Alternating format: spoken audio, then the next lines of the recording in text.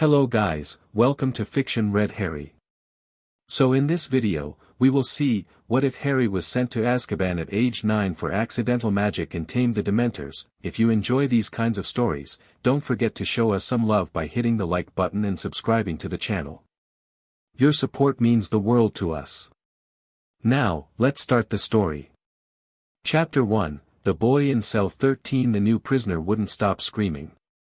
Marcus Webb had been an Auror for 19 years before they caught him selling case files to the Lestranges. He'd faced dark wizards, cursed artifacts, even a Nunda once in the wilds of Tanzania. He'd thought himself hardened. Unbreakable. The kind of man who met darkness with a steady wand and a steadier nerve. He'd been in Azkaban for 3 hours, and he was screaming like a child. The Dementors drifted past his cell in their endless patrol, and each passage stripped something from him.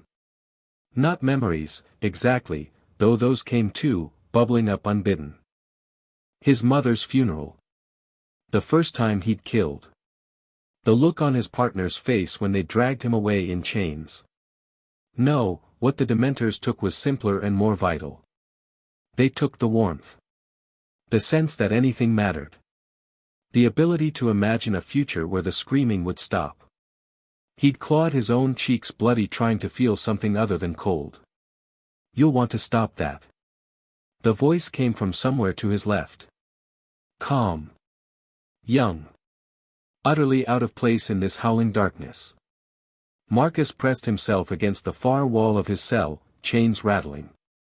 Who's there? 13 cells down. You've been at it for hours. The bleeding won't help, and you're annoying the neighbors. A child's voice. No, not quite. Something that had been a child's voice before 2 years of darkness had worn it smooth and cold. How are you? Marcus choked on the words as another Dementor glided past. The cold intensified, and he felt his mother dying again, felt the blood on his hands from his first kill, the Dementor stopped. Marcus watched through tear-blurred eyes as the thing actually stopped in front of his cell. Its rattling breath filled the corridor, and he prepared to lose his mind entirely. Then it turned. Drifted away. Retreated. Better, the young voice said. Now you can think. How did you, I asked it to leave you alone for a while. You're new. They're always hungriest for the new ones. But you'll adjust. Most people do, eventually. The ones who survive. Marcus found himself laughing, and the sound terrified him more than the Dementors had. Asked? You asked a Dementor? They're not unreasonable. Just hungry. There's a difference. The impossible calm in that voice cut through Marcus's hysteria better than any spell could have. He focused on it like a lifeline, dragging himself back from the edge. Who are you? A pause. When the answer came, Marcus felt his blood go cold in a way that had nothing to do with Dementors. Harry Potter. Cell 13. Welcome to Azkaban. Sirius Black had lost count of the days. That was normal, here. Time became meaningless when every moment felt the same cold, the same darkness, the same parade of worst memories playing endlessly behind your eyes. Most prisoners lost count of the days within the first month. Many lost their minds within the first year. Sirius had been here for 8 years, and he was still sane. Mostly. He clung to his innocence like a shield. The Dementors fed on guilt, on despair, on the festering wounds of conscience. But Sirius hadn't betrayed James and Lily. He hadn't killed Peter Pettigrew, the rat had done that himself, framing Sirius with a severed finger and a street full of Muggle corpses. Every time the Dementors pressed close, Sirius wrapped himself in that truth. I didn't do it. I'm innocent. I didn't do it. It wasn't a happy thought. It couldn't be, the Dementors would have eaten that immediately. But it was a true thought, and somehow that was enough to keep the walls of his mind intact. And then Harry had arrived, and everything changed. Sirius remembered that day with painful clarity. The sound of small feet on stone. The guards laughing about the dangerous dark wizard they were escorting, a joke they found hilarious, given that the dangerous dark wizard was 9 years old and barely tall enough to see through the bars. He'd caught a glimpse through his cell door. Messy black hair. Glasses askew. A thin, pale face with eyes too old for a child. Lily's eyes. James's face. His godson, dragged in chains through the most terrible prison in the wizarding world, and Sirius had howled like a wounded animal because he couldn't do anything, couldn't help, couldn't even reach through the bars to touch him. The guards had thought it was the Dementors breaking him at last. They'd laughed about that too. They weren't laughing now. Mourning in Azkaban was a theoretical concept. The fortress sat on a rock in the North Sea, surrounded by eternal mist and Dementor chill that blocked any hint of warmth.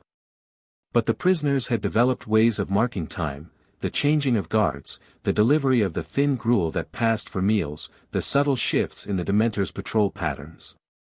Sirius knew it was morning because Harry was moving. The boy made his rounds every day at the same time, walking the corridors of their cell block with an ease that still made Sirius's heart clench. The Dementors parted for him like water around a stone. Some of them even seemed to follow him, drifting in his wake like loyal hounds. 2 years. 2 years of watching his godson become something that shouldn't be possible. You're awake. Harry's voice came from outside Sirius's cell. A moment later, the boy's face appeared in the small window, thin and pale, but composed. Always composed. The new arrival kept everyone up. Heard the screaming. Sirius pulled himself to a sitting position, chains rattling. Webb, right? Used to be an Auror. Corrupt as they come, but he had a reputation for being tough. He's quiet now. I convinced the Dementors to give him space. Convinced. Like they were negotiating with shopkeepers, not soul-eating monsters. Harry. Sirius kept his voice steady, the way he'd learned to in these conversations. How are you feeling? Really? Cold. The boy's lips twitched, the closest he came to smiling anymore. But I'm always cold. You know that. The cold I can handle. I'm asking about, Sirius gestured vaguely, encompassing everything. The prison. The Dementors. The impossible situation they were both trapped in. I'm fine. Harry's eyes were calm. Really, Sirius. Better than yesterday. Better than last month. I'm learning. That was what scared Sirius most. They'd developed a system, over the past 2 years. The cells in their block were arranged in a long row, with small windows in each door that allowed limited communication between neighbors. Sirius was in cell 7. Harry was in 13. Between them were 5 other prisoners, most of whom had long since lost the capacity for coherent speech. But the walls were stone, and sound carried strangely, and Sirius had figured out that if he pressed his face to the right corner of his cell, he could hold something like a conversation with his godson. It wasn't much. It was everything. Practice your occlumency this morning, Sirius said, settling into their familiar routine. Walk me through the fortress. Harry's voice came back steady and clear. Outer walls first. Stone blocks, each one distinct. I can see the cracks, the moss, the places where the salt has worn them smooth. Gate in the north wall, iron bars, always locked. Good. Keep going. First courtyard. Flagstones in a spiral pattern, cracked near the eastern corner. Guards stationed to the left, empty most of the time. The Dementors don't need supervision. This was how Sirius had kept Harry sane, or something close to it. Occlumency, the art of defending the mind, required intense focus and visualization. Sirius had learned it from his family's library as a boy, back when the Blacks still thought he might be a proper heir to their darkness. He'd never imagined teaching it to his 9-year-old godson in the depths of Azkaban. But Harry had taken to it like he'd been born for it. The cells, Harry continued. Block A, where we are. 30 cells, 15 on each side. Occupancy varies, some die, sometimes new ones arrive. Current count is 12 prisoners, not including us. The Dementors. How many today? A pause. This was the part that always made Sirius uneasy. 47 in the fortress. 12 on patrol in our block. The rest are scattered, some in the high-security wing, some drifting near the water. There's a group of them near the eastern tower that don't move much anymore. I think they're resting. If that's the right word. And the one that follows you? The big one? Another pause, longer this time. Still there. Always there. Harry stopped, started again. Sirius, I think it has a name. Or something like a name. Something it responds to. Sirius closed his eyes. This was new. This was dangerous. Harry. You know I trust you. But talking to them is one thing. Naming them, I didn't name it. It showed me. Last night, during the deep cold, when the others were feeding, it came to my cell and it projected something. An image. A feeling. The Greeks had a word for it, I think. Moros. The spirit of doom. Sirius had studied enough mythology in his misspent youth to recognize it. Harry, that's not a name. That's a concept. An abstract. Is it? Harry's voice was thoughtful. Maybe that's all they are. Maybe that's what the Dementors have always been, concepts given form. Despair. Doom. The cold feeling you get when you realize hope is a lie. They're not creatures, Sirius. They're emotions. And emotions can be understood. Sirius pressed his forehead against the cold stone wall. Just, be careful. Please. Your mother would never forgive me if I let something happen to you. You didn't let anything happen to me. Harry's voice softened slightly. You're the only reason I'm still here. Still me. Before Sirius could respond, a new sound cut through the perpetual silence of Azkaban. Footsteps. Heavy boots on stone. Guards. And something else, a voice, high and nervous, that didn't belong here at all. Assure you, the situation is entirely under control, Minister. The boy poses no threat to security, the boy, said a blustering, pompous voice that Sirius recognized with a surge of hatred, is a public relations nightmare waiting to happen. I want to see him. Now. Cornelius Fudge had come to Azkaban. Harry heard the minister's arrival long before the man reached his cell. The Dementors told him, in their way. Not with words, they didn't use words, not exactly. But Harry had learned to read the shifts in their presence, the subtle changes in the quality of the cold. When something new entered the fortress, the Dementors' attention turned toward it like predators scenting prey. Fudge was afraid.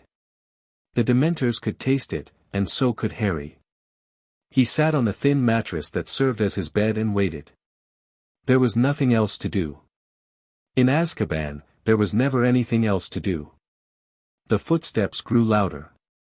Harry counted 3 guards, plus Fudge, plus someone else, someone whose magical signature felt cold and bureaucratic in a way that had nothing to do with Dementors.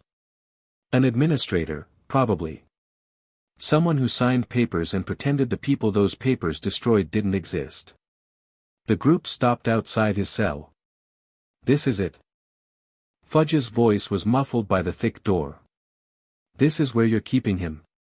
Cell 13, Minister. Standard accommodation for, standard. Standard. This is Harry Potter. The boy who lived.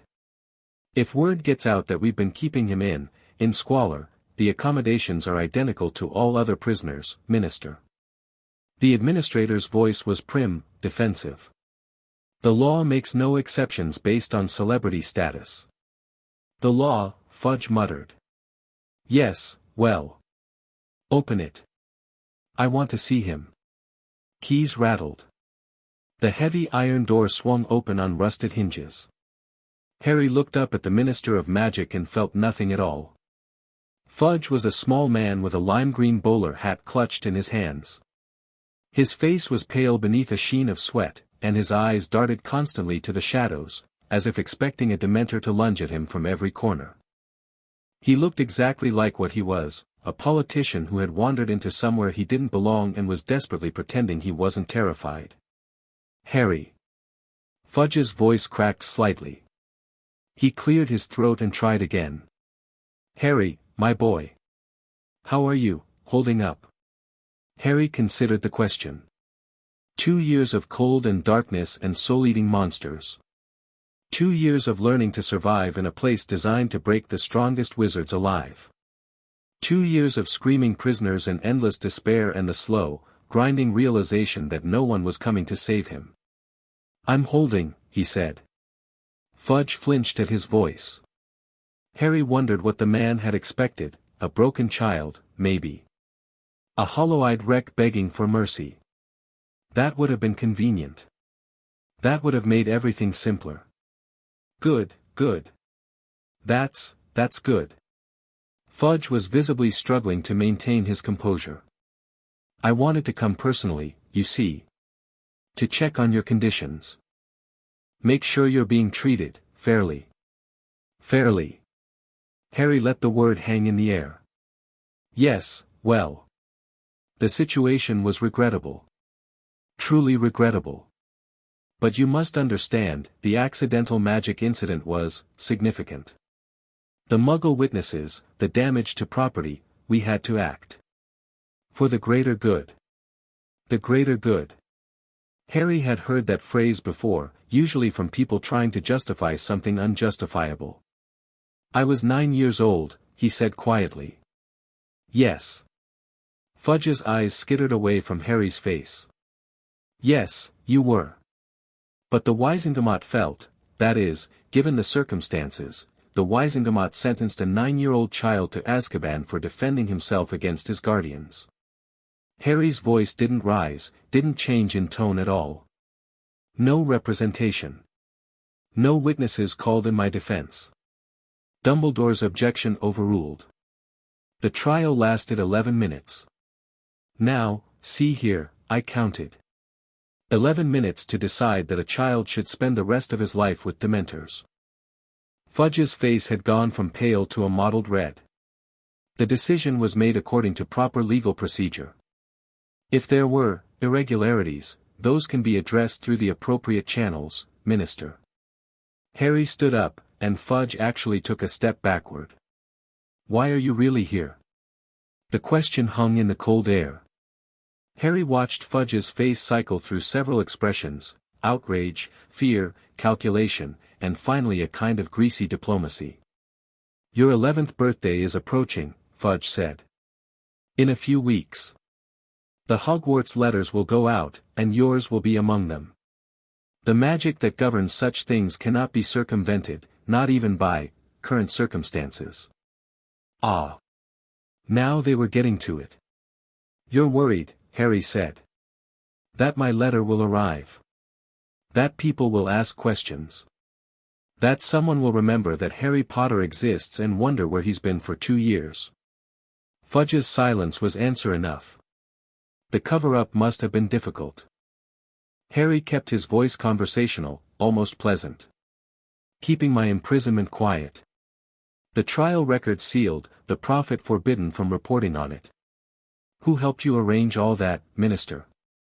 Who convinced you that a 9-year-old boy was dangerous enough to warrant this? I don't know what you're implying, Lucius Malfoy.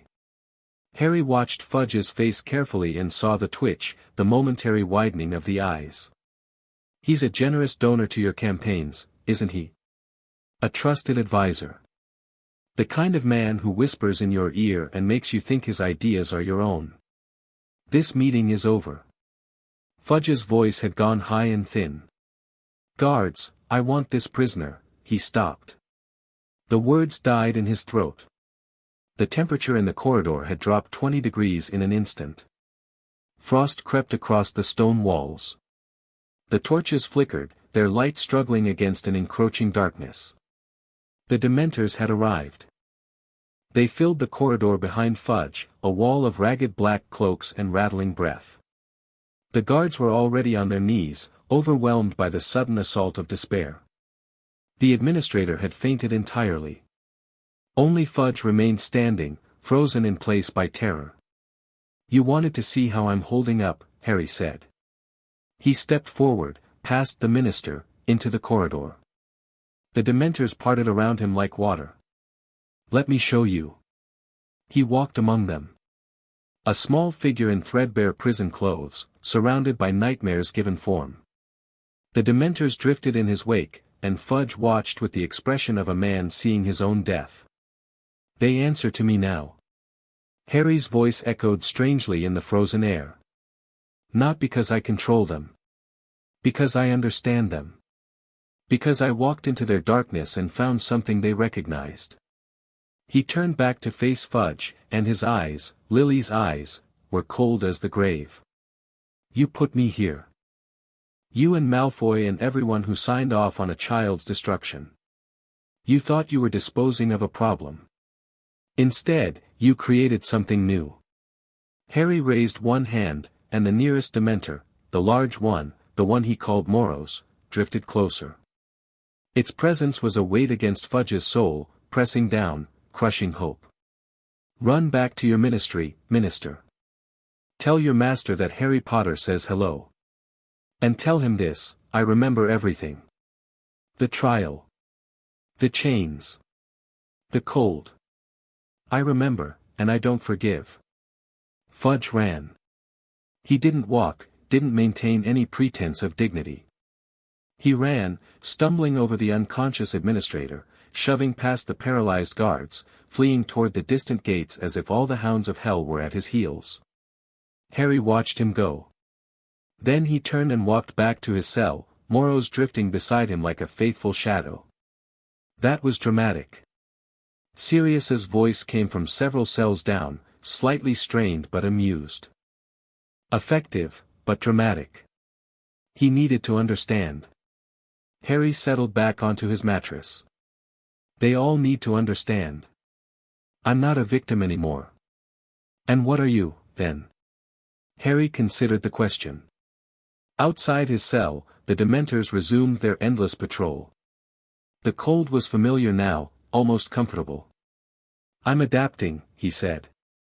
3 cells down and across the corridor, Moira Blackwood listened to the whole exchange with growing fascination. She'd been an unspeakable once, back when that title still meant something. Department of Mysteries, specializing in the intersection of magical creatures and magical theory. Her particular obsession had been Dementors, where they came from, what they truly were, why they couldn't be destroyed by any known means. That obsession had landed her here. She'd discovered things the Ministry didn't want known. Written papers that contradicted official doctrine. Asked questions that made powerful people uncomfortable. And when she'd refused to stop asking, they'd found a reason to lock her away. 17 years in Azkaban. 17 years of cold and darkness and the slow erosion of everything she'd been. But she'd survived. Partly through sheer stubbornness. Partly through the intellectual exercise of continuing her research even here, observing the Dementors in their natural habitat. And partly because of the boy in cell 13.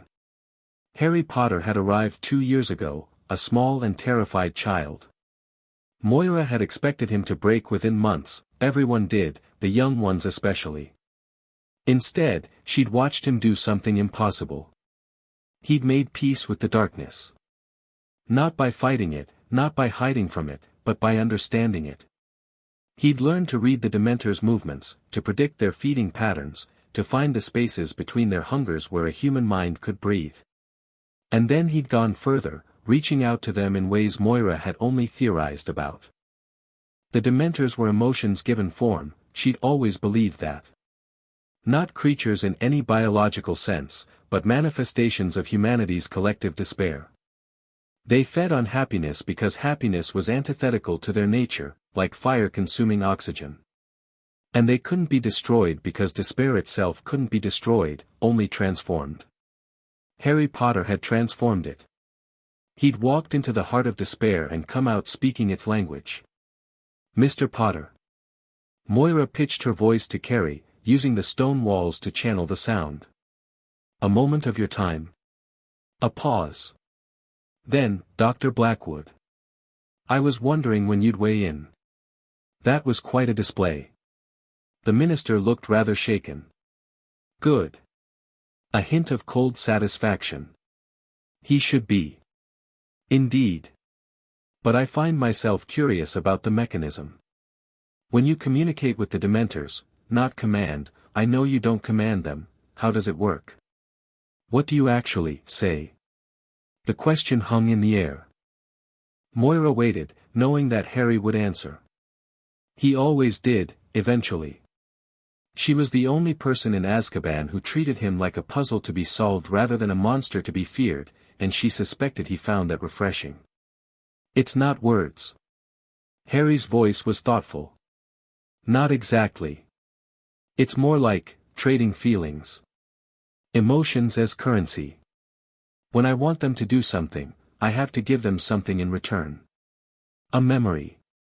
A sensation. Something true. Fascinating. Moira's academic instincts were fully engaged now. And what do they give you in return? Understanding. A pause. And cold. The cold isn't just temperature, it's perspective. When you're that cold, everything human seems distant. Small. The things that hurt don't hurt as much because they don't matter as much. A form of emotional anesthesia. Maybe. Or maybe just clarity. It's hard to be afraid when you've already faced the worst thing you can imagine. Moira nodded to herself, fitting this new data into her existing theories. Harry Potter had stumbled onto something that generations of unspeakables had failed to achieve, genuine communication with Dementors. And he'd done it as a child, using nothing but desperation and raw magical talent. The soul fragment probably helped, of course. She hadn't told Harry about that particular theory yet. Hadn't been certain enough. But she'd studied dark magic extensively before her imprisonment, and she knew the signs of a Horcrux when she saw them. Something lived in Harry Potter's scar. Something cold and hungry and very, very old. And somehow, impossibly, Harry had learned to live with it. Dr. Blackwood. Harry's voice cut through her thoughts. You're thinking loudly again. Apologies. An old habit. Moira hesitated, then decided to push. The large Dementor. The one you've named Moros. What is your relationship with it, exactly? Relationship. Harry sounded almost amused. That's a very human word for a very inhuman connection. Humor me. A long silence. When Harry spoke again, his voice was different, younger, somehow. More vulnerable. Moros is the first one who saw me. Not as food. Not as a victim. Just, saw me. When I was new here, when I couldn't stop screaming, it came to my cell and just, waited. Didn't feed. Didn't press. Just waited until I could think again. Why would a Dementor do that? Because it was curious. Harry's voice warmed slightly. That's the thing no one understands about them. They're not mindless. They're not evil. They're just, hungry. And lonely. Imagine being made of despair, Dr. Blackwood. Imagine never feeling anything but cold and hunger. And then imagine meeting someone who isn't afraid of you. Who looks at you and sees something besides a monster. Moira felt a chill that had nothing to do with the temperature. You're suggesting the Dementors are lonely? I'm suggesting they're as trapped as we are. More trapped, really. We had lives before this place. We might have lives after. They only have this. The cold and the hunger, forever. And you gave them something else. I gave them someone who understood. Harry's voice was steady again, controlled. That's all anyone really wants, isn't it? To be understood. Moira sat back against her cell wall, mind racing. In 17 years of studying Dementors, she'd never considered the possibility that they might want something besides sustenance. She'd always viewed them as forces of nature, inevitable, implacable, beyond negotiation. Harry Potter had negotiated anyway. Mr. Potter, she said slowly, when you leave this place, and you will leave, I'm quite certain of that now, what do you intend to do? I haven't decided. A pause. But I know what I won't do. I won't forget. I won't forgive. And I won't be anyone's weapon. Even against those who put you here. Especially against them. Harry's voice was cold as the grave. They wanted to use me. To control the boy who lived, to shape him into whatever served their purposes. When that didn't work, they threw me away. But I'm not garbage to be disposed of. I'm not a symbol to be manipulated. I'm Harry Potter, and I decide what that means. Moira smiled in the darkness. She'd spent 17 years watching prisoners break, watching despair consume everything they were until nothing remained but hollow shells. Harry Potter wasn't breaking. He was being forged. I believe you, Mr. Potter. She meant it. And for what it's worth, I hope I'm there to see you prove it. Night in Azkaban was absolute. The torches extinguished themselves at a certain hour, no one knew when, exactly, since there were no clocks, no way to mark time with precision. One moment there was dim light, and the next there was only darkness, thick and heavy and filled with the sound of rattling breath. Harry had learned to love the night. During the day, such as it was, the fortress maintained its pretense of order. Guards made their rounds. Prisoners were fed. The machinery of suffering ground forward in its bureaucratic way. At night, the Dementors ruled. They moved freely through the corridors, feeding at will, drawn to whichever prisoners had the most despair to offer. The screaming was worst at night, raw, primal sounds of minds being consumed piece by piece. Harry walked among them. He'd started doing this a year ago, when he first realized that the Dementors wouldn't harm him. At first it had been an experiment, a way of testing the limits of his strange immunity. Then it had become exploration, mapping the fortress in the dark. Now it was routine. The Dementors parted for him as he moved through the corridors. Some followed in his wake, others drifted close enough to touch, their cold presence a constant companion. They were curious about him, he knew. He was something new in their ancient existence, a human who walked among them without fear. Cell 7. Harry paused outside Sirius's door. His godfather was asleep, or pretending to be. The Dementors left Sirius alone mostly, because Harry had asked them to. It wasn't perfect, sometimes the hunger overwhelmed the request, and Sirius would wake screaming from nightmares of Azkaban that continued even after waking. But it was better than nothing. It was all Harry could offer. He moved on, past the empty cells and the occupied ones, past prisoners who whimpered at his passage and those who had long since stopped making any sound at all. The high-security wing was ahead, separated from the general population by a massive iron gate that was always locked. Harry stopped at the gate and waited. A moment later, the lock clicked open on its own. He'd discovered this ability 6 months ago, locks responded to him now, opening at his touch or even his proximity. It wasn't magic in the traditional sense, he couldn't feel the familiar surge of power that accompanied spellwork. It was something else. Something that had grown in him during his time in the darkness. The high-security wing was colder than the rest of the fortress, which shouldn't have been possible. The cells here held the most dangerous prisoners in Britain, Death Eaters, Dark Wizards, those whose crimes were too terrible to risk even the ordinary horrors of Azkaban. And Sirius Black, of course. Though Harry had long since concluded that Sirius's presence here was a mistake, deliberate or otherwise. Tonight, though, he wasn't visiting Sirius. Cell 23. Harry stopped outside the door and listened. Inside, someone was laughing. It wasn't the mad laughter of the broken, the hollow sound that echoed through the fortress every night. This was different, sharp, aware, genuinely amused by something. "I know you're there, little prince." The voice was female, high and slightly sing-song. "Come to visit at last?" Harry didn't move. He'd been watching this cell for months, ever since he'd learned who occupied it. Bellatrix Lestrange. Voldemort's most loyal servant. The woman who had tortured Neville Longbottom's parents into insanity. One of the most dangerous witches alive. "Why do you call me that?" Harry kept his voice neutral. "Little prince." "Because that's what you are." Bellatrix's face appeared in the small window of her cell, gaunt, wild-eyed, framed by a tangle of dark hair. "Prince of the Dementors. Prince of Despair. I've been watching you, boy. Listening. You've done something no one else has ever done." "I survived." "No." Bellatrix's smile was sharp as a knife. "You thrived. There's a difference. Most people who survive this place do it by becoming less human, less feeling, less alive. You became more. The Dementors sense it.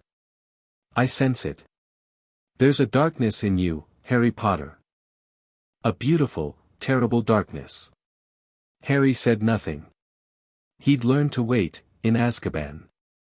To let silence do the work that words couldn't. "I know what you are." Bellatrix pressed her face closer to the bars. "I can smell it on you. The mark of my lord. A piece of him, buried in your soul." The scar on Harry's forehead prickled. He didn't show any reaction. "You don't know what you're talking about."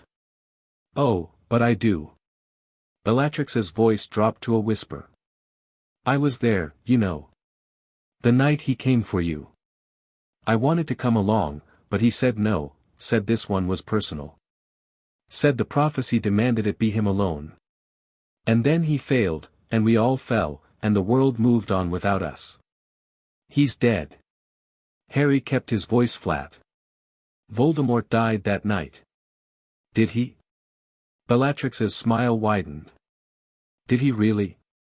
Then why do you still carry a piece of him inside you? Why can you do things no wizard should be able to do? Why do the Dementors bow to you as if you were their long-lost king?" Harry felt the cold deepen around him. Moros had arrived, drifting through the wall of the corridor to hover at his shoulder. The Dementor's presence was a weight against his mind, familiar and almost comforting.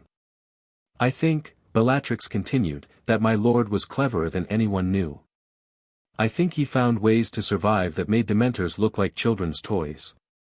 And I think that when he returns, when, not if, he'll find that the boy who lived has become something unexpected."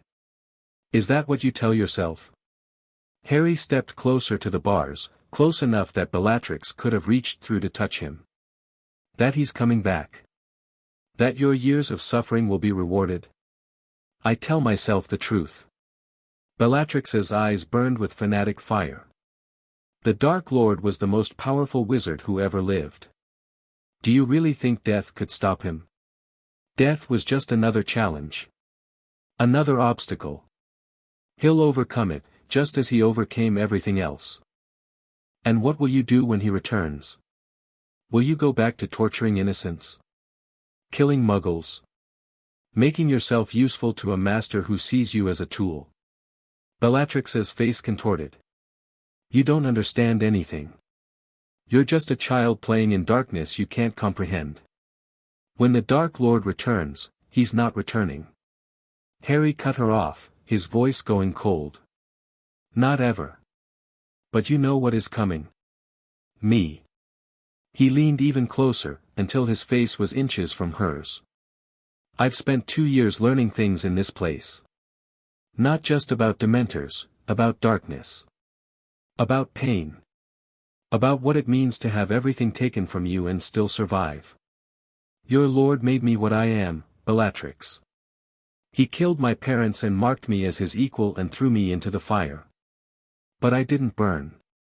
I became the fire. The Dementors were pressing close now, dozens of them, filling the corridor with cold and darkness. Bellatrix's mad smile faltered as she felt their presence, the weight of their hunger pressing against her mind. When I leave this place, and I will leave, I'm going to find out exactly what Voldemort did. Every secret, every precaution, every way he tried to cheat death. And then I'm going to destroy it all. Every last piece of him. Including whatever part of him is in me. Harry stepped back from the bars. Pleasant dreams, Bellatrix. He walked away into the darkness, Dementors swirling around him like a living cloak.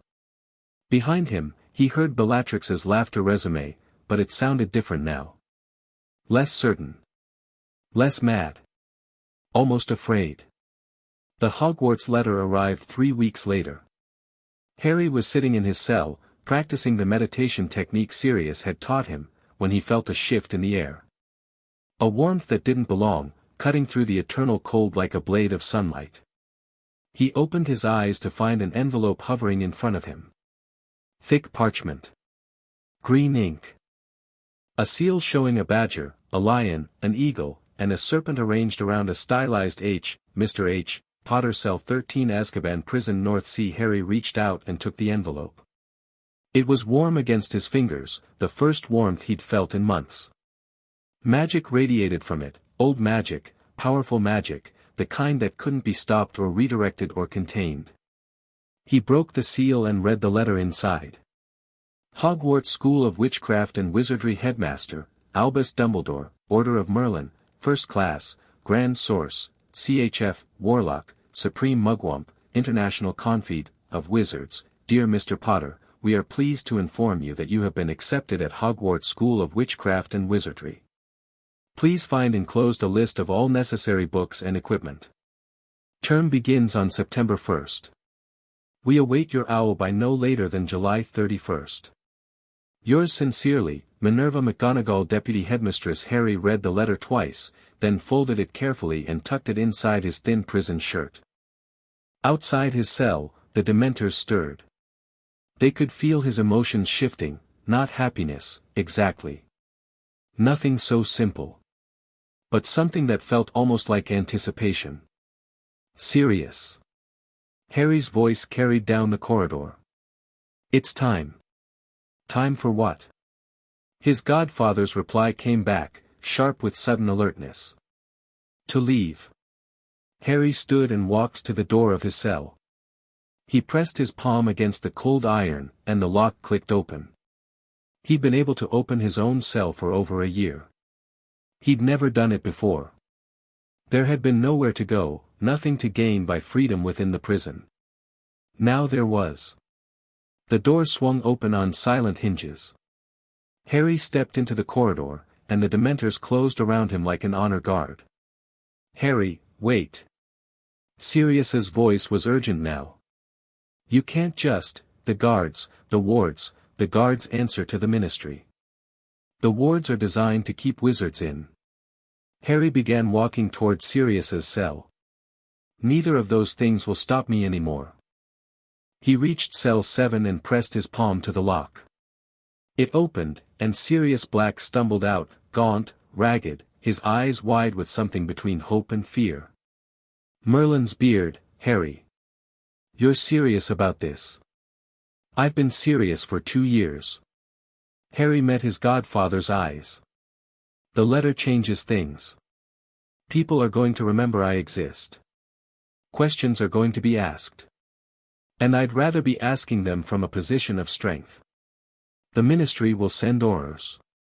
Dumbledore will, let them come. Harry gestured, and the Dementors shifted, forming a corridor leading toward the exit. Let them all come. I'm done being a prisoner, Sirius.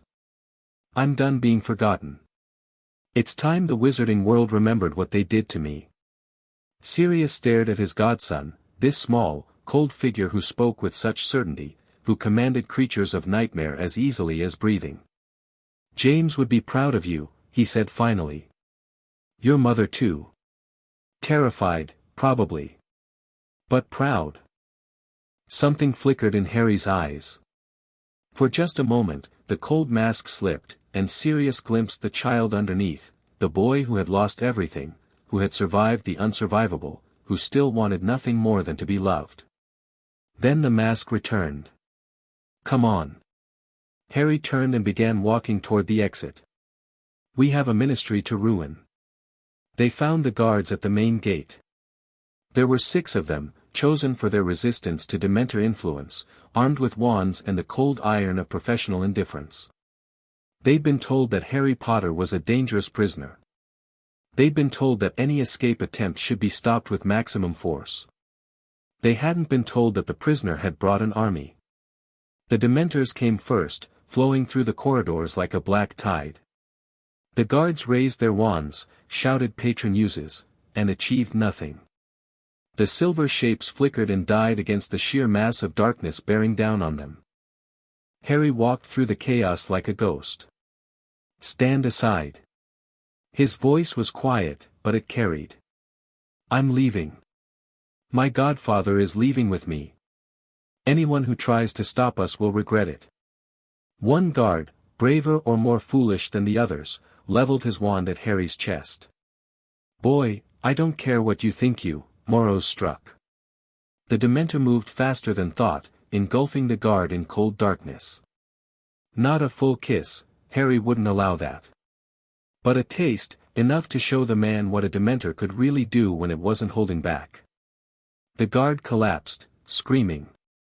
The others dropped their wands. "The gates." Harry nodded toward the massive iron doors. "Open them." They opened them. Harry and Sirius walked out of Azkaban into the cold morning air.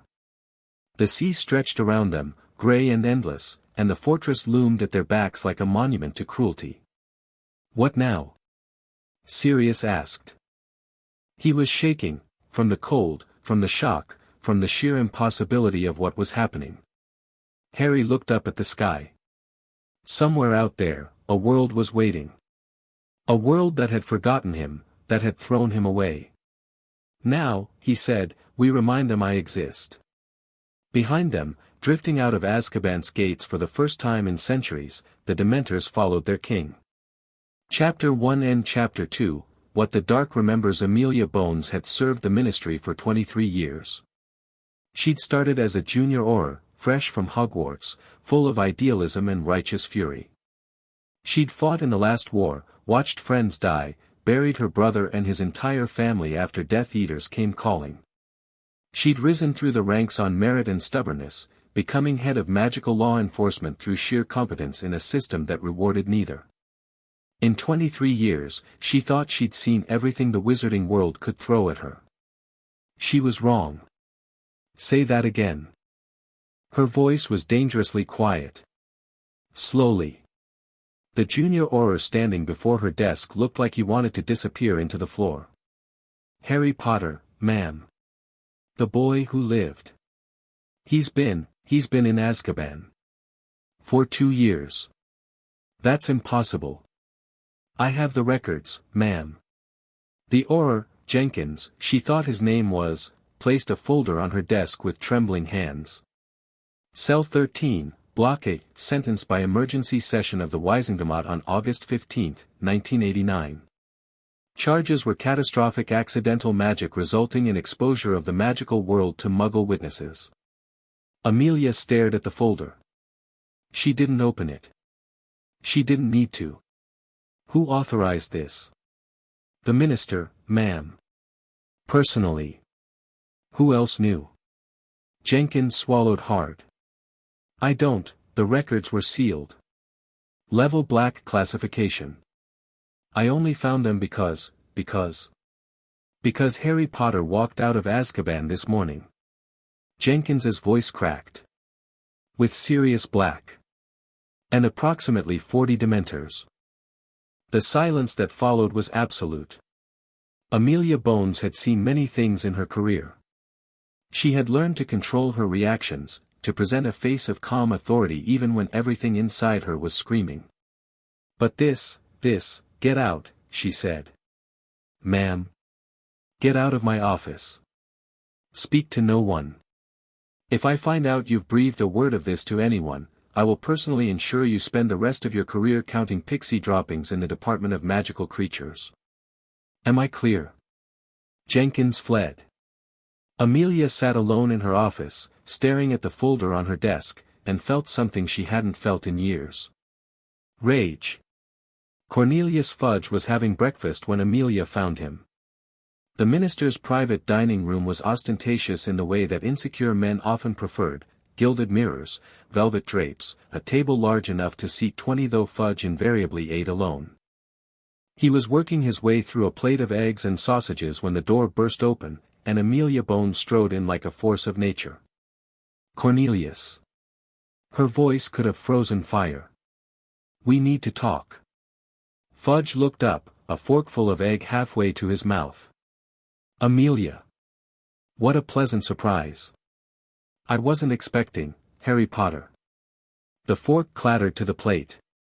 I don't know what you've heard. I've heard that we imprisoned a 9-year-old child in Azkaban for 2 years without trial representation, without proper legal oversight, and without informing the head of magical law enforcement. Amelia advanced on the table, her monocle gleaming.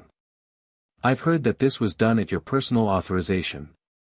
And I've heard that said child has now escaped, taking the entire Dementor population of Azkaban with him. Fudge's face had gone the color of old cheese. Now, Amelia, you have to understand the circumstances, explain them to me. The boy was dangerous.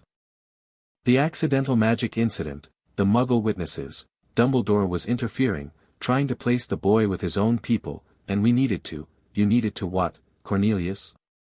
Amelia's voice was soft now, which was somehow worse than shouting. Control the narrative. Keep the boy who lived somewhere you could manage him. Use a child as a political pawn.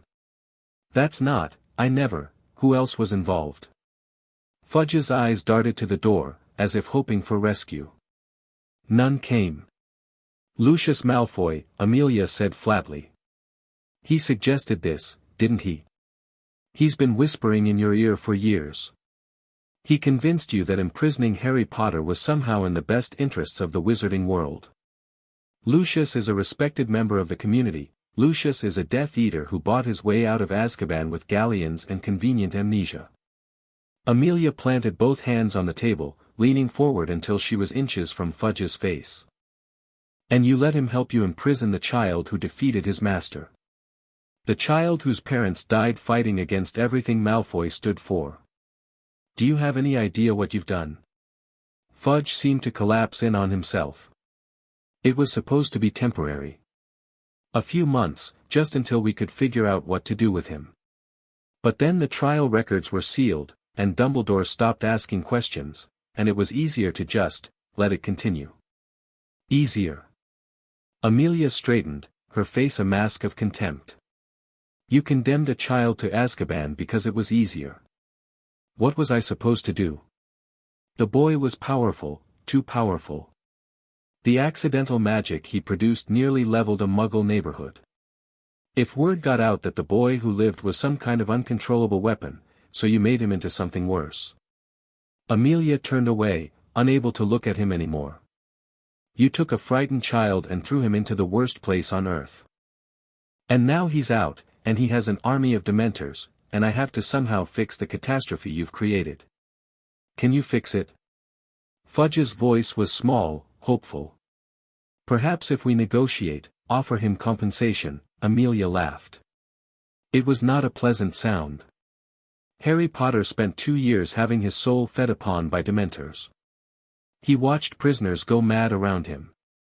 He learned to survive in conditions designed to break the strongest wizards alive. And you want to offer him compensation? She walked to the door, then paused. Start writing your resignation letter, Cornelius. When this becomes public, and it will become public, your career is finished. The only question is whether you fall alone or drag others down with you. Amelia, wait, but she was already gone. The news broke 3 hours later. Rita Skeeter had sources everywhere, in the ministry, in the Aura department, in the network of secretaries and assistants who kept the machinery of government running. Within minutes of Amelia's confrontation with Fudge, Rita knew something massive was happening. Within an hour, she had the broad strokes. Within 3 hours, she had the story of a lifetime. Boy who lived in prison for 2 years. Ministry cover-up exposed as Harry Potter escapes Azkaban. The headline dominated the Daily Prophet's emergency evening edition. Within hours, it was the only thing anyone in Wizarding Britain was talking about. The public reaction was immediate and visceral. Harry Potter was a symbol, the child who had defeated the Dark Lord, who represented hope and survival and the promise that good could triumph over evil. The revelation that this symbol had been rotting in Azkaban while the Ministry smiled and collected taxes was more than the public could bear. Howlers flooded the Ministry. Protesters gathered outside the building, their signs demanding justice, demanding answers. Wizengamot members who had voted for Harry's imprisonment suddenly discovered urgent business elsewhere, far from the reach of angry constituents.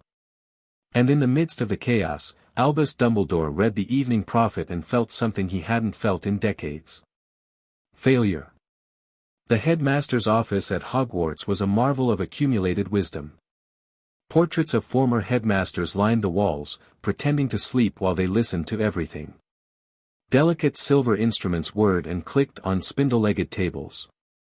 Fawkes the Phoenix perched on his stand, watching his companion with ancient, knowing eyes. Dumbledore sat at his desk, the newspaper spread before him, and faced the weight of his own mistakes. He had known, of course.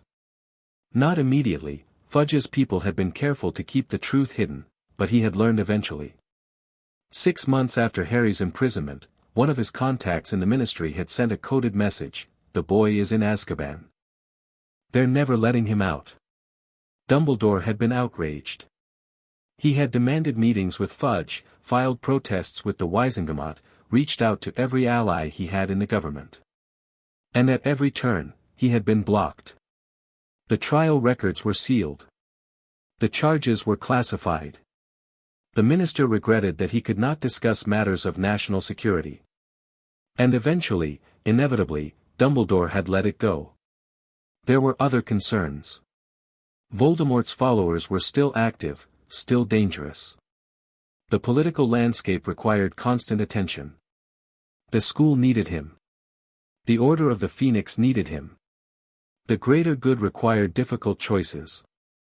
The greater good. How many crimes had been committed in service to those words? "You're brooding, Albus." The voice came from one of the portraits, Phineas Nigellus Black, looking down with sardonic amusement. "It doesn't suit you. I failed him." Dumbledore's voice was barely a whisper. "I failed James and Lily's son." "You failed yourself." Phineas's tone was cutting. "You convinced yourself that wisdom meant accepting what couldn't be changed. But some things should never be accepted, Albus. Some things demand action regardless of the odds. The Ministry is a collection of cowards and opportunists. You knew that. You've always known that. But it was easier to play their game than to burn it down, wasn't it?" Dumbledore had no answer. Fawkes trilled softly, a sound of comfort that did nothing to ease the weight on Dumbledore's heart. "The boy is free now," Phineas continued. "According to this extraordinary article, he walked out of Azkaban with an army of Dementors at his back. He's made himself impossible to ignore. The question is, what will you do about it?" Dumbledore looked at the newspaper again. The photograph showed the gates of Azkaban, open and empty, with shadows drifting through that could only be Dementors. "I'll go to him," he said finally. "I'll apologize. I'll try to make this right. And if he won't listen, then I'll have to earn his trust." Dumbledore stood, suddenly decisive. "Whatever it takes, however long it takes. I owe James and Lily that much. I owe Harry that much." Phineas smiled thinly. "Be careful, Albus. The boy you abandoned is not the boy you remember. 2 years in Azkaban changes a person. Commanding Dementors changes them more. You may find that Harry Potter has become something you can't understand. Then I'll learn to understand. Dumbledore moved toward the fireplace, reaching for the flu powder. I've been a teacher for most of my life. It's past time I remembered how to be a student. He vanished in a flash of green flame, leaving Phineas Nigellus to stare at the empty office. Good luck, old man, the portrait murmured. You're going to need it. Harry and Sirius had taken refuge in a cottage on the Scottish coast. It wasn't much, a fisherman's dwelling, abandoned years ago when the occupant died and no one claimed the property. The roof leaked, the walls were thin, and the wind howled through gaps in the stonework. But it was shelter, and it was isolated, and that was all they needed. The Dementors had settled into the mist that perpetually shrouded the coastline, invisible to anyone who might come looking. Harry could feel them at the edges of his awareness, patient and watchful, a constant presence that was somehow more comforting than unsettling. You need to eat. Sirius pushed a bowl of soup across the rough wooden table. He'd foraged the ingredients from the cottage's overgrown garden and a village 2 miles distant, carefully, using magic to ensure no one noticed him. You're thin as a rail. I'm always thin. But Harry took the bowl and began eating mechanically. Food was strange after 2 years of prison gruel. The flavors were too strong, the textures too complex. His body wanted it, his mind struggled to accept it. Sirius watched him with worried eyes. How are you holding up? Really? I'm fine. Harry. The boy looked up from his soup, and Sirius felt his heart clench. Those were Lily's eyes, beautiful, green, impossibly expressive. But they held something now that Lily's eyes never had. A coldness. A distance. The look of someone who had seen too much and felt too little for too long. I don't know how I'm holding up. Harry's voice was matter-of-fact. I don't have a framework for this. For being free. For eating real food and sleeping in a real bed and not having Dementors feeding on me constantly. That will come with time, will it? Harry set down his spoon. Sirius, I spent 2 years learning to survive in Azkaban. Learning to control my emotions so the Dementors couldn't use them against me. Learning to push down everything human so I could function in a place designed to destroy humanity. That doesn't just go away. I know. Sirius reached across the table and gripped Harry's hand. I know it doesn't. I was there for 8 years, remember? But you're not alone anymore. We can work through this together. Harry stared at their joined hands for a long moment. Then, slowly, his fingers tightened around Sirius's. Together. His voice was barely audible. I don't know what that means anymore. Then we'll figure it out. Sirius squeezed back. That's what family does. The word hung in the air between them. Family. Harry had never had one, not really. The Dursleys had been his prison long before Azkaban. They'd fed him scraps and locked him in cupboards and made him feel like his very existence was a burden too heavy to bear. And then the Ministry had finished what the Dursleys started, taking a broken child and grinding him down even further. But Sirius had been there. Through the darkness, through the cold, through the endless nights when Harry wanted nothing more than to let the Dementors take everything and make the pain stop. Sirius had talked to him, taught him, given him something to hold on to when all hope seemed lost. I don't know how to be part of a family, Harry said finally. But I want to learn. Sirius smiled, a real smile, the first Harry had seen since their escape. Then we'll learn together. Starting with you finishing that soup.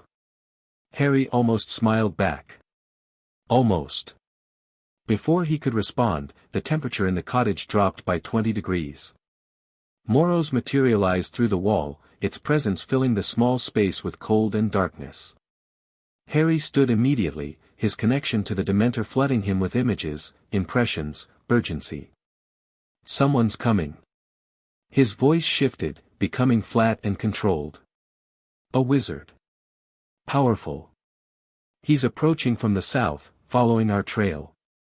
Sirius was on his feet, wand in hand. How close? Minutes. Harry moved toward the door, his bare feet silent on the stone floor. Morose says it's an old man. White beard. Powerful magical signature. Sirius went pale. Dumbledore. You know him. Everyone knows him. He's the headmaster of Hogwarts. Head of the Wizengamot. The most powerful wizard in Britain. Sirius's grip on his wand tightened. He fought in both wars against Voldemort. He's the one who placed you with the Dursleys. Harry absorbed this information without visible reaction. He placed me with abusers. Then he let the Ministry take me to Azkaban. Harry, you don't know that did he come for me? Harry's voice was quiet but sharp. In 2 years, did Albus Dumbledore ever come to Azkaban to check on me? To verify that I was still alive? To ask if there had been a mistake? Sirius couldn't answer. Then he knew. Harry opened the cottage door, stepping out into the swirling mist. He knew and he did nothing. That tells me everything I need to know about Albus Dumbledore. Dumbledore emerged from the fog like a figure from legend. His robes were silver, shimmering with subtle enchantments. His beard flowed nearly to his waist. His eyes, behind their half-moon spectacles, held a weight of years and wisdom and sorrow. He walked with quiet confidence, though his pace slowed as he approached the cottage and felt the cold intensify. The Dementors were watching. He could feel them in the mist, dozens of them, their presence pressing against his mind like a weight. His hand moved unconsciously toward his wand, and he forced himself to stop. He wasn't here to fight. Harry stood at the door of the cottage, a small figure silhouetted against the dim interior light. He looked nothing like the infant Dumbledore had placed on the Dursleys' doorstep 11 years ago. Nothing like the happy, curious child that James and Lily might have raised. He looked like something forged in darkness and quenched in despair. Harry. Dumbledore stopped 10 feet away, keeping his hands visible and empty. I'm grateful you agreed to see me. I didn't agree to anything. Harry's voice was flat. You tracked us here. I simply chose not to have the Dementors stop you. Then I'm grateful for that choice. Dumbledore inclined his head. May I come inside? I believe we have much to discuss. We can talk here. Harry made no move to invite him in. Say what you came to say. Dumbledore had faced dark wizards, magical creatures, and political opponents who would have happily seen him dead. But standing before this 11-year-old boy, he felt something he hadn't experienced in decades, the uncomfortable awareness that he had no leverage, no advantage, no position of strength. I came to apologize, he said. Harry's expression didn't change. For what? For everything. Dumbledore's voice was heavy. For placing you with the Dursleys. For failing to check on your welfare. For not fighting harder when the Ministry took you. For allowing you to suffer while I told myself that there was nothing I could do. That's a long list. It is. Dumbledore met Harry's eyes directly. I won't offer excuses. There are none that could justify what was done to you. I can only offer my apology and my commitment to make amends in whatever way I can. Silence stretched between them. The mist swirled, and shapes moved within it, Dementors, circling, watching. You had 2 years. Harry's voice was soft, almost contemplative. 2 years to find me. 2 years to ask questions, to investigate, to do something. But you didn't. And now that I've freed myself, now that I've become something you can't ignore, you come with apologies. With regrets. Harry, do you know what the worst part of Azkaban is? Harry stepped forward, and the temperature dropped another 10 degrees. It's not the Dementors. Not the cold. Not even the endless parade of your worst memories. The worst part is the loneliness. The knowledge that no one is coming for you. That the world has forgotten you exist. Dumbledore felt the weight of those words like a physical blow. I lay awake for months, waiting for someone to come. Harry's voice hardened. I thought surely Dumbledore would realize there had been a mistake. Surely the great wizard who defeated Grindelwald wouldn't let a child rot in prison. But you never came. And eventually, I stopped waiting. I failed you. Dumbledore's voice broke slightly. I failed you in ways that can never be undone. But I swear to you, Harry, don't. The word cracked like a whip. Don't swear anything. Oaths mean nothing from someone who abandons children to darkness. Behind Dumbledore, the Dementors pressed closer. He could feel them now, their hunger, their ancient emptiness. And he could feel something else, Harry, somehow connected to them, holding them back with nothing but his will. Why are you really here? Harry asked. Not to apologize. You could have done that by owl. You came in person because you want something. Dumbledore hesitated, then decided that honesty was his only remaining currency. The Hogwarts letter, he said. I came to discuss your acceptance. My acceptance. Harry laughed, a cold, brief sound. You want me to attend your school? After everything that's happened? I want to offer you a place where you can learn. Where you can grow. Where you can be with children your own age and begin to build a life. Under your supervision. With my support.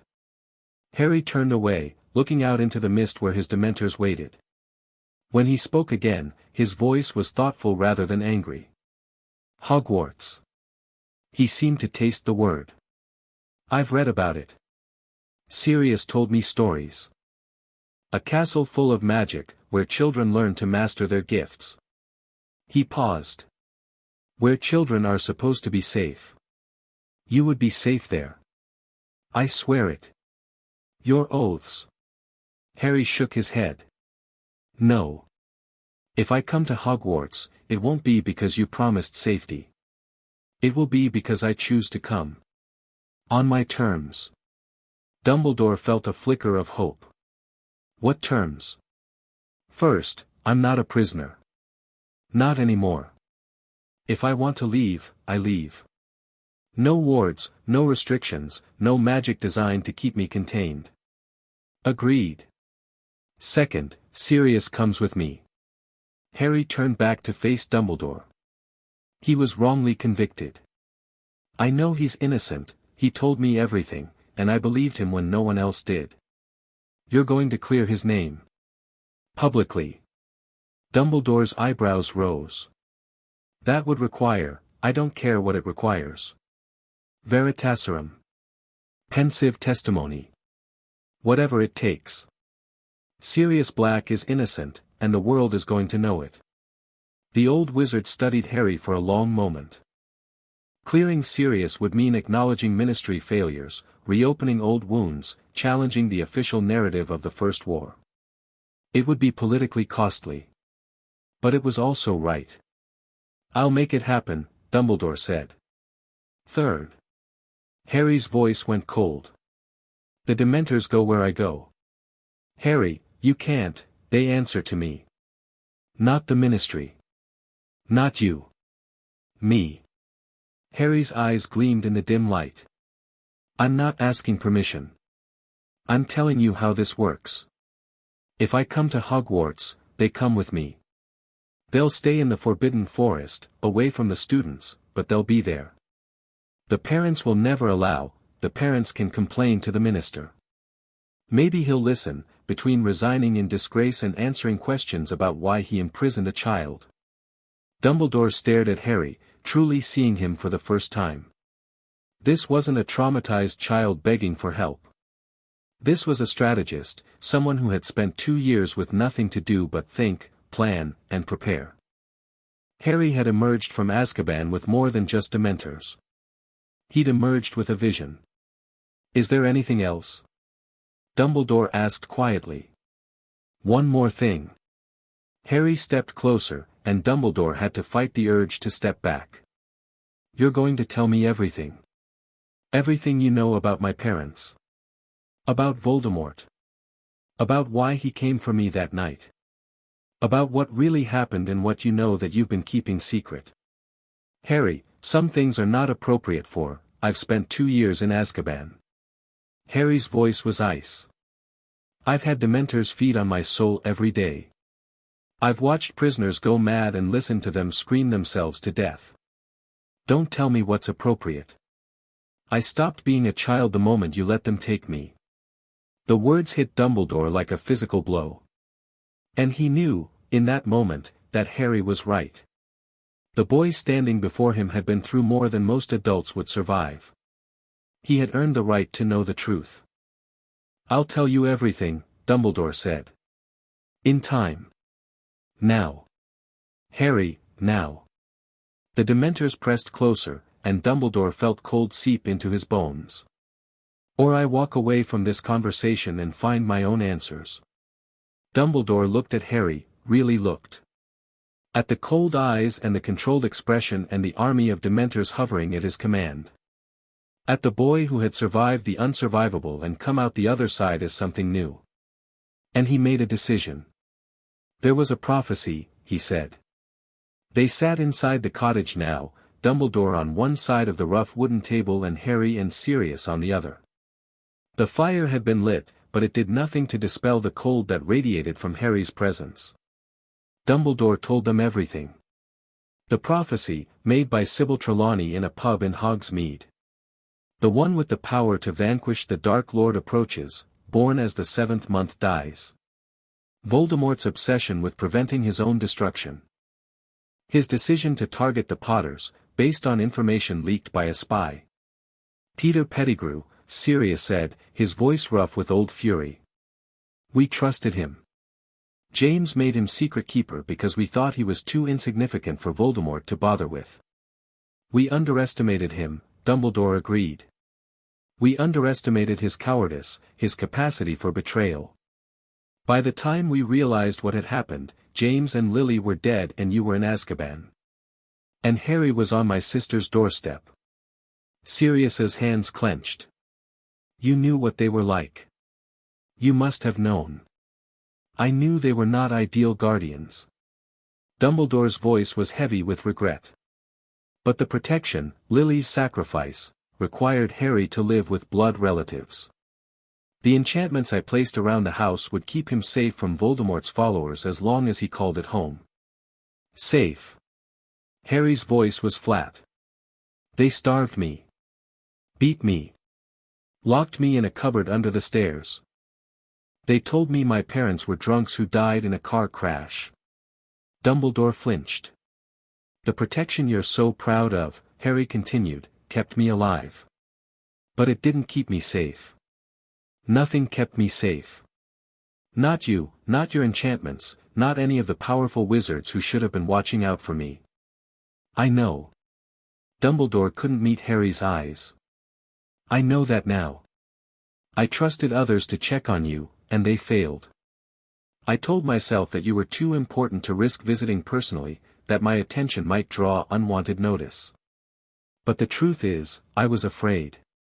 Afraid of what? Of you. Dumbledore looked up finally.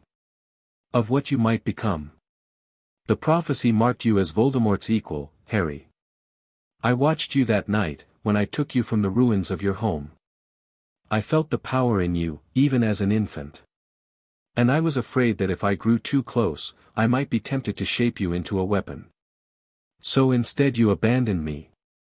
I made a choice. It was the wrong choice, and I've regretted it every day since. Silence fell. The fire crackled. Outside, the Dementors swirled in the mist, patient as ever. There's more. Harry's voice was thoughtful now rather than angry. You're still holding something back.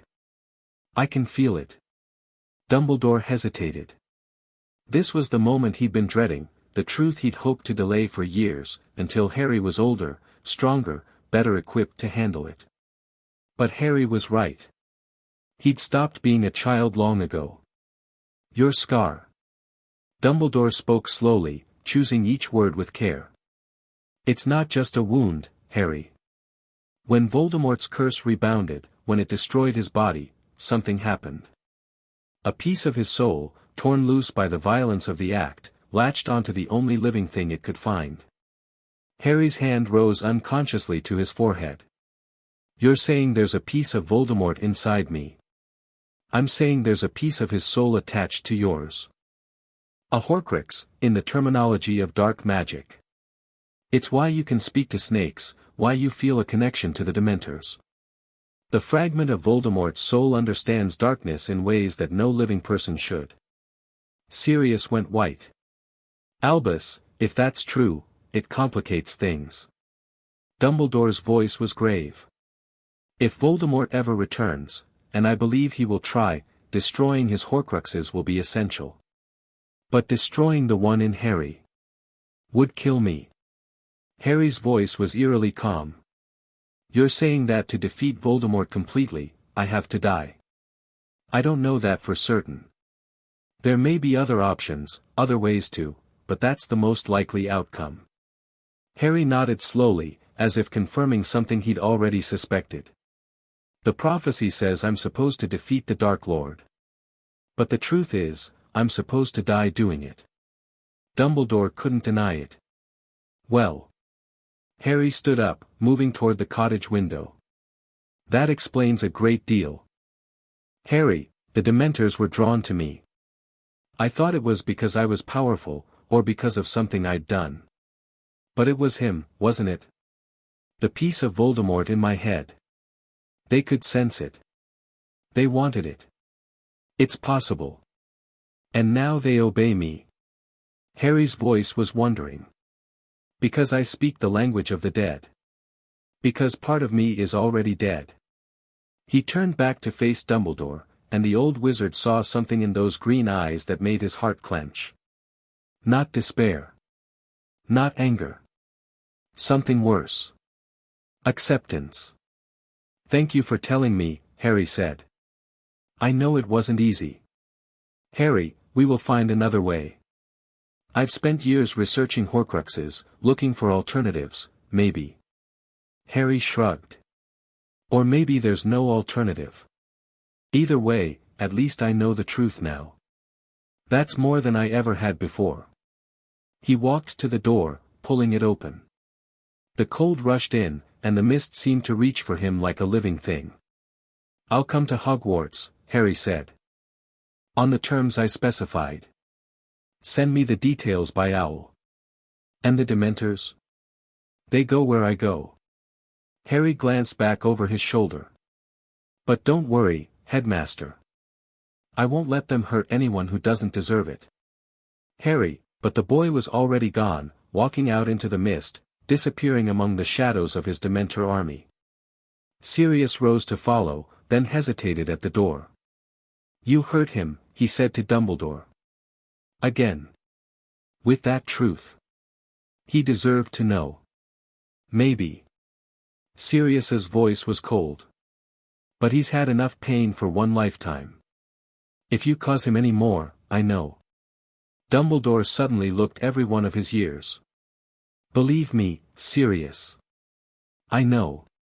The Ministry fell 3 days later.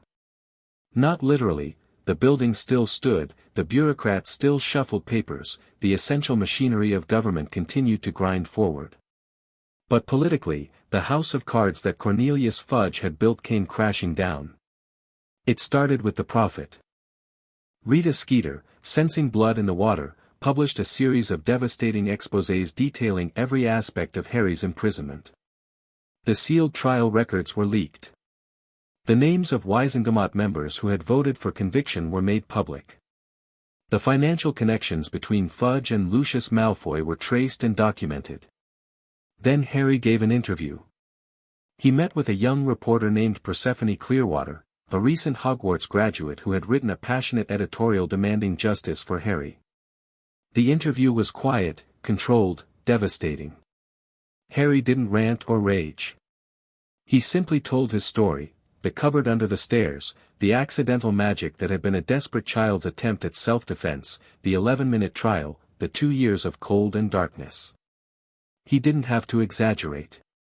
The truth was damning enough. The public response was overwhelming. Fudge's approval ratings collapsed. Senior ministry officials began distancing themselves from the administration, issuing statements of shock and dismay. The Wisengamot convened emergency sessions to discuss what had happened and who should be held accountable. And in the midst of the chaos, Amelia Bones made her move. A vote of no confidence. She stood before the assembled Wisengamot, her voice ringing clear. The minister has demonstrated a pattern of corruption, incompetence, and moral failure that cannot be tolerated. I call for his immediate removal and the appointment of an interim minister pending proper elections. Fudge, seated in the minister's box, looked like a man watching his own execution. This is absurd. His voice cracked with desperation. I've served this ministry faithfully for, you imprisoned a child, Bones cut him off. Not for any crime, but because he was inconvenient. Because Lucius Malfoy whispered in your ear and you listened. That is not faithful service. That is betrayal of everything the ministry should stand for. The vote was overwhelming. Fudge was removed from office, pending a full investigation into his conduct. Amelia Bones was appointed interim minister by a margin of 63-4. Her first official act was to issue a public apology to Harry Potter. Her second was to begin an investigation into everyone who had been involved in his imprisonment. Her third was to grant Sirius Black a full pardon, based on Veritaserum testimony that confirmed his innocence. The wizarding world was changing. And at the center of that change, standing in the shadow of his Dementor army, Harry Potter watched and waited. The Hogwarts Express left King's Cross Station on September 1st, as it had for centuries. Harry wasn't on it. He arrived at the school's gates at sunset, stepping out of a swirling mass of cold mist that had materialized from nowhere. The Dementors spread out behind him, dozens of dark shapes that drifted toward the forbidden forest and vanished among the ancient trees. Hagrid was waiting at the gates, his enormous frame tense with a mixture of emotions. He'd known Harry as an infant, had been the one to carry the child from the ruins of Godric's Hollow, in fact. The massive groundskeeper had wept when he heard what had been done to the boy. Harry. Hagrid's voice was thick. Welcome to Hogwarts. Harry looked up at the man who towered over him. He felt the complex swirl of emotions radiating from Hagrid, guilt, joy, sorrow, hope, and found that some part of him, some remnant of the child he'd once been, responded to it. Hagrid. Harry's voice softened slightly. Sirius told me about you. He said you were one of the good ones. I should have done more. Hagrid's eyes were wet. When they took you, I should have fought harder, you couldn't have stopped them. Harry shook his head. The ministry does what it wants. People like us just survive it. Hagrid seemed to deflate slightly. Then he squared his shoulders and attempted a smile. Well, you're here now. That's what matters. Let me take you up to the castle, the sorting's about to start. Harry nodded and fell into step beside the groundskeeper. As they walked up the path toward the looming castle, Harry took in his surroundings with tactical awareness. The grounds, the lake, the forest where his Dementors now resided. The towers and battlements of the ancient structure. It was beautiful. It was impressive. It was the first place in his life that he might be able to call home. And it was full of people who had no idea what he'd become. Harry. Hagrid's voice was hesitant.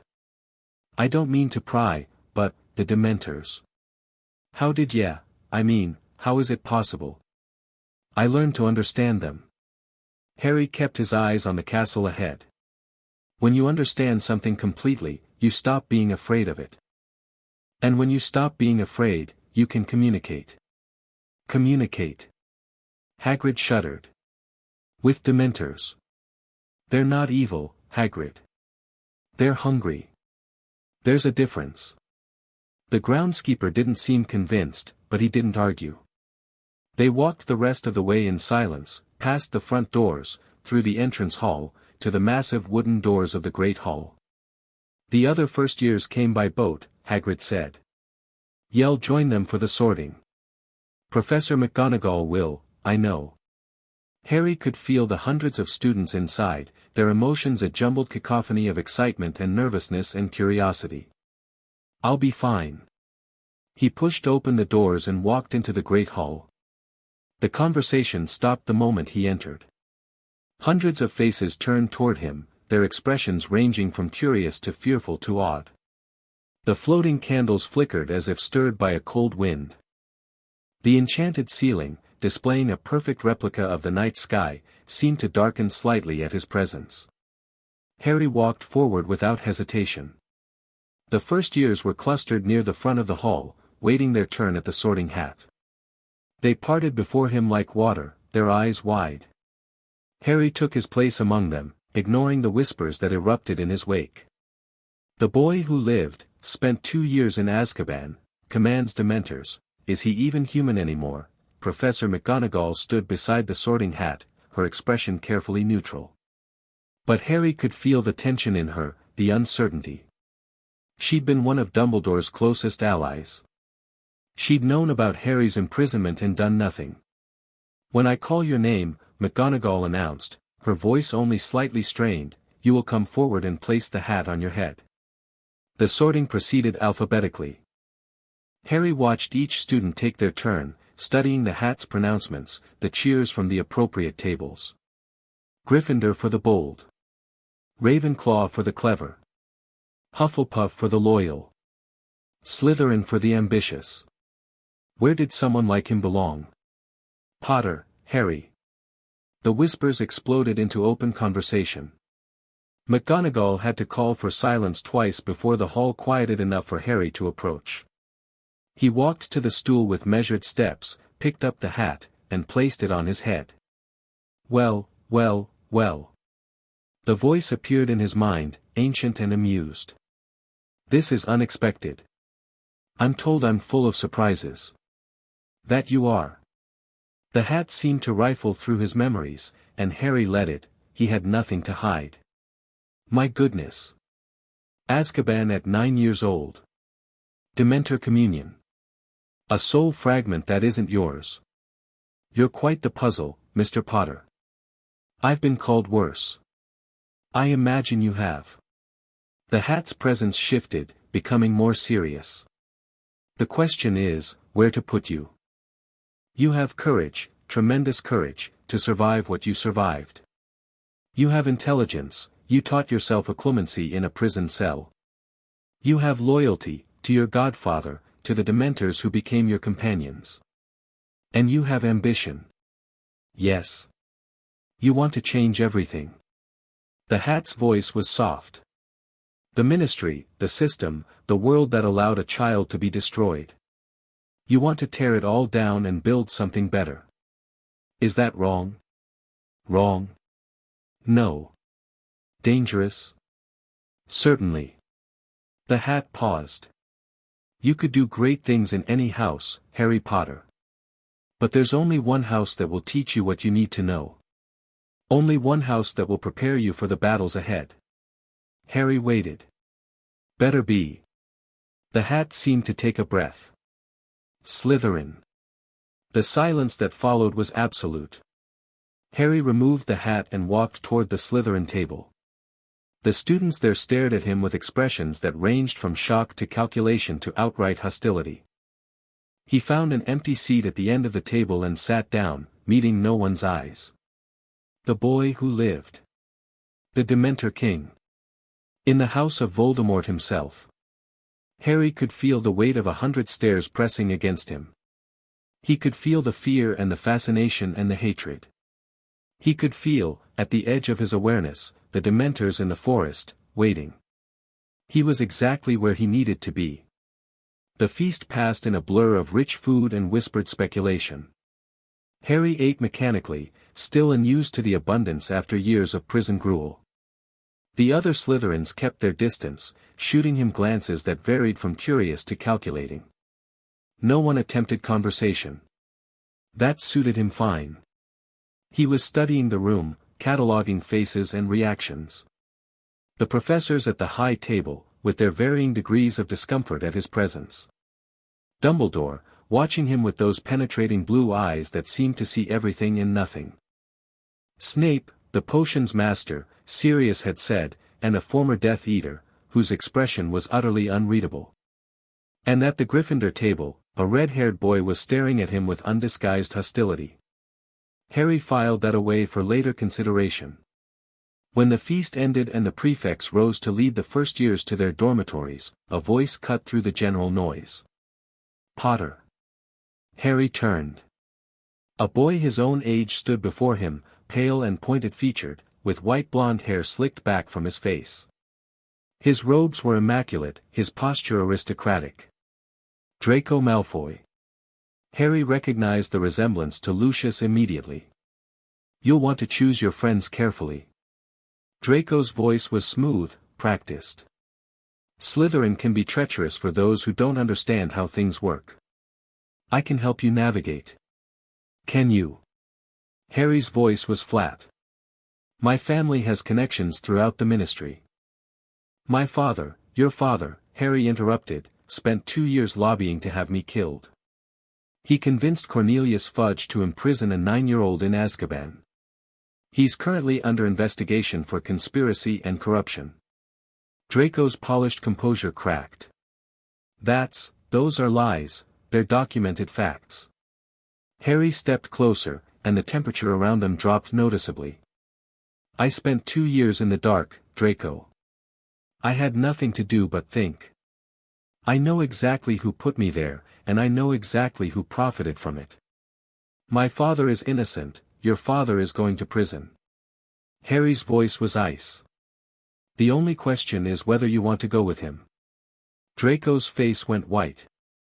For a moment, he seemed about to respond, then he turned and walked away, his steps slightly unsteady. Harry watched him go. Around them, other students had stopped to watch the confrontation, their whispers filling the air. Let them talk. Let them wonder. Let them fear. Harry Potter was back, and he was done being a victim. The Slytherin common room was underground, beneath the lake, and the first thing Harry noticed was how much it felt like Azkaban. Not the cruelty, the common room was lavishly appointed, with green-tinged light from the lake filtering through high windows, comfortable leather furniture, and a massive fireplace. But the feeling of being below the surface. The pressure of stone and water above. The darkness that seemed to seep from the walls themselves. Harry found it almost comforting. His dormitory was shared with 4 other boys, all of whom gave him a wide berth as he claimed a bed and began unpacking his meager possessions. Sirius had bought him new clothes, new books, everything a first year needed. It still felt strange to own things. "You're really him, aren't you?" The voice came from the bed nearest the door. Harry looked up to find a dark-skinned boy watching him with frank curiosity rather than the fear or hostility most others displayed. "Blaise Zabini," the boy said, not waiting for Harry to answer. "And before you ask, no, my family wasn't involved in any of that. My mother is too busy marrying and burying husbands to care about politics." "Marrying and burying? She's been widowed 6 times. Blaise's tone was matter-of-fact. "Each husband richer than the last, each death more convenient. Mother has a talent for timing." Harry studied Blaise, trying to read his motivations. The boy's emotions were surprisingly muted, not suppressed, like Harry's own, but naturally quiet. He seemed genuinely unbothered by Harry's reputation. "Why are you talking to me?" Harry asked. "Everyone else is keeping their distance. Because everyone else is scared." Blaise shrugged. "I find fear boring. Besides, you seem interesting. 2 years in Azkaban, and you came out commanding Dementors. That's not something that happens to ordinary people." "I'm not ordinary. Obviously." Blaise tilted his head. "The question is what kind of not ordinary? The kind that burns everything around him? Or the kind that's worth knowing?" Harry considered the question. In Azkaban, he'd learned to judge people quickly, their intentions, their threats, their potential usefulness. Blaise Zabini read as curious, intelligent, and remarkably unafraid. "I haven't decided yet," Harry said finally.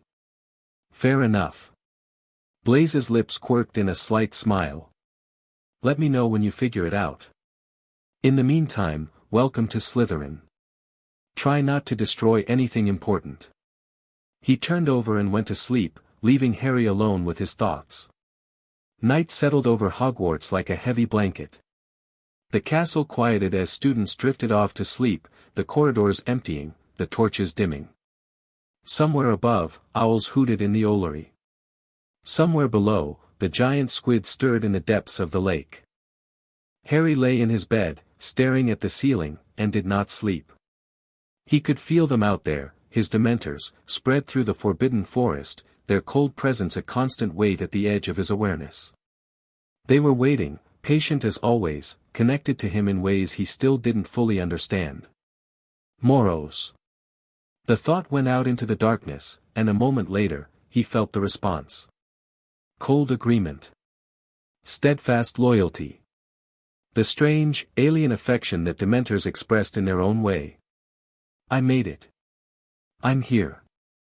Now the real work begins. Understanding flowed back, wordless but clear. The Dementors knew what he intended. They had seen his memories, felt his pain, understood his resolve. They were with him, whatever came next. Harry closed his eyes and let the cold wash over him. Tomorrow, classes would begin. Tomorrow, he would start learning the magic that his enemies had always feared he might master. Tomorrow, he would take the first steps toward becoming something the wizarding world had never seen. But tonight, he would rest. He had waited 2 years for this. He could wait a few more hours. Chapter 2 and Chapter 3, The Weight of Crowns. The first week of classes revealed a simple truth: Harry Potter was behind. 2 years in Azkaban had given him many things: control over his emotions, command of Dementors, a capacity for wandless magic that shouldn't have been possible at his age. What it hadn't given him was formal magical education. While his classmates had been learning basic theory and practicing simple spells under their parents' supervision, Harry had been learning to survive. The gap showed immediately. Transfiguration was taught by Professor McGonagall, whose stern demeanor barely concealed her discomfort around Harry. The first lesson involved turning matches into needles, a fundamental exercise in magical transformation. Most students managed partial success within the first hour: silver tips, pointed ends, metallic sheens. Harry's match exploded. Not dramatically, the fragment simply scattered across his desk, leaving behind a small scorch mark and the acrid smell of burnt wood. McGonagall hurried over, her lips pressed thin. Mr. Potter, the key is controlled intention. You must visualize the change clearly and release the magic gradually. I understand the theory. Harry kept his voice level, refusing to show frustration. The execution is the problem. Then we must work on your control. McGonagall's expression softened slightly. I understand that your circumstances prevented normal magical development. If you require additional tutoring, I'll figure it out. Harry met her eyes directly. I always do. She held his gaze for a moment, then nodded and moved on to help another student. Harry stared at the scattered remains of his match and forced himself to think. The problem wasn't power. If anything, he had too much of it. 2 years of suppressed accidental magic, combined with whatever the Dementor connection had done to him, had left his magical reserves overflowing. What he lacked was precision. He was trying to thread a needle with a fire hose. He needed to learn control. Real control. Not the emotional suppression he'd mastered in Azkaban, but the delicate manipulation of magical energy that separated competent wizards from the merely powerful. And he needed to learn it fast. Potions was worse. Professor Snape swept into the dungeon classroom like a particularly malevolent bat, his black robes billowing behind him. The temperature seemed to drop several degrees at his entrance, though Harry noted that it was nothing compared to actual cold. There will be no foolish wand-waving or silly incantations in this class. Snape's voice was soft, compelling attention through intensity rather than volume. As such, I don't expect many of you to appreciate the subtle science and exact art that is potion making. However, for those select few who possess the predisposition, I can teach you how to bewitch the mind and ensnare the senses. I can tell you how to bottle fame, brew glory, and even put a stopper in death. His dark eyes swept the room, landing on Harry. Then again, perhaps some of you have come to Hogwarts in possession of abilities so formidable that you feel confident enough to not pay attention. The room went silent. Harry met Snape's gaze without flinching. Potter. Snape's lip curled. Our new celebrity. Tell me, what would I get if I added powdered root of asphodel to an infusion of wormwood? Harry considered the question. He had no formal potions training, but Sirius had given him books over the summer, and he'd been reading voraciously. The draught of living death, he said. A powerful sleeping potion. Something flickered in Snape's expression, surprise, perhaps, quickly suppressed. And where would you look if I told you to find me a bezoar? The stomach of a goat. It's a stone that acts as an antidote to most poisons. What is the difference between monkshood and wolfsbane? They're the same plant. Also called aconite. The silence that followed was deafening. Snape stared at Harry with an expression that was difficult to read, not quite hatred, not quite respect, something complicated and old. It seems the boy who lived has been doing his homework. Snape's voice dripped with something that wasn't quite contempt. Though knowledge of trivia does not make one a competent potion maker. We shall see if your practical skills match your memory. The lesson proceeded. Harry followed the instructions for a simple boil-curing potion with meticulous care, aware that Snape was watching his every move. The process was surprisingly similar to what he'd learned in Azkaban, not the specific steps, but the mindset. Precision. Patience. The careful manipulation of forces that would destroy the careless. His potion turned out adequate, not exceptional, but functional. Snape swept past his cauldron without comment, which Harry suspected was the closest thing to approval he would receive. After class, as the other students filed out, Snape spoke without looking up from his desk. A moment, Potter. Harry stopped. The other students hurried past, clearly eager to escape. Blaise Zabini shot Harry a curious glance before leaving with the rest. The door closed. They were alone. Your mother. Snape's voice was different now, quieter, stripped of its classroom performance. Lily Evans. She was remarkably talented at potions. It seems you inherited some of her aptitude. Harry said nothing. He waited. I knew her, you know. We were friends, once. Before. Snape's jaw tightened. Before everything went wrong. Before she married my father. Before many things. Snape finally looked up, and his dark eyes held something that Harry recognized. Pain. Old pain, worn smooth by years of carrying it.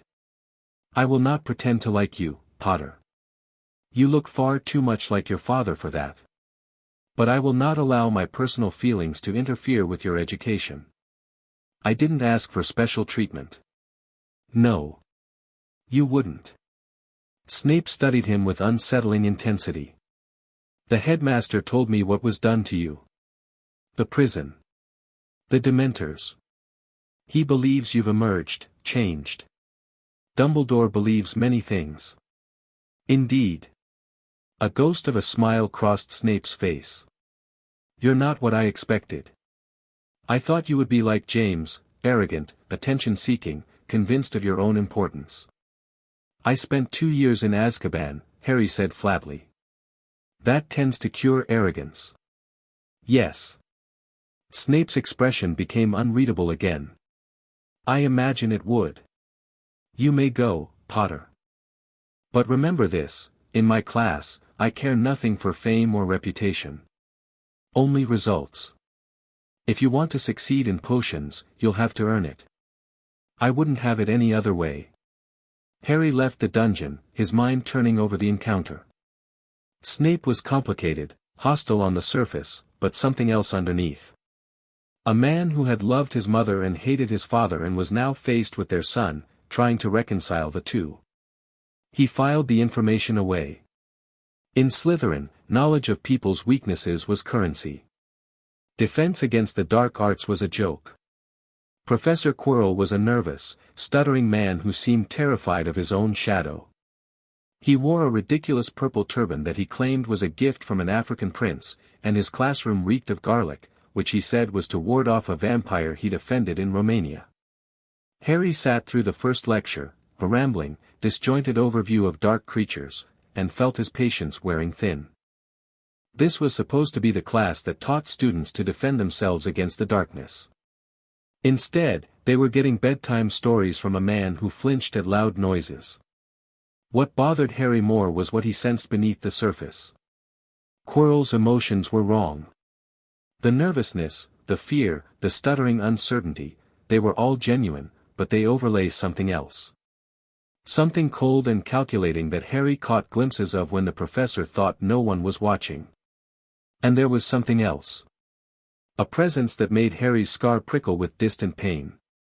Something familiar that he couldn't quite identify. He mentioned it to Sirius during their weekly flu call. The defense professor feels off. Harry kept his voice low, speaking from a private corner of the Slytherin common room. There's something underneath his act.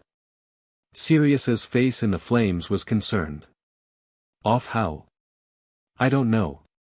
It's like, you know how Dementors have that cold signature. This is different. Warmer, but hungry. And my scar hurts when I'm near him. Your scar. Sirius's concern deepened into alarm. Harry, that's not normal. The only thing that should affect your scar is, he stopped. Voldemort, Harry finished. I know. But Dumbledore said he was dead. Destroyed when his curse rebounded. Dumbledore said his body was destroyed. Sirius's voice was careful. He also told you about the Horcruxes. If Voldemort made more than one, if there are other pieces of his soul still anchored to this world, then he might not be as dead as everyone thinks. They stared at each other through the flames. I'll look into Quirrell, Sirius said finally. See what I can find about his background, where he's been. You be careful around him. If there's any chance that Voldemort is somehow involved, I'll be careful. Harry almost smiled. I spent 2 years being careful. It's become a habit. Harry.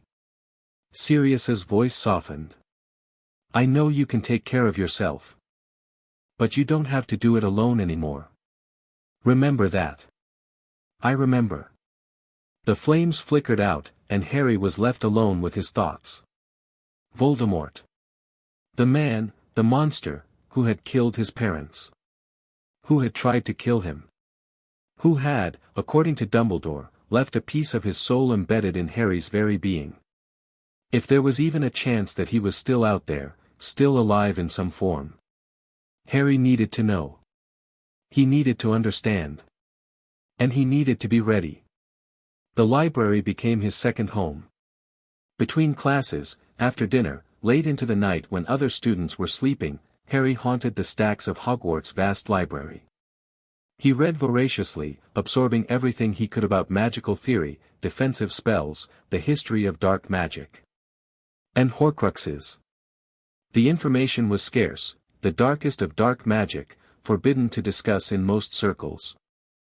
But Harry had learned in Azkaban that forbidden knowledge was often the most valuable, and he knew how to search for things that didn't want to be found. He found references in obscure texts, hints in historical accounts, fragments of theory scattered across dozens of sources. Slowly, painstakingly, he pieced together an understanding. A Horcrux was an anchor. A piece of soul, torn loose through the act of murder, housed in an object that would persist even if the body was destroyed. As long as the Horcrux existed, the creator couldn't truly die. Voldemort had made at least one, the piece in Harry's scar. But the text suggested that ambitious dark wizards often created multiple Horcruxes, splitting their souls again and again in pursuit of immortality. If Voldemort had created others, if pieces of him were still out there, waiting. You're here again. Harry looked up from his book to find Blaise Zabini settling into the chair across from him. The other Slytherin had a book of his own, something about Mediterranean magical traditions, and a look of mild curiosity. Research, Harry said. At 2 a.m. I don't sleep much. Blaise nodded as if this were entirely reasonable. Neither do I, honestly. Mothers' husbands tend to die at inconvenient hours. One develops habits. Harry found himself almost smiling. There was something refreshing about Blaise's matter-of-fact approach to his unusual family situation. What are you researching? Blaise glanced at the stack of books on Harry's table. That looks like some fairly dark subject matter. Soul magic. Horcruxes, specifically. Blaise's eyebrows rose. That's restricted material. How did you? The restrictions don't apply to me. Harry met Blaise's eyes steadily. The librarian tried to stop me the first time. I explained that I was researching matters directly related to my survival, and that she could either help me or explain to the headmaster why she was obstructing a student's legitimate academic inquiry. And she just let you? She's not stupid. She knows who I am. She knows what I can do. Harry shrugged. People tend to become accommodating when they're afraid of you. That's a lonely way to live. The words hung in the air between them. Harry considered several responses: deflection, denial, a cutting remark to end the conversation. Instead, he found himself telling the truth. Yes. It is. Blaise was quiet for a moment. Then he opened his own book and began to read. Well, he said without looking up, at least you won't be lonely tonight. I've got 3 more chapters to get through before History of Magic tomorrow, and I refuse to suffer alone. They read in companionable silence until dawn. October brought the first real challenge. Harry was walking back from the library late one evening when he felt it, a cold spike of malevolence that had nothing to do with Dementors. His scar flared with sudden pain, and he pressed a hand to his forehead, trying to focus through the agony. Someone's there. He rounded a corner and found Professor Quirrell standing in an empty corridor, his back to Harry. The man was muttering to himself, no, not to himself. To something else. His turban seemed to pulse with dark energy, and the air around him was thick with wrongness. The stone, Master. Dumbledore has protected it well, but I believe I can. Harry stepped backward, but his foot scraped against stone. Quirrell spun around, his face a mask of terror that didn't quite reach his eyes. P. Potter. What are you doing here? Walking to my dormitory. Harry kept his voice steady despite the pounding in his scar. What are you doing here, Professor? I was just, late-night walk. Quirrell's stutter was more pronounced than usual, his nervousness almost theatrical. You should be in bed. Students shouldn't wander the corridors after hours. I had permission from the librarian. Yes, well, still, Quirrell's eyes darted around, looking for escape routes. Run along, Potter. Nothing to see here. Harry didn't move. What stone were you talking about? The temperature in the corridor dropped. Not Dementor cold, something else. Something that made Harry's scar feel like it was splitting open. I don't know what you mean. Quirrell's voice had changed. The stutter was gone, replaced by something harder. You must have misheard. I have excellent hearing. They stared at each other. Harry felt the presence behind Quirrell's eyes, the cold intelligence, the ancient hunger. It was the same thing he'd sensed in classes, amplified 1,000-fold. He knows what you are. The thought came unbidden, and Harry wasn't sure if it was his own. He knows about the fragment. Go to bed, Potter. Quirrell's voice was soft, dangerous. And forget what you think you heard. Some knowledge is unhealthy. Harry held his ground for a moment longer, a small act of defiance, then turned and walked away. He could feel Quirrell's gaze boring into his back, could feel the malevolent presence watching, calculating. The stone. Whatever it was, Quirrell wanted it. And whoever, whatever, was controlling Quirrell wanted it too. Harry needed more information. He found it through an unexpected source.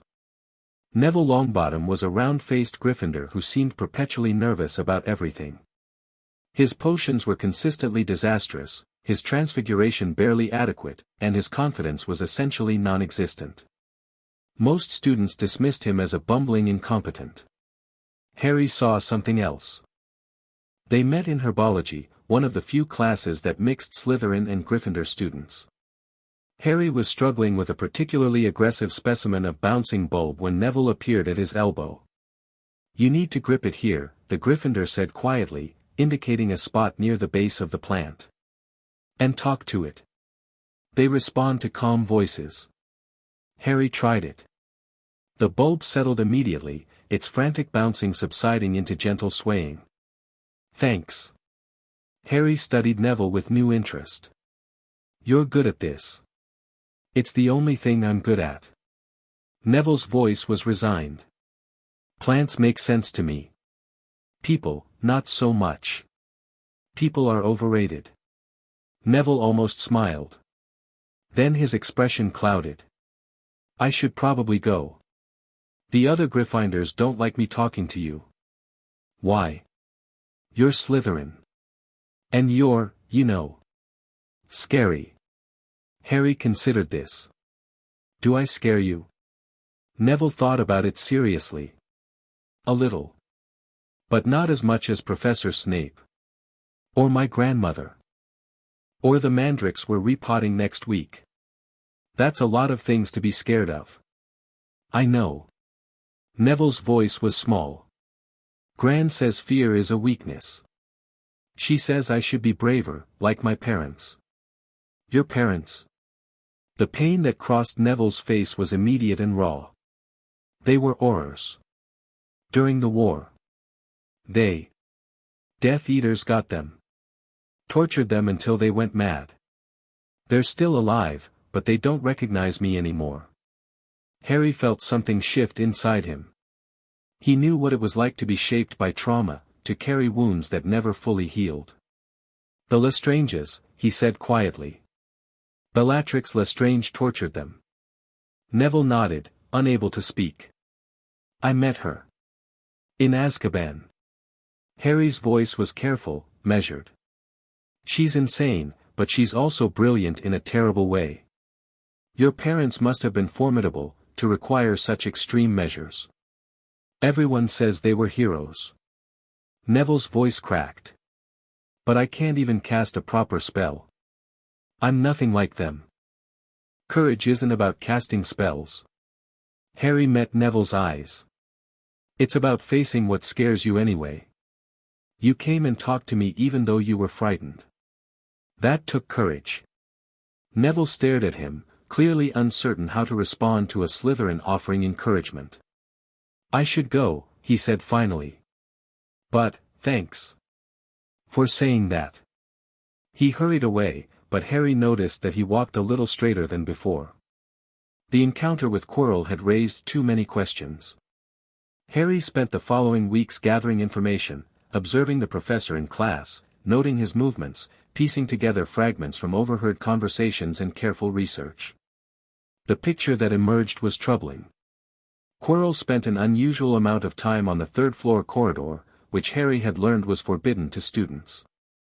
Something was being guarded there, something valuable enough to warrant multiple layers of protection. The Philosopher's Stone. Harry found the reference in an old alchemy text. A legendary artifact created by Nicholas Flamel, capable of producing the elixir of life and transmuting base metals into gold. Flamel was over 600 years old, sustained by the stone's power. If Quirrell, or whatever was controlling Quirrell, got their hands on it. "You're plotting something." Harry looked up from his notes to find Blaise watching him with knowing eyes. They were in the library again, their late-night study sessions having become something like a routine. "I'm researching." "You're plotting. I can tell." Blaze leaned forward, his expression serious. Want to tell me what's going on? Or Harry considered the question. He'd been working alone out of habit, but Blaze had proven himself trustworthy over the past weeks. More than trustworthy, perceptive. If anyone could help him piece together the puzzle, it was the boy who noticed everything and judged nothing. What do you know about the third-floor corridor? Harry asked. Blaze's eyebrows rose. The Forbidden One. Only that Dumbledore announced it was off-limits at the welcoming feast. Something about dying a painful death if you go there. Something is being guarded there. Something valuable. Harry lowered his voice. The Philosopher's Stone. Flamel's Stone. Blaze's composure cracked slightly. That's supposed to be a legend. It's real. And Quirrell wants it. Quirrell. The stuttering defense professor. The stuttering is an act. Harry's voice was cold. There's something else controlling him. Something that makes my scar burn whenever I get close. Blaze was quiet for a long moment, processing. Then, your scar. The one from Voldemort. Yes. You think Voldemort is somehow involved with Quirrell. I think Voldemort is somehow in Quirrell. Harry met Blaze's eyes. I don't know how. Possession, maybe. But that presence I feel, the cold intelligence watching from behind Quirrell's eyes, it's him. I'm certain of it. That's. Blaze shook his head. That's terrifying. Yes. What are you going to do about it? Harry had been asking himself the same question.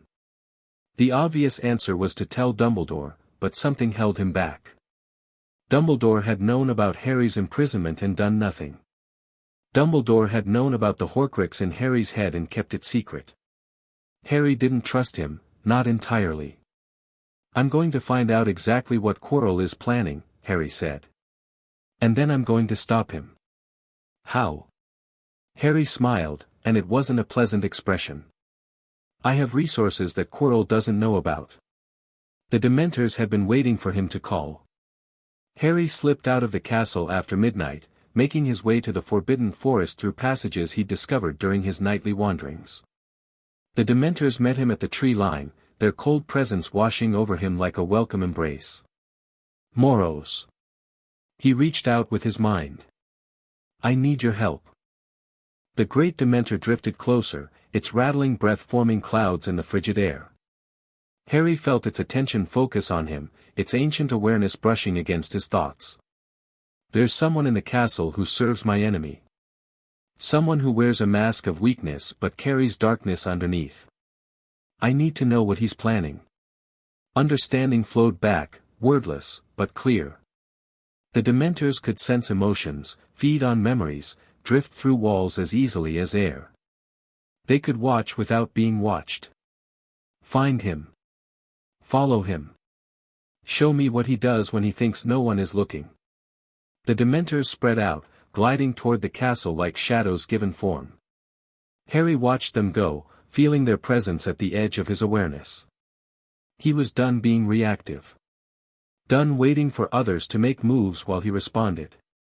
If Voldemort was in Hogwarts, if the Dark Lord was reaching for the stone that could restore him to full power, Harry would strike first. The boy who lived had spent too long as a victim.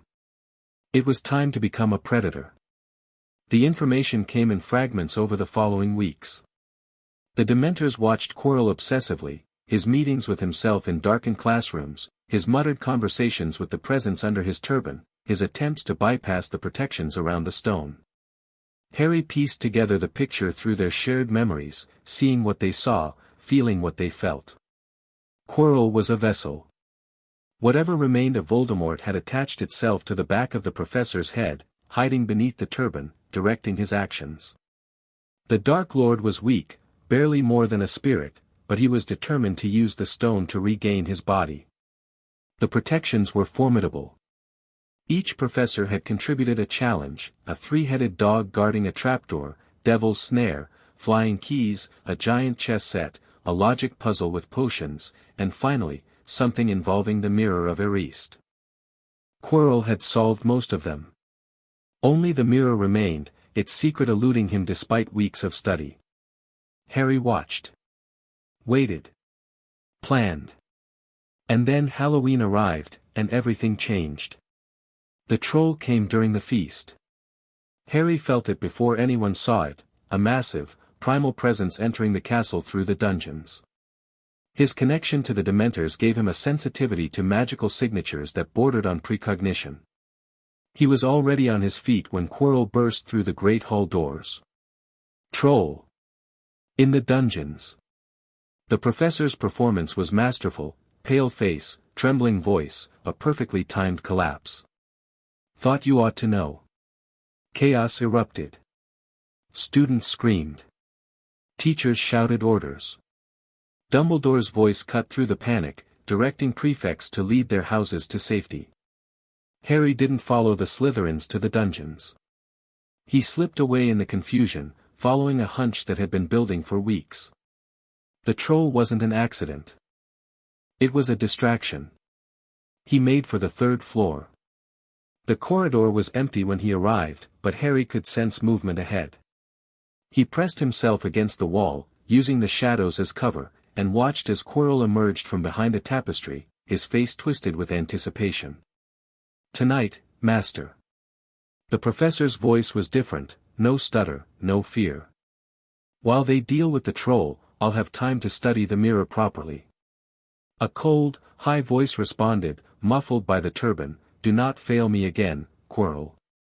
My patience has limits. I won't fail you. I swear it. Quirrell hurried toward the forbidden corridor. Harry waited until he was out of sight, then followed. The first challenge was already disabled, the three-headed dog lay sleeping, enchanted by a harp playing itself in the corner. Harry dropped through the trapdoor, landing on something soft that immediately began to wrap around his limbs. Devil's Snare. He recognized it from herbology. The key was to relax, but Harry didn't have time for that. He reached for his magic, not the controlled, precise magic of spell work, but the raw power that had always come naturally to him, and pushed. The plant recoiled, screaming in a frequency only Harry could hear. He fell through, landing hard on stone. The next chamber held flying keys and a broomstick. Harry didn't bother with the broom. He reached out with his Dementor-honed senses, found the key that felt different from the others, and summoned it with a pulse of wandless magic. The chess set was more challenging. Harry stood at the edge of the board, studying the pieces, calculating moves. He'd played chess with Sirius in Azkaban, one of the few ways to pass the time, and he'd become reasonably skilled. But he didn't have time for a full game. I don't need to win, he said to the enchanted pieces. I just need to pass. He walked onto the board. The white pieces shifted, preparing to attack. Harry reached for the cold inside himself, the Dementor cold, the despair that had become his constant companion, and projected it outward. The pieces hesitated. Magical constructs they might be, but they had enough awareness to feel what Harry was. The cold deepened, the temperature dropping until frost formed on the board. One by one, the pieces backed away. Harry walked through untouched. The next chamber held an unconscious troll, smaller than the one in the dungeons, but still massive. Quirrell had dealt with it already. Harry stepped around the body and pushed through the door. Potions. A riddle, a table of bottles. Harry read the puzzle quickly, his mind working through the logic. The smallest bottle would take him forward, another would let him retreat. He drank and felt cold fire wash through him. The flames blocking the forward passage parted, and he stepped through. The final chamber. Quirrell stood before an enormous mirror, his reflection staring back at him. The turban had been removed, and Harry could see what lay beneath, a face growing from the back of Quirrell's head, pale and snake-like, with red eyes that gleamed with malevolent intelligence. Harry Potter. The voice that emerged from that terrible face was soft, sibilant, deadly. I've been expecting you. Harry stopped at the entrance to the chamber, assessing the situation. Quarrel between him and the mirror. Voldemort, for that was surely who this was, watching from his host's skull. No obvious weapons, no immediate threats, but the Dark Lord's presence filled the room like poison gas. Lord Voldemort. Harry kept his voice steady. You're looking well. For a parasite. The red eyes narrowed. Such insolence. Your father had the same flaw. It made killing him particularly satisfying. My father died protecting his family. You died trying to murder an infant. Harry smiled coldly. I'd say he got the better end of that exchange. I did not die. Voldemort's voice was sharp. I endured. I survived in forms you cannot imagine, waiting for the opportunity to return. And now, thanks to this fool Quirrell, that opportunity is at hand. The stone. Harry glanced at the mirror. You need it to restore your body. Among other things. Voldemort's lipless mouth curved in something like amusement. You've done your research. Impressive, for a child. I'm not a child. Not anymore. No. The red eyes studied Harry with unsettling intensity. No, you're not. I can sense it, you know. The piece of myself that lodged in your soul. You've been carrying me with you all along, Harry Potter. Even in Azkaban, I was there. Harry felt his scar throb with pain. You're wrong. What you left in me, it doesn't control me. It never did. Control. No. But connection. Voldemort's laugh was soft, chilling. We are linked, you and I, bound by prophecy and blood and soul. I can feel what you feel, see glimpses of what you see. How do you think I knew to expect you tonight? The revelation hit Harry like a physical blow. He'd thought his scar was just a wound, a remnant. But if Voldemort could sense through it, could see what Harry saw, you don't seem surprised. Voldemort's voice was considering. Ah. Dumbledore told you about the Horcrux. About what you carry.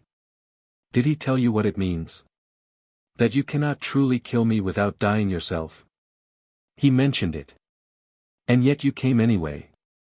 Something like respect flickered in those red eyes. Foolish. But brave. Perhaps you have more of your mother in you than I thought. Don't talk about my mother. She could have lived, you know. Voldemort's voice was almost gentle. I gave her the chance to step aside. She chose to die for you instead. Such a waste of magical blood. Harry felt the rage building inside him, hot and bright, at odds with the cold he'd cultivated for so long. He forced it down, refusing to give Voldemort the satisfaction. You came here for the stone, he said. You won't get it. Won't I? Voldemort gestured toward the mirror.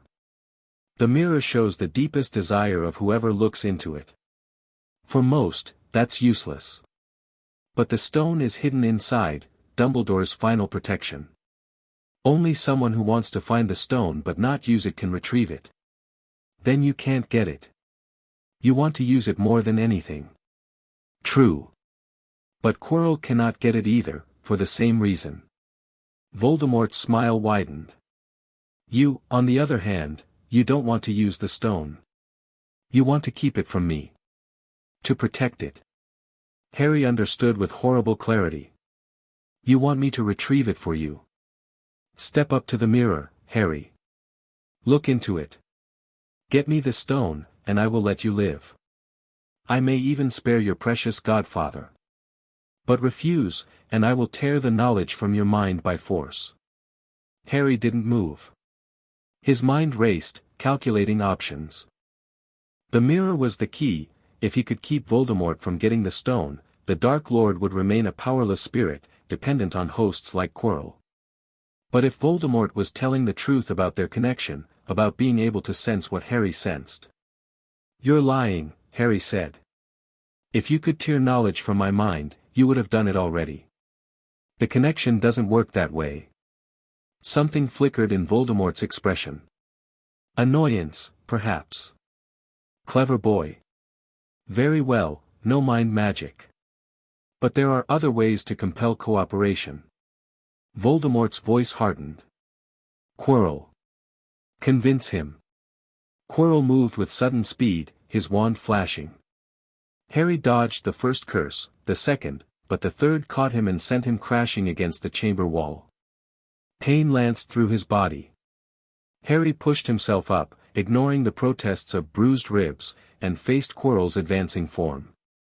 You can't win. Quirrell's voice was different now, confident, predatory. The Dark Lord's power flows through me. Your little tricks with Dementors mean nothing here. Harry reached for the cold inside himself, but the chamber was warded, he realized. Charmed to prevent unauthorized magical creatures from entering. The Dementors couldn't reach him. He was alone. Quirrell raised his wand again. Last chance, Potter. The stone, or your life. Harry looked at the mirror. At Quirrell. At the face of Voldemort, watching with hungry anticipation. And he made a choice. Fine. He walked toward the mirror on unsteady legs. I'll look. The surface rippled as he approached. Harry stared into its depths and saw, himself. But different. The Harry in the mirror stood taller, his expression calm and confident. Behind him, shadowy figures watched with pride, his parents, perhaps, or people who had loved him. And in his pocket, a bulge that hadn't been there before. The Harry in the mirror smiled. Reached into the pocket. Pulled out a blood-red stone and slipped it into Harry's real pocket. Harry felt the weight of it against his leg. What do you see? Voldemort's voice was eager. Do you have it? Harry turned away from the mirror. His hand brushed against his pocket, confirming what he already knew. The stone was his.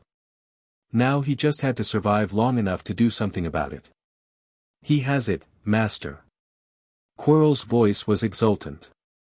I can see it, the bulge in his pocket, then take it from him. Quirrell lunged forward, hands outstretched. Harry tried to dodge, but he was too slow, too battered. Quirrell's fingers closed around his throat, and something extraordinary happened. Quirrell screamed.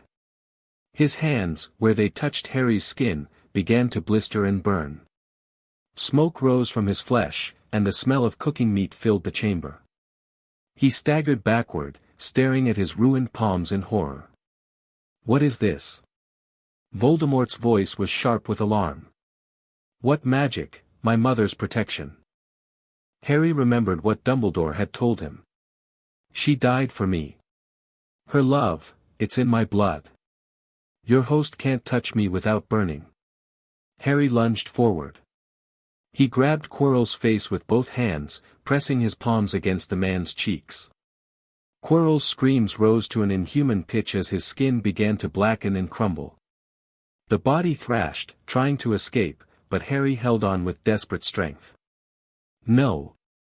Voldemort's voice rose from the disintegrating host. This cannot, I will not. The face on the back of Quirrell's head was writhing, twisting, trying to pull free from the dying body. Harry felt something dark and cold rush past him, the wraith that was all that remained of Voldemort, fleeing the scene of his defeat. Quirrell's body collapsed. Harry stood over the corpse, gasping for breath, his hands still smoking with residual heat. The stone was heavy in his pocket. He'd won. The aftermath was chaos. Dumbledore arrived minutes later, leading a group of teachers who'd finally tracked Harry to the third-floor corridor. The old wizard surveyed the scene, the dead professor, the unconscious boy, the stone clutched in Harry's fingers, with an expression that was difficult to read. Harry. Dumbledore's voice was gentle. Are you all right? Harry wasn't sure how to answer that question. He hurt everywhere. His mind was reeling from the encounter with Voldemort, from the revelations about their connection, from the feeling of Quirrell's flesh burning under his hands. I stopped him, he said finally. Voldemort. He was using Quirrell as a host. He wanted the stone to restore his body. I know. Dumbledore's eyes were sad. I've suspected for some time. I'm sorry that the burden of stopping him fell to you. Someone had to do it. Harry looked at the stone in his hand. This should be destroyed. It's too dangerous to exist. Nicholas and I have discussed exactly that option. Dumbledore took the stone gently from Harry's fingers. He has enough elixir to settle his affairs. After that, yes. The stone will be destroyed. What about Voldemort? The Wraith has fled. He's too weak to threaten anyone directly, and without the stone, he cannot restore himself. Dumbledore paused. For now, we've won. But I fear this is not the end. Because of the Horcruxes. Dumbledore's expression flickered. You know about those? I did my research. Harry met the old wizard's eyes. I know there are more pieces of him out there. As long as they exist, he can't truly die. And neither can I. The silence that followed was heavy with implications. We will find another way, Dumbledore said finally. I've devoted much of my life to understanding the nature of the soul. If there is a method to remove a Horcrux without killing the host, I will discover it. And if you can't? Dumbledore didn't answer. Harry nodded slowly. He'd expected as much. His fate, it seemed, was tied to Voldemort's in ways that couldn't easily be undone. But he refused to accept that dying was the only option. He'd survived Azkaban. He'd survived Dementors. He'd survived the most terrible prison in the wizarding world and come out the other side with power that shouldn't have been possible. If there was a way to defeat Voldemort without dying, he would find it. Or he would make one. The hospital wing was quiet. Harry lay in a bed near the window, watching the sunset paint the sky in shades of gold and crimson.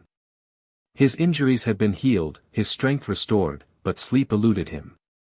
The door opened softly. Harry didn't need to look to know who it was.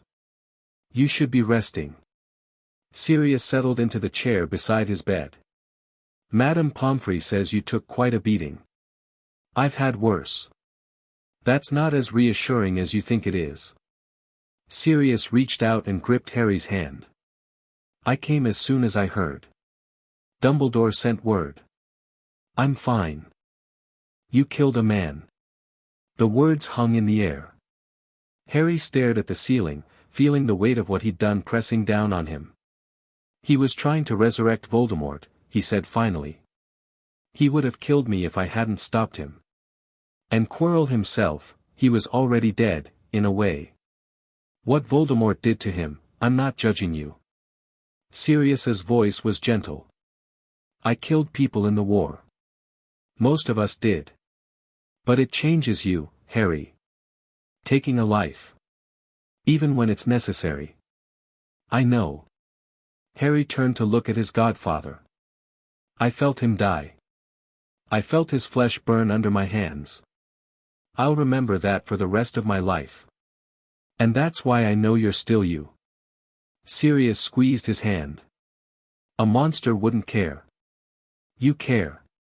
Harry wasn't sure that was true. He'd felt something when Quirrell died. Horror, yes. But also satisfaction. The grim pleasure of defeating an enemy, of proving that he wasn't a victim to be disposed of. Was that monstrous? Or just survival? Voldemort knows about our connection, Harry said, changing the subject. He can sense things through my scar. Glimpses of what I see and feel. Dumbledore mentioned that.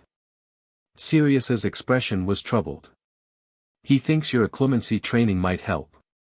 Building walls that even Voldemort can't breach. Maybe. Harry closed his eyes. Or maybe I can use it against him. If the connection goes both ways, if I can learn to see into his mind the way he sees into mine, Harry. Sirius's voice was sharp. That's dangerous. Voldemort is dangerous. I know. Harry opened his eyes, and something hard glinted in their depths. But so am I. He made me this way. He killed my parents and marked me as his equal and threw me into darkness. Now he gets to live with the consequences. Sirius stared at his godson, this child who had been through so much, who had been forged in suffering and tempered by despair. Part of him wanted to argue, to counsel caution and patience and the wisdom of letting adults handle things. But Harry wasn't a normal child. He never had been. What do you need? Sirius asked finally. Time. Training. Information. Harry's voice was calculating, mature beyond his years. Voldemort is out there, looking for ways to restore himself. He'll try again. Maybe not soon, he's weak, damaged, but eventually. I need to be ready when he does. Ready to fight him. Ready to destroy him. Harry's expression was cold. All of him. Every piece of soul he scattered across the world. Including the one in me, if it comes to that. Sirius felt a chill that had nothing to do with temperature. Harry, I'm not planning to die, Sirius. But I'm not going to let fear of death stop me from doing what needs to be done. Harry smiled, a ghost of warmth in that controlled face. That's what you taught me in Azkaban, remember? You told me that some things are worth dying for. Worth fighting for, even when the odds are impossible. I was trying to keep you alive. You succeeded. Harry squeezed his godfather's hand. Now let me return the favor. 2 days later, Harry returned to classes. The other students gave him an even wider berth than before. Word had spread about his confrontation with Quirrell, though the details were hazy. Some said he'd killed a monster. Others said he'd become one. Harry didn't bother correcting either version. In Slytherin, his status had shifted subtly. The contempt that Draco Malfoy and his allies had displayed was now tempered with something like respect, or at least caution. Harry had proven himself capable of things that most adult wizards would balk at. He was dangerous. Everyone knew it now. You're becoming a legend. Blaise fell into step beside him as they walked to potions. The boy who lived, survivor of Azkaban, slayer of Dark Lords. If you keep this up, they'll be writing songs about you. I'd rather they left me alone. Fat chance of that. Blaise's voice was dry. You're the most interesting thing to happen to this school in decades. People are going to talk whether you want them to or not. Then let them talk. Harry shrugged. I have more important things to worry about. Such as? Harry didn't answer. He was watching the corridor ahead, where a group of Gryffindors had clustered around something, or someone. Neville Longbottom.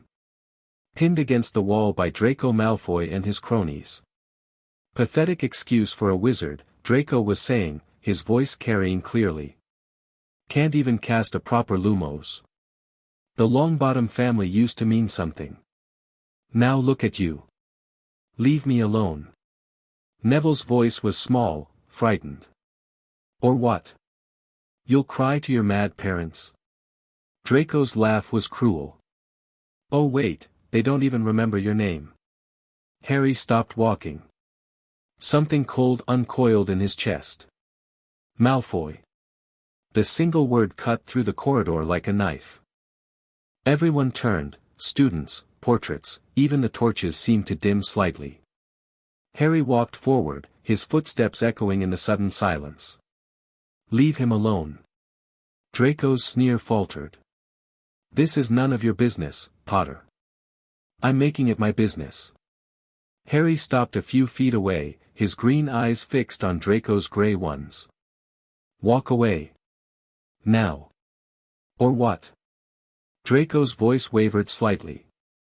You'll have your pet Dementors attack me? I don't need Dementors for someone like you. Harry's voice was soft, almost gentle. I spent 2 years in Azkaban, Malfoy. I watched people go mad from despair. I heard them scream themselves to death in the dark. You think you scare me? You're a child playing at being dangerous. The temperature dropped. Frost began forming on the walls, crawling outward from where Harry stood. I could break you without lifting a wand. Harry took another step forward, and Draco flinched backward. I could make you feel things that would drive you insane. Not because I want to, but because I can. Because Azkaban taught me exactly how fragile the human mind really is. Draco's face had gone white. His wand hung limply at his side, forgotten. But I'm not going to do that. Harry stopped. Because despite everything, I still believe that people can be better than their worst impulses. Even people like you. Even people whose fathers belong in prison. He turned to Neville, who was staring at him with wide eyes. Are you hurt? And no. Neville's voice was shaky. Thanks. You didn't have to. Yes, I did. Harry glanced back at Draco, who hadn't moved. Everyone should have someone who stands up for them. Even if they're not brave enough to stand up for themselves yet. He walked away, Blaise falling into step beside him. Behind them, the corridor slowly began to warm. That was impressive. Blaise's voice was thoughtful. And slightly terrifying. I meant every word. I know. That's what makes it terrifying. Blaise paused. You know Draco's going to write to his father about this. Lucius isn't going to take kindly to his son being humiliated. Good. Harry's voice was cold. Let him come. Let him try whatever he's planning. Lucius Malfoy put me in Azkaban. He convinced Fudge to destroy a child's life for political convenience. I haven't forgotten, and I haven't forgiven. So this is personal. Everything is personal. Harry looked at his companion. That's what they don't understand. They think I'm a symbol, the boy who lived, a piece to be moved around their political board. But I'm not a symbol. I'm a person. And people have memories. People hold grudges. People want revenge. Justice, Harry corrected. There's a difference. I don't want Lucius Malfoy to suffer for the sake of suffering. I want him to face consequences for what he did. Real consequences, delivered through legitimate means. And if legitimate means fail? Harry didn't answer. He didn't need to. Blaise knew him well enough by now to read the silence. Some things couldn't be forgiven. Some debts had to be paid. And Harry Potter had a very long memory. Chapter 3 and Chapter 4, Ghosts of the Faithful. The letter arrived at breakfast on a grey November morning. Harry recognized the handwriting immediately, cramped, frantic, the letters slashing across the parchment like wounds. He'd seen it before, scratched into the walls of Azkaban by prisoners who'd lost everything but their need to communicate. Bellatrix Lestrange had found a way to reach him. Little Prince, they're hunting me. Ministry dogs, following trails I thought I'd hidden. Someone told them where to look. Someone who knows things they shouldn't. I have information you need. About the Dark Lord. About what he created. About the pieces of himself he scattered across the world. Meet me at the place where old magic sleeps. You'll know it when you see it. Come alone, or don't come at all. The faithful remain. Harry read the letter twice, memorizing every word, then incinerated it with a pulse of wandless magic.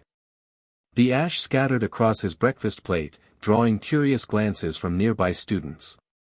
Bad news? Blaise asked from across the table. Complicated news. Harry pushed his plate away, appetite gone. I need to think. He left the great hall, his mind racing.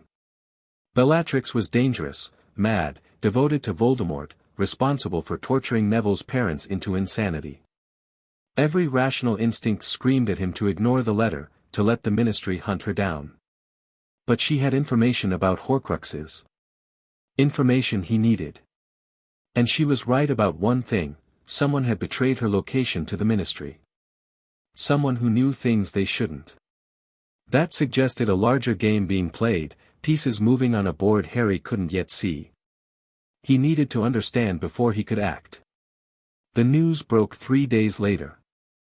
Bellatrix Lestrange had surfaced at a pureblood gathering in Yorkshire, killing 3 former Death Eaters who had renounced Voldemort after the war. The murders were brutal, ritualistic, the dark mark carved into each victim's forehead as a twisted mockery of their betrayal.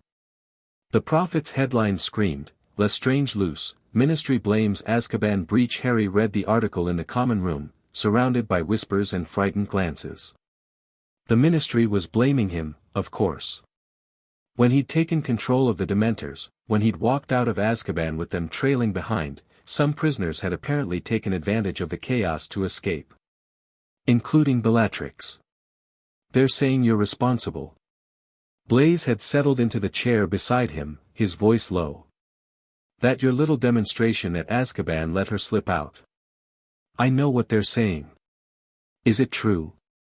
Harry considered the question.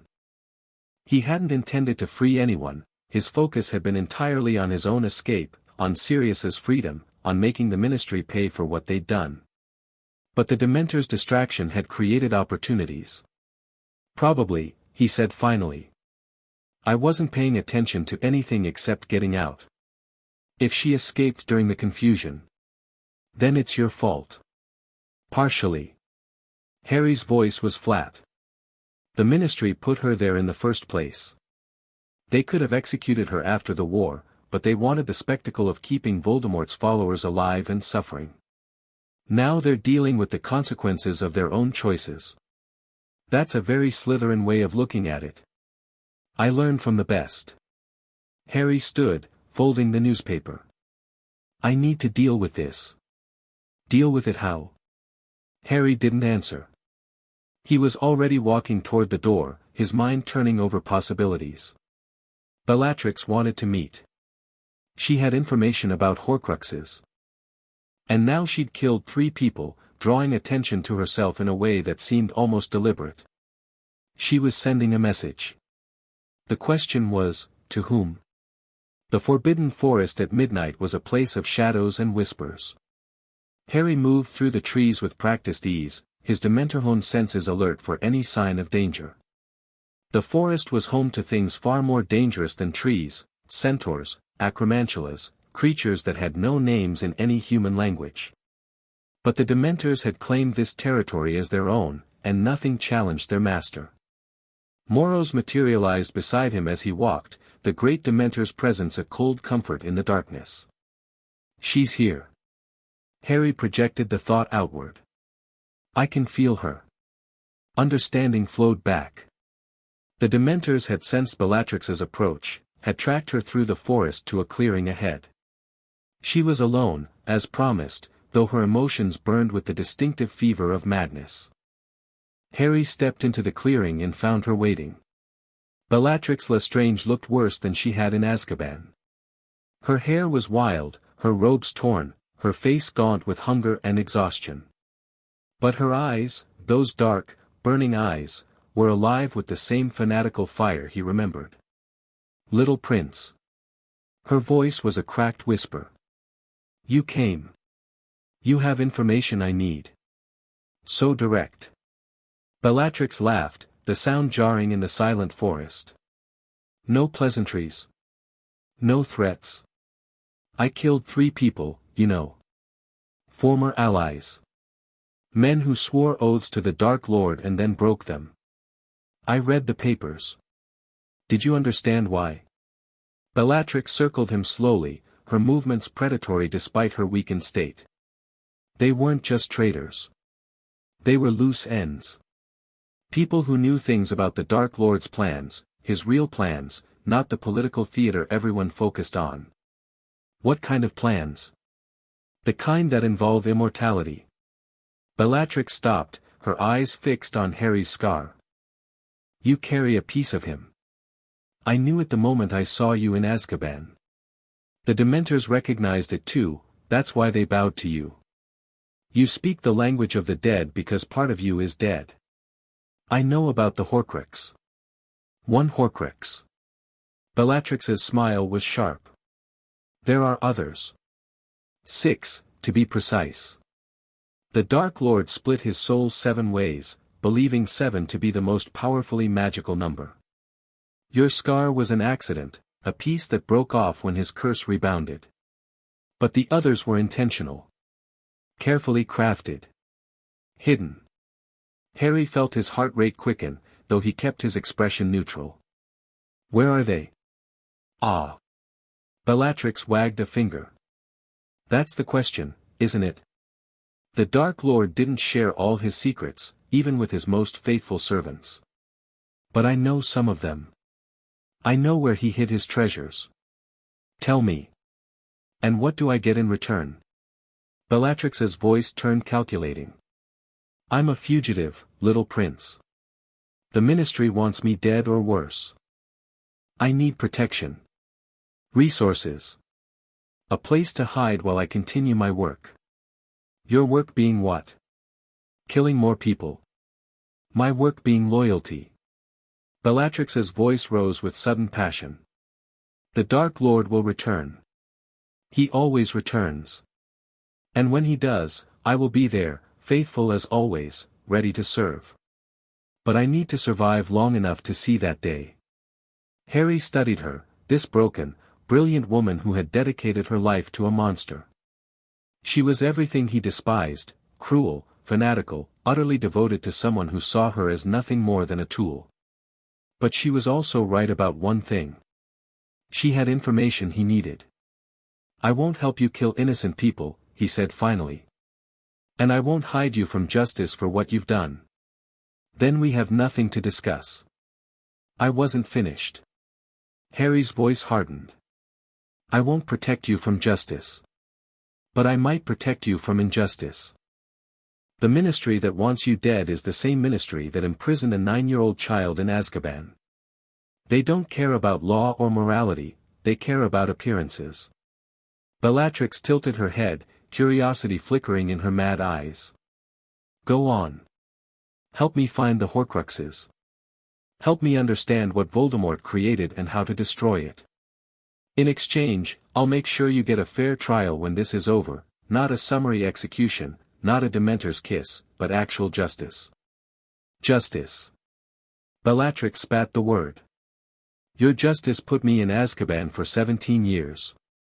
My justice would have executed you for what you did to the Longbottoms. Harry's voice was cold. But I'm offering you a chance to be useful instead. Take it or leave it. The silence stretched between them. Somewhere in the forest, an owl hooted. The Dementors circled at the edge of the clearing, patient as always. The diary, Bellatrix said finally. The Dark Lord gave Lucius Malfoy a diary, years ago. It's more than it appears, one of the Horcruxes, I believe, though I was never certain. Lucius was supposed to use it to reopen the Chamber of Secrets at Hogwarts, to unleash the monster within. The Chamber of Secrets? Salazar Slytherin's hidden chamber. Legend says he built it when Hogwarts was founded, sealing within it a creature that only his true heir could control. Bellatrix's smile was twisted. The Dark Lord was Slytherin's heir. He opened the chamber once before, as a student. Lucius was supposed to ensure it opened again. Harry filed the information away. A diary. A hidden chamber. A monster. What else? Hufflepuff's cup. The Dark Lord stole it from a descendant of the founder, murdered her for the privilege. He gave it to me for safekeeping. Something like pride flickered in Bellatrix's eyes. I hid it in my vault at Gringotts. The goblin's security is formidable, no one could retrieve it without my knowledge. And now you're a fugitive. You can't access the vault yourself. No. Bellatrix's expression soured. But you have resources I don't. Connections. That half-blood headmaster of yours, for instance, he's been hunting Horcruxes for years, I'd wager. Perhaps he'd find my information valuable. Harry considered this. Dumbledore had admitted to researching Horcruxes, to seeking ways to destroy Voldemort permanently. If Bellatrix's information was accurate, it could accelerate that search considerably. What about the others? He asked. You said there were 6 Horcruxes, plus my scar. The diary is 1. The cup is 2. What are the rest? I don't know all of them. Bellatrix's voice was reluctant. The Dark Lord was secretive, even with those closest to him. But I have suspicions. He was obsessed with the Founder's artifacts, objects with historical significance, magical power. If he had Hufflepuff's cup, he might have sought items from Ravenclaw, Gryffindor. Slytherin's locket. Bellatrix's eyes widened slightly. You know about the locket? I know it exists. Harry's mind was racing, connecting fragments of information. A family heirloom, passed down through the Gaunt line. Voldemort's maternal family. The Gaunts were Slytherin's last descendants. The Dark Lord claimed their legacy when he killed his father and grandparents. Bellatrix nodded slowly. Yes. The locket would fit his pattern. But I don't know where he hid it. That's 3, plus my scar. 4 accounted for. What about the rest? Guesswork only. Bellatrix shrugged. Ravenclaw's diadem, perhaps, it's been lost for centuries, but the Dark Lord was nothing if not resourceful. And he had a pet snake, a massive creature called Nagini. I never understood his attachment to it, but now. The snake is a Horcrux. Possibly. The Dark Lord treated it differently than any other creature, almost tenderly, if such a word could apply to him. Harry nodded, assembling the pieces in his mind. 6 Horcruxes, plus the fragment in his scar. The diary with Lucius Malfoy. The cup in Bellatrix's vault. The locket somewhere unknown. The diadem possibly hidden at Hogwarts. The snake with Voldemort himself. And Harry, carrying a piece of the Dark Lord's soul in his very being. One more thing. Bellatrix's voice dropped to a whisper. The boy who betrayed us. The one who told the Ministry where to find me. Who? I don't know his name.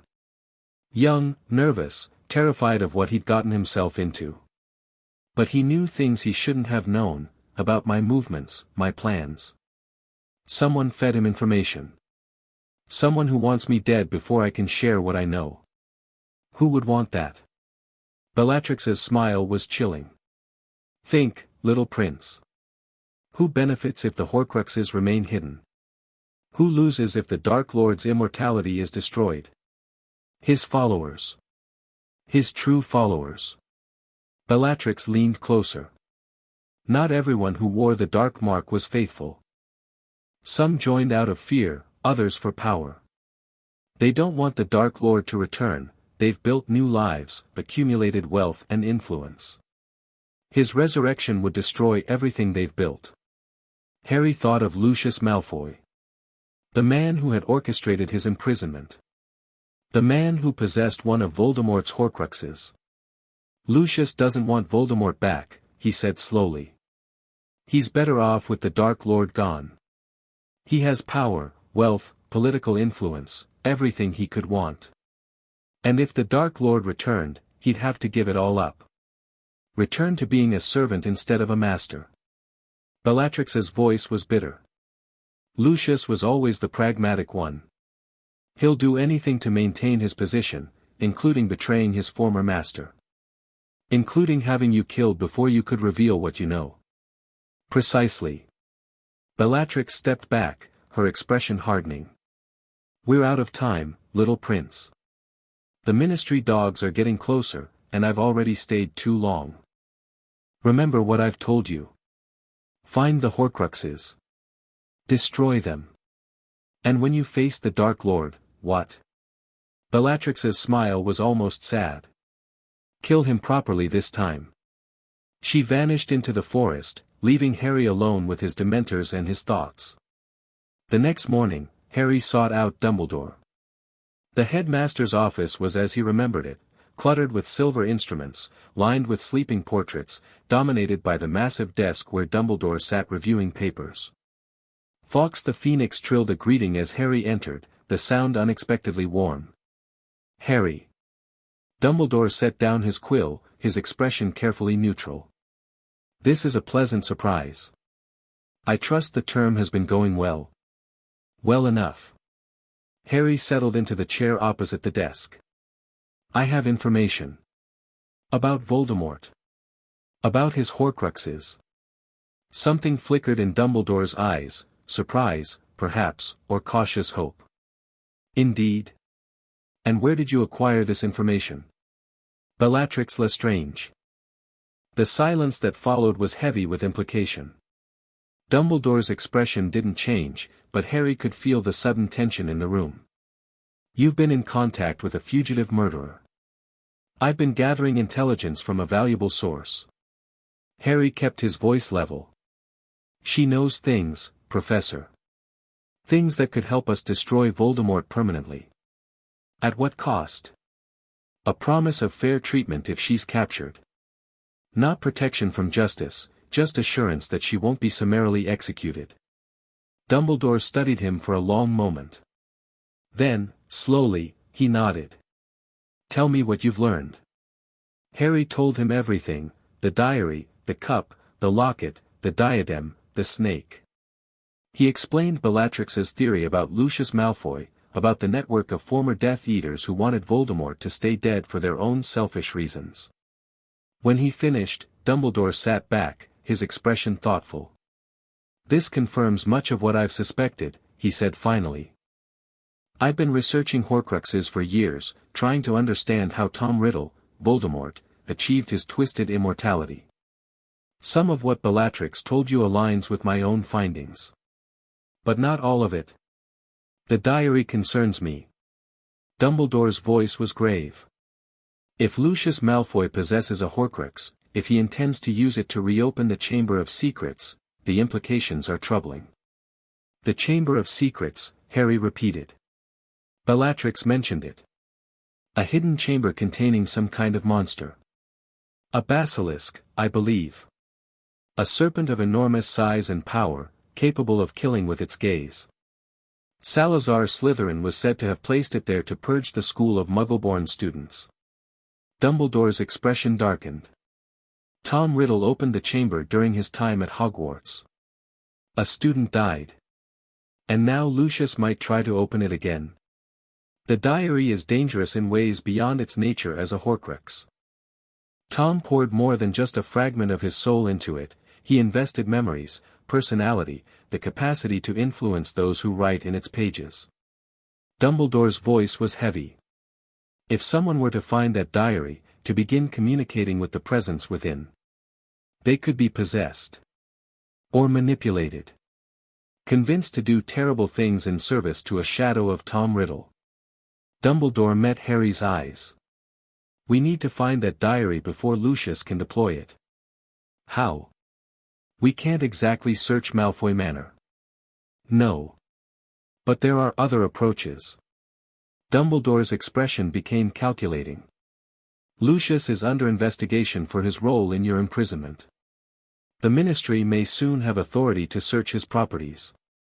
And there are other resources that might be brought to bear. Harry thought of his Dementors, spread through the Forbidden Forest, capable of drifting through walls and sensing emotions. If the diary contained a fragment of Voldemort's soul, they might be able to track it. I'll see what I can find, he said. Be careful. Dumbledore's voice was unusually urgent.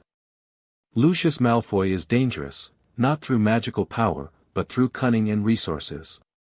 He will not take kindly to interference in his plans. I know. Harry stood, preparing to leave. But he's already my enemy. He made sure of that when he put me in Azkaban. Harry. Dumbledore's voice stopped him at the door. I know you don't trust me. I've given you ample reason for that distrust. But I want you to know, everything I do in service to the light. To the defeat of Voldemort and the protection of the innocent. I know what you believe, Professor. Harry's voice was neutral. The question is whether your beliefs and your actions align. He left without waiting for a response. December brought snow and the approaching Christmas holiday. Most students were preparing to return home, filling the corridors with chatter about presents and family gatherings. Harry watched them with something that might have been envy, though he'd long since learned to suppress such feelings. He wouldn't be going home. Sirius was still settling into Grimmauld Place, the ancestral black family home that had been tied up in legal complications for years. The house was apparently filled with dark artifacts and unpleasant memories, not suitable for holiday celebrations. Harry would remain at Hogwarts. He didn't mind. The castle was the closest thing to a home he'd ever known. "You're brooding again." Blaise dropped into the seat beside him in the common room. The other Slytherin had also elected to stay over the holidays, though he'd been vague about his reasons. "I'm thinking. Same thing, with you." Blaise stretched out his legs, the picture of casual ease. "Want to talk about it?" Harry considered the question. He'd grown accustomed to Blaise's company over the past months, the other boy's dry humor and sharp observations had become something like friendship. But there were limits to what he could share. "Malfoy," he said finally. "The father, not the son." "Lucius." Blaise's voice was knowing. "He's been making moves again. My mother heard from her contacts, apparently he's been lobbying hard to have the investigation into his activities dropped." "He'll fail." "Probably. But he's got other plans, I'd wager. Men like Lucius always do." Blaise glanced at Harry sideways. "You're going after him, aren't you? Not just defending yourself, actively hunting." "He put me in Azkaban." "That he did." Blaise was quiet for a moment. "I'm not going to tell you it's a bad idea. Lucius Malfoy is a snake, and snakes need to be dealt with. But be careful. He's survived 2 wars and multiple ministry investigations. He's not easy to corner." "I don't need to corner him." Harry's voice was cold. "I just need to take away his weapons." "The diary?" Harry looked at Blaise sharply. "How do you know about that?" "I pay attention." Blaise shrugged. "You've been researching dark artifacts for weeks. Specifically, ones that contain fragments of soul. Horcruxes, I believe they're called. And you've been very interested in what the Malfoy family might possess. You're more observant than you let on. It's a survival skill." Blaise's voice was dry. "When your mother's husbands keep dying mysteriously, you learn to notice things." Harry studied his companion, reassessing. He'd assumed Blaise was simply clever and curious, a useful ally but not a critical one. But there was depth here he hadn't fully appreciated. "The diary is dangerous," he said finally. "More dangerous than Lucius probably realizes. If I can get to it before he uses it. You'll need help." Blaise's voice was matter-of-fact. "Breaking into Malfoy Manor isn't a one-person job, even for someone with your unique abilities. I wasn't planning to break in." "Then what?" Harry smiled, and it wasn't a pleasant expression. "I was planning to get invited." The invitation came 2 days before Christmas. Lucius Malfoy, it seemed, was hosting a holiday gathering for prominent pure-blood families. The guest list was exclusive, the venue was Malfoy Manor, and the purpose was ostensibly charitable, raising funds for St. Mungo's Hospital. Harry received his invitation via OWL, the expensive parchment bearing the Malfoy family crest. "Mr. Potter, your presence is requested at the Malfoy annual Winter Gala on December 23rd. While our families have had their differences, the holiday season seems an appropriate time for reconciliation. Formal attire required. Enclosed you will find a portkey that will activate at 7 o'clock in the evening.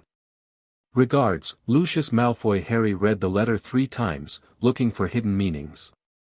The invitation was unexpected. Lucius had every reason to avoid him, given the ongoing investigation and their history. So why extend an olive branch? Unless it wasn't an olive branch at all. He's planning something. Sirius's face in the flames was worried. Lucius doesn't do anything without a reason. Inviting you to his home, where he controls the environment. It could be a trap. It's almost certainly a trap. Sirius's voice was sharp. Harry, you can't seriously be considering going. I have to. Harry kept his voice calm. The diary is in that house somewhere. This might be my only chance to find it. Then let me come with you. Or alert Dumbledore. Don't walk into the lion's den alone. I won't be alone. Harry glanced toward the window, where shadows gathered despite the afternoon light. The Dementors will be nearby. If anything goes wrong, they'll intervene. That's not. Sirius stopped, visibly struggling with his protective instincts. Harry, please. I can't lose you again. The raw emotion in his godfather's voice made Harry pause. He remembered the man he'd met in Azkaban, gaunt, desperate, clinging to sanity by the thinnest of threads. Sirius had lost everything once. The thought of losing Harry too was clearly unbearable. I'll be careful, Harry said gently. I promise. But this is something I have to do. Sirius was quiet for a long moment. Then, slowly, he nodded. At least take precautions. Ward yourself against common poisons. Keep a portkey on your person at all times. And if things go bad, run first, fight later. I know. Harry almost smiled. You taught me well, Sirius. I taught you to survive. Sometimes I wonder if I taught you too well. The flames flickered out, leaving Harry alone with his thoughts and his plans. Malfoy Manor was everything Harry had expected and nothing like it. The building itself was magnificent, centuries of pure blood wealth displayed in soaring architecture, immaculate grounds, and the kind of magical enhancements that whispered of power and prestige. Peacocks roamed the snow-covered lawns. Light blazed from every window, warm and inviting. But underneath the beauty, Harry sensed something else. A darkness that clung to the walls, seeped from the foundations. This house had seen terrible things, had been home to people who committed atrocities without remorse. He stepped through the front doors and into a glittering ballroom. The gathering was in full swing, wizards and witches in formal robes, house elves circulating with trays of champagne, a string quartet playing in the corner. Harry recognized several faces from the newspapers, prominent ministry officials, wealthy businesspeople, the cream of pure-blood society. And there, at the center of it all, stood Lucius Malfoy. The man was tall and elegant, his long blonde hair flowing over black robes that probably cost more than most wizards earned in a year. His expression was welcoming, his smile practiced and polished. But his eyes, those cold gray eyes, held something else entirely. Mr. Potter. Lucius approached with outstretched hand. How delightful that you could join us. Harry took the hand, suppressing a shudder at the touch. Mr. Malfoy. Thank you for the invitation. The pleasure is mine. I must admit, I was surprised when you accepted. Given our complicated history. I believe in giving people second chances. Harry kept his voice neutral. Besides, the holidays seem like an appropriate time for new beginnings. Indeed they do. Lucius's smile didn't reach his eyes. Please, enjoy yourself. The food is excellent, and there are many interesting people here tonight. I'm sure you'll find the conversation stimulating. He drifted away, already turning to greet another guest. Harry watched him go, noting the subtle tension in the man's shoulders. Whatever Lucius was planning, he hadn't expected Harry to accept so readily. Good. Let him be off balance. Harry moved through the crowd, accepting a glass of champagne from a passing house elf and pretending to drink from it. His senses were extended, searching for any hint of the diary's location. If it was in the house, if it contained a fragment of Voldemort's soul, he should be able to feel it. There. A faint pulse of darkness, coming from somewhere above. Harry excused himself from a conversation with a ministry undersecretary and slipped toward the main staircase. No one stopped him, guests were apparently free to explore the first floor, and the stairs were unguarded. He climbed quickly, following the pulse of wrongness deeper into the manor. The second floor was quieter, the sounds of the party fading to a distant murmur. Harry passed closed doors and darkened corridors, his footsteps silent on the thick carpet. The feeling of darkness was stronger here, pulling him forward like a compass needle. A door at the end of the hall. Locked, warded, radiating magical protection. Harry pressed his palm against the wood and reached for the cold inside himself. The wards flickered, confused by his presence, by the fragment of Voldemort's soul that made him something other than a normal wizard. He pushed harder, and the lock clicked open. Inside was a study. Desk, chairs, bookshelves lined with dark texts. And there, on a shelf behind the desk, a small black diary. Harry felt the Horcrux's presence like a physical weight. The diary pulsed with malevolent awareness, something inside it stirring at his approach. It recognized him, he realized. Recognized the fragment of its creator that he carried. He reached for the diary. I wouldn't do that if I were you. Harry spun. Lucius Malfoy stood in the doorway, his wand drawn, his expression coldly triumphant. Did you really think I didn't know? Lucius stepped into the study, closing the door behind him. Did you think I would invite you into my home without precautions? I've been tracking your movements since you arrived, waiting for you to reveal your true purpose. My true purpose is justice. Harry's voice was steady despite the racing of his heart. That diary is one of Voldemort's Horcruxes. You've been keeping it for him, waiting for the right moment to use it. Clever boy. Lucius's smile was sharp. Yes, the diary is special. A gift from the Dark Lord himself, entrusted to me for safekeeping. I've been debating what to do with it for years. You were supposed to use it to open the Chamber of Secrets. That was the original plan. But circumstances changed. The Dark Lord fell. The world moved on. And I found that life was much more pleasant without a master demanding my service. So you're not trying to bring him back? Bring him back? Lucius laughed. Why would I want that? I have wealth, power, influence, everything the Dark Lord promised but never delivered. His return would mean surrendering all of it, returning to the role of servant. Then destroy the diary. If you don't want him back, eliminate the thing that could restore him. And waste such a powerful artifact. Lucius shook his head. The diary has uses beyond resurrection. It can possess the unwary, turn them into puppets. It can release the monster in the Chamber of Secrets, purging this school of the unworthy. The Dark Lord may be gone, but his tools remain useful. Harry felt cold fury building inside him. You would murder students to maintain your position. I would do whatever is necessary to protect my family and my interests. Lucius's voice hardened. You, of all people, should understand that. You've done terrible things to survive. How are we so different? I've never murdered children. No. What about Quirrell? I heard what happened in the third-floor corridor. You killed a man with your bare hands, burned him alive with the touch of your skin. Quirrell was a vessel for Voldemort. He would have killed me if I hadn't stopped him. And I'm merely planning ahead. Anticipating threats.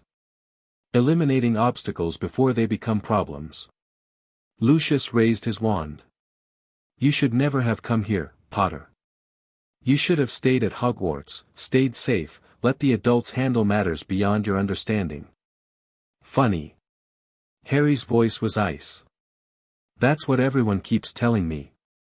And yet I'm still here. The temperature in the study plummeted. Lucius's eyes widened as frost crept across the windows, as his breath began to fog in the sudden cold. He spun toward the door, but it wouldn't open, something on the other side was holding it shut. You didn't think I came alone, did you? Harry stepped forward, and shadows seemed to gather around him. The Dementors have been watching this house all evening. Waiting. When I entered this room, they knew. When you threatened me, they responded. The walls groaned. Something was pressing against them from outside, cold, hungry presences that wanted in. Call them off. Lucius's voice cracked with the first hint of fear. Call them off, or I swear, you'll what? Kill me? Harry laughed, and the sound was devoid of warmth. I spent 2 years being killed slowly by Dementors. Your threats mean nothing to me. But here's what's going to happen. He stepped closer, until he was inches from Lucius's terrified face. You're going to give me that diary. You're going to walk back downstairs and announce that you're cooperating fully with the ministry investigation. And then you're going to pray that I'm feeling merciful, because the alternative is letting my friends in to feed. The walls shook. Cracks appeared in the plaster. Lucius Malfoy, who had faced Voldemort himself without flinching, began to tremble. Take it. He gestured frantically toward the diary. Take it and go. Just call them off. Harry retrieved the diary from the shelf, feeling its malevolent weight in his hands. The presence inside stirred, reached for him, tried to establish contact, but his occlumency shields held firm. One more thing. Harry tucked the diary inside his robes. The investigation into your role in my imprisonment is going to intensify. You're going to cooperate fully. And if I ever learn that you're planning anything at all, against me or mine. He leaned in close. I'll let them have you. And Dementors, Mr. Malfoy, don't give second chances. He walked out of the study, leaving Lucius Malfoy alone in the cold. The aftermath was surprisingly quiet. Harry returned to Hogwarts with the diary, presenting it to Dumbledore in a private meeting. The headmaster examined the Horcrux with a mixture of fascination and revulsion, confirming its nature through tests Harry didn't fully understand. Remarkable, Dumbledore murmured, turning the diary in his hands. I can feel Tom's presence within it. His younger self, preserved like a butterfly in amber. Can you destroy it? With the proper tools, yes. Dumbledore set the diary on his desk. Horcruxes can only be destroyed by substances that are extremely destructive, basilisk venom, fiend fire, certain goblin-made weapons that have absorbed powerful magical properties. Do we have access to any of those? I believe so. Dumbledore's eyes twinkled slightly. There is, after all, a basilisk beneath this very castle. Once we locate the Chamber of Secrets, we may be able to harvest what we need. The chamber. Harry remembered Bellatrix's words. Voldemort opened it as a student. There must be some record of where it is. I've been searching for years without success. But with the diary in our possession, we may have new options. Dumbledore set down the Horcrux with careful reverence. The presence within might be, persuaded, to reveal its secrets. Harry didn't ask what form that persuasion might take. He suspected he wouldn't like the answer. What about Lucius? Mr. Malfoy has, apparently, developed a sudden enthusiasm for cooperation. Dumbledore's voice was dry. The ministry investigation is proceeding with remarkable speed. I suspect an arrest is imminent. Good. Harry. Dumbledore's voice became serious. What you did tonight, confronting Lucius in his own home, threatening him with Dementors, it was effective. But it was also dangerous. And troubling. He put me in Azkaban. Yes. And that was a terrible crime, deserving of punishment. But there are proper channels for justice. Legal processes. Using fear and force to achieve your ends. Makes me no better than him. Harry's voice was sharp. I disagree. I didn't murder anyone. I didn't torture anyone. I simply took back something that should never have been his and made clear the consequences of crossing me. And if you become known for such methods? If people begin to fear you as much as they feared Voldemort? Harry was quiet for a long moment. Then he stood, preparing to leave. People already fear me, Professor. They've feared me since I walked out of Azkaban with an army of Dementors at my back. The question isn't whether I'm feared, it's whether that fear serves the light or the darkness. And which does it serve? Harry paused at the door. That's what I'm trying to figure out. He left Dumbledore alone with his thoughts and the diary's malevolent pulse. Christmas morning dawned bright and cold.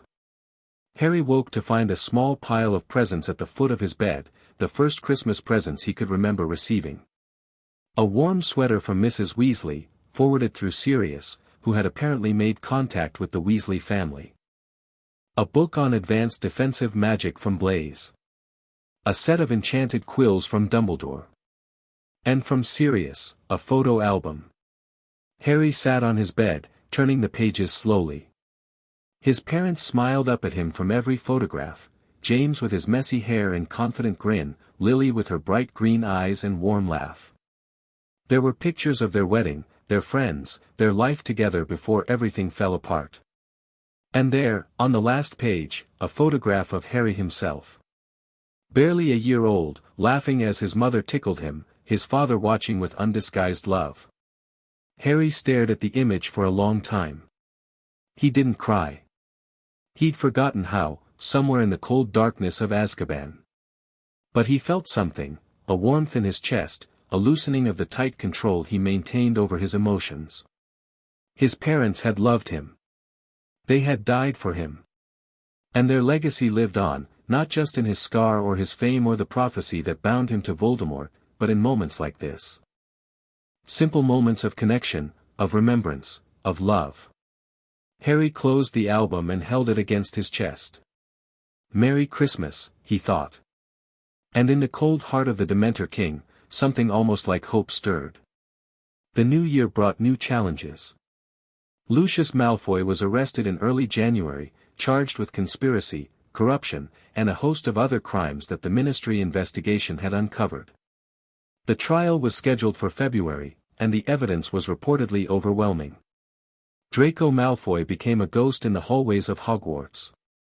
Where before he had strutted and preened, surrounded by allies and admirers, now he walked alone. His former friends had abandoned him, sensing the shift in political winds. His arrogance had crumbled into something quieter, more desperate. Harry watched from a distance, feeling something he hadn't expected, sympathy. Draco was a product of his upbringing, shaped by a father who valued power above all else. With Lucius's fall, that entire worldview had collapsed. Draco was adrift, uncertain of who he was without his family's influence to define him. "You're feeling sorry for him." Blaise's voice was amused. "The boy who tormented you, whose father put you in prison. I'm not feeling sorry for him." Harry kept his eyes on Draco's retreating form. "I'm recognizing what he's going through. There's a difference." "Is there?" Harry didn't answer. He was remembering his own transformation, the child who had entered Azkaban, terrified and alone, and the young man who had emerged, cold and powerful and fundamentally changed. Draco was at the beginning of a similar journey, though his destination was far less certain. He could go either way, Harry said finally. Become something better, or collapse into bitterness and hate. It depends on what choices he makes. And you care which way he goes. I care about removing threats. Draco Malfoy, properly motivated, could become an ally. Or he could become an enemy even more dangerous than his father. Harry turned away from the window. Better to shape him now than deal with the consequences later. That's very calculating of you. I learn from the best. Harry almost smiled. Slytherin teaches you to think in terms of long-term advantage. Draco is an investment. And what do you invest in him? Harry considered the question. Attention. Recognition. The possibility that someone sees him as more than his father's son. That's simple. Nothing about people is simple. Harry's voice was soft. But sometimes the right word at the right moment can change everything. I learned that in Azkaban, from prisoners who had given up on themselves. A single act of kindness, a single recognition of their humanity, and they found reasons to keep going. Blaise was quiet for a moment. Then, "You're not what I expected," Harry Potter. What did you expect? A weapon. A symbol. Something less human. Harry's laugh was brief and cold. I spent 2 years trying to remain human in a place designed to strip that away. If I've succeeded, it's only through constant effort. And if you fail? Then the wizarding world gets a Dementor king without a conscience. Harry's voice was matter-of-fact. And everyone suffers the consequences. The Chamber of Secrets was found in late January. Myrtle Warren, the ghost who haunted the second-floor girls' bathroom, proved to be the key. She had been the student killed when Tom Riddle first opened the chamber, and she remembered everything about that terrible night.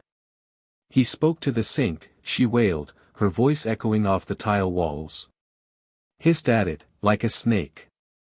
And then it opened, and something came out, and I looked at it, and... She dissolved into fresh sobs. Harry waited patiently. The entrance is in the bathroom, he said to Dumbledore, who had accompanied him on this investigation. Hidden in plain sight. Tom always did have a flair for the dramatic. Dumbledore examined the sinks carefully, running his fingers over the pipes and fixtures. There must be a trigger. Some mechanism that responds to Parseltongue. Harry stepped forward. The fragment of Voldemort's soul in his scar had given him the ability to speak to snakes. He discovered it years ago, though he'd never had occasion to use it. Now he focused on the sink, on the small serpent carved into one of the copper taps. Open, he hissed. The sink began to move. The entire section of wall shifted, revealing a massive pipe descending into darkness. Cold air rushed up from below, carrying the smell of age and decay and something else, something alive. The chamber, Dumbledore murmured. After all these years. The basilisk is still down there.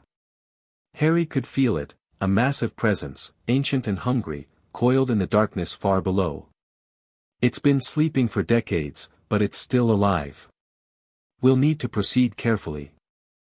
A basilisk's gaze is instantly fatal, and its venom is among the most deadly substances known to wizard kind. Its venom is also one of the few things that can destroy a Horcrux. Indeed. Dumbledore's eyes met Harry's. Are you prepared for this? What we find down there may be disturbing. Harry thought of Azkaban. Of Dementors. Of the cold and the darkness and the endless despair. I've been disturbed before, he said. Let's finish this. They descended into the Chamber of Secrets. Chapter 4 and Chapter 5, The Trial of Shadows. The pipe dropped them into darkness. Harry landed in a crouch, his senses immediately extended, searching for threats. The air was thick with moisture and the smell of ancient stone, of things long dead and things that refused to die. Somewhere in the distance, water dripped with rhythmic persistence. Dumbledore landed beside him, wand already lit. The blue-white glow revealed a tunnel stretching into blackness, its walls slick with condensation and something that might have been slime. The chamber proper lies ahead, Dumbledore said quietly. Can you sense the basilisk? Harry closed his eyes, reaching out with the strange awareness that Azkaban had gifted him. The Dementor connection gave him sensitivity to magical signatures, to the emotional resonance of living things. The basilisk was there, a massive presence, coiled and dreaming, radiating hunger even in its sleep. About 200 meters ahead. It's dormant but not deeply asleep. If we're quiet, we may be able to retrieve what we need without waking it. Dumbledore nodded. Lead the way. They moved through the tunnel in silence, stepping carefully over bones and debris. The remains of small animals littered the floor, rats, birds, things that had wandered too close to the monster's lair. Harry noted the absence of human bones with grim relief. The tunnel opened into a massive chamber. Pillars carved with serpents rose toward a ceiling lost in shadow. At the far end, an enormous stone face dominated the wall, Salazar Slytherin himself, Harry guessed, his expression frozen in eternal judgment. And coiled at the base of that statue, its scales gleaming faintly in the wand light, lay the basilisk. The creature was enormous. 50 feet long at least, its body as thick as a tree trunk. Its eyes were closed, thank Merlin, but Harry could see the deadly potential in every line of its form. The venom glands, Dumbledore breathed. Located just behind the fangs. If we can extract some without waking the beast. I'll do it. Harry's voice was calm. It responds to Parseltongue. I might be able to keep it docile while you work. Harry, this is why I'm here. Harry met Dumbledore's eyes. I'm the only one who can communicate with it. Let me do what needs to be done. Dumbledore hesitated, then nodded slowly. Be careful. A basilisk's gaze, I know. Harry began moving toward the sleeping serpent, his steps silent on the ancient stone. Keep your eyes closed if it wakes. I'll handle the rest. He approached the basilisk with measured calm, forcing down the primal terror that every instinct screamed at him. This creature could kill him with a look, could crush him with a casual movement of its massive coils. But fear was a luxury he couldn't afford. Wake, he hissed in Parseltongue. I would speak with you. The basilisk stirred. Its head rose slowly, swaying in the darkness, and Harry kept his eyes firmly fixed on its body, avoiding the deadly gaze. He could feel its attention focusing on him, its ancient intelligence assessing this unexpected visitor. Speaker. The word was a rumble, felt as much as heard. It has been long since a speaker came to my chamber. I am Harry Potter. Harry kept his voice steady. I carry something that connects me to your master, the one who last commanded you. The young one.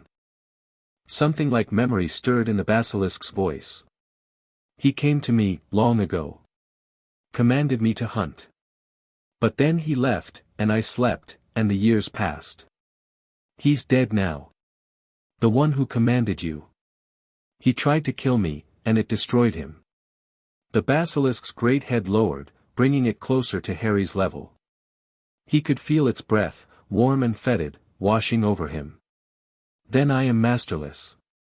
The serpent's voice was contemplative. I have served the line of Slytherin since the founding of this place. Without a master, I am nothing but a beast in a hole. You don't have to be. Harry chose his words carefully. I need something from you. A gift of venom, freely given. In exchange, I can offer you something no one else can. What could you offer me, young speaker? Freedom. Harry let the word hang in the air. You've been trapped in this chamber for 1,000 years, bound by ancient magic to serve whoever claims Slytherin's legacy. I can break those bindings. Let you choose your own path. The basilisk was silent for a long moment. Harry could feel it thinking, could sense the weight of centuries pressing down on its ancient mind. Freedom, it said finally.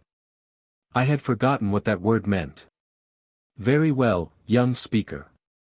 I will give you what you ask. And in return, you will give me what you have promised. The great serpent lowered its head further, opening its mouth to reveal fangs as long as swords.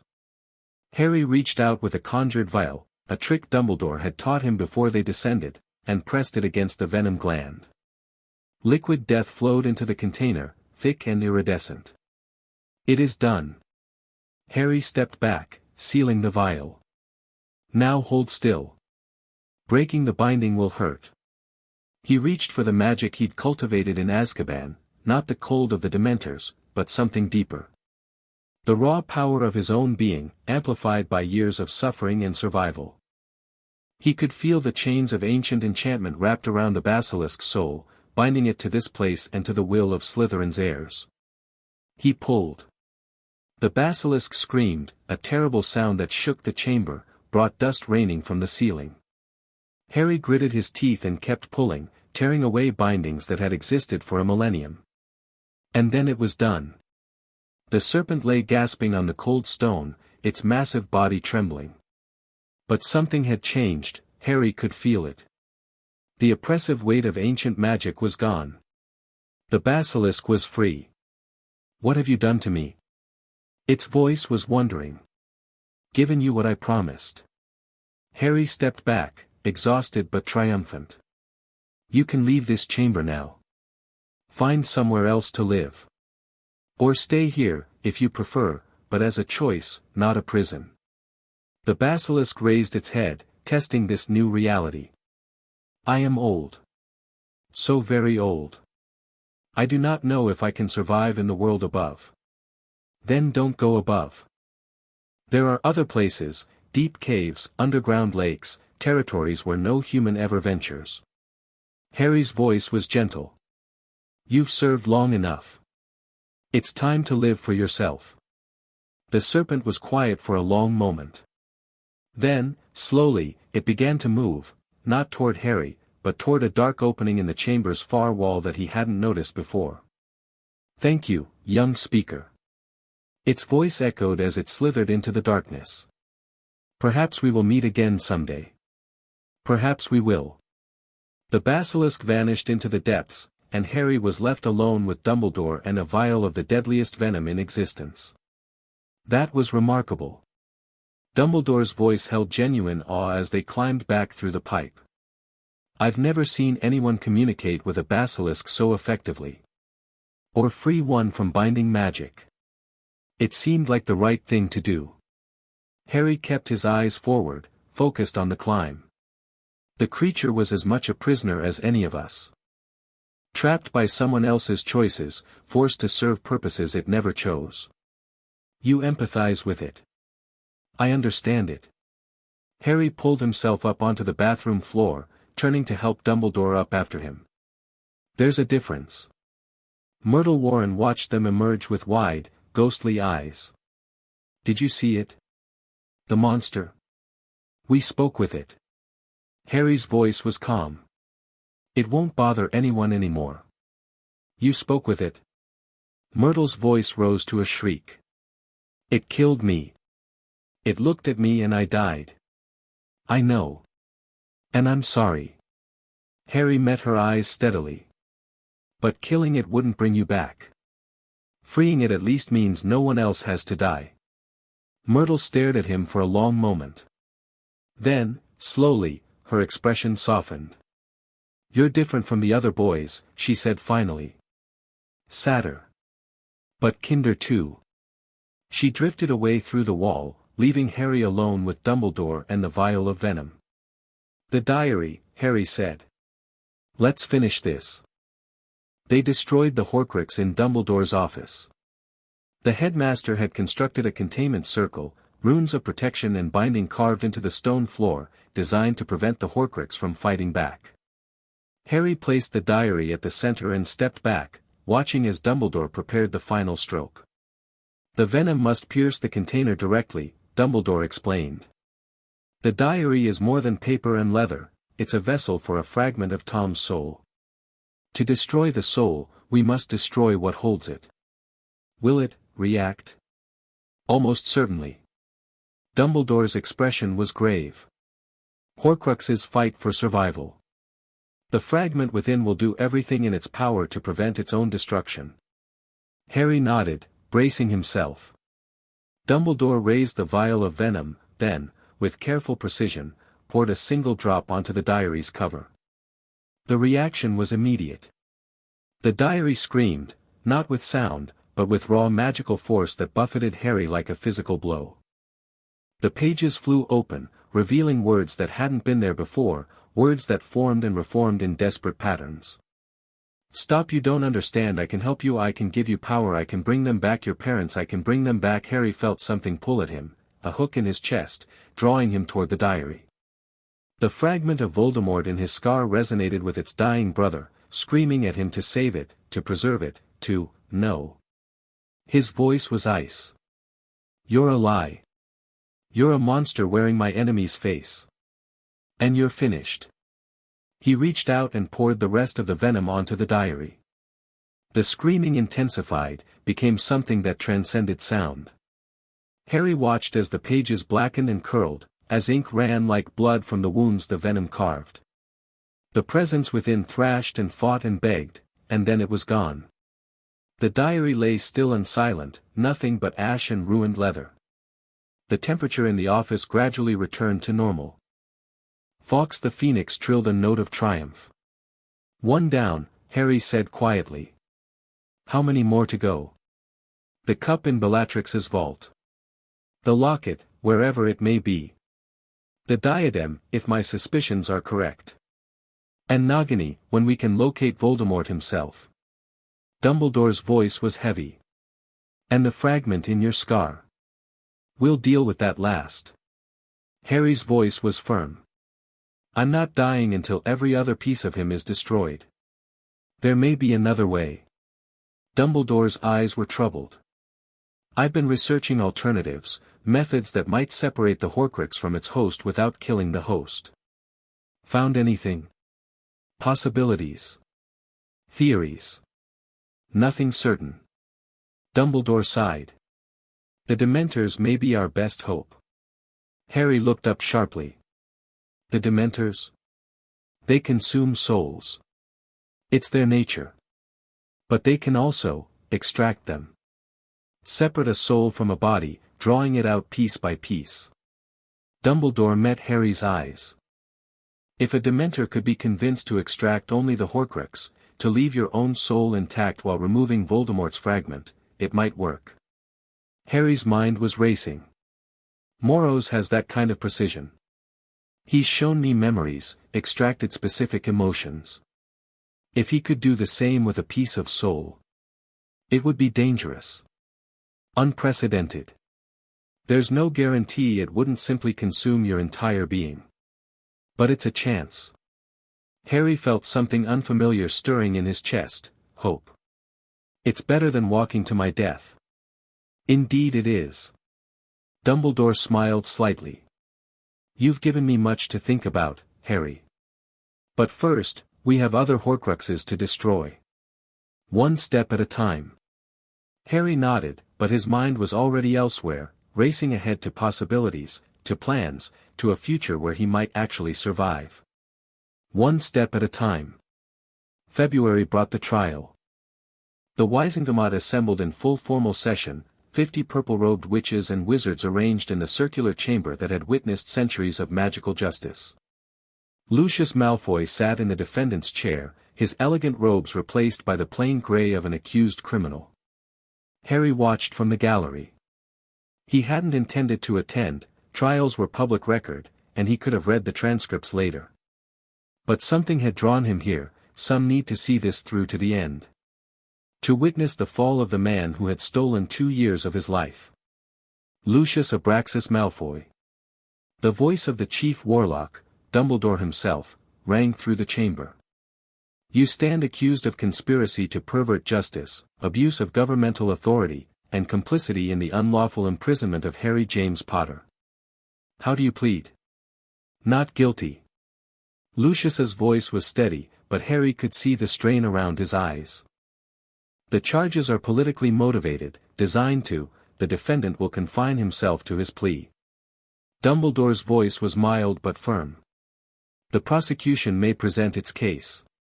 What followed was a methodical dismantling of everything Lucius Malfoy had built. Witnesses testified to private meetings, to whispered conversations, to payments made and favors exchanged. Documents were produced showing Lucius's influence over Cornelius Fudge, his role in shaping the emergency Wizengamot session that had sentenced Harry to Azkaban. And then Amelia Bones called Harry to testify. He walked to the witness stand with measured steps, feeling the weight of every eye in the chamber. The whispers that followed him were familiar by now, the fear, the awe, the uncertainty. He ignored them all. "Mr. Potter." Amelia's voice was professional but not unkind. "Would you please describe for the Wizengamot the events leading to your imprisonment?" Harry told his story. Not the public version, the sanitized account that had appeared in the Prophet. The real version. The cupboard under the stairs. The years of abuse and neglect. The moment of accidental magic that had been nothing more than a desperate child's attempt at self-defense. He described the trial, 11 minutes that had decided his fate, without representation, without any attempt to understand what had actually happened. He described Fudge's nervous bluster, Dumbledore's overruled objection, the cold shock of the Dementor transport. And then he described Azkaban. The chamber grew very quiet as he spoke. Even Lucius's practiced composure cracked as Harry detailed the endless cold, the feeding Dementors, the prisoners who lost their minds one by one. He didn't dramatize or exaggerate, he didn't need to. The bare facts were horrifying enough. 2 years, Harry concluded. 2 years of darkness, because Lucius Malfoy wanted to control the boy who lived. When I proved too strong to break, he decided I was better off dead. Objection. Lucius's defense attorney was on his feet. The witness is speculating about my client's intentions, sustained. Dumbledore's voice was neutral, but his eyes were cold. Mr. Potter, please confine yourself to what you directly observed or experienced. Of course. Harry met Lucius's eyes across the chamber.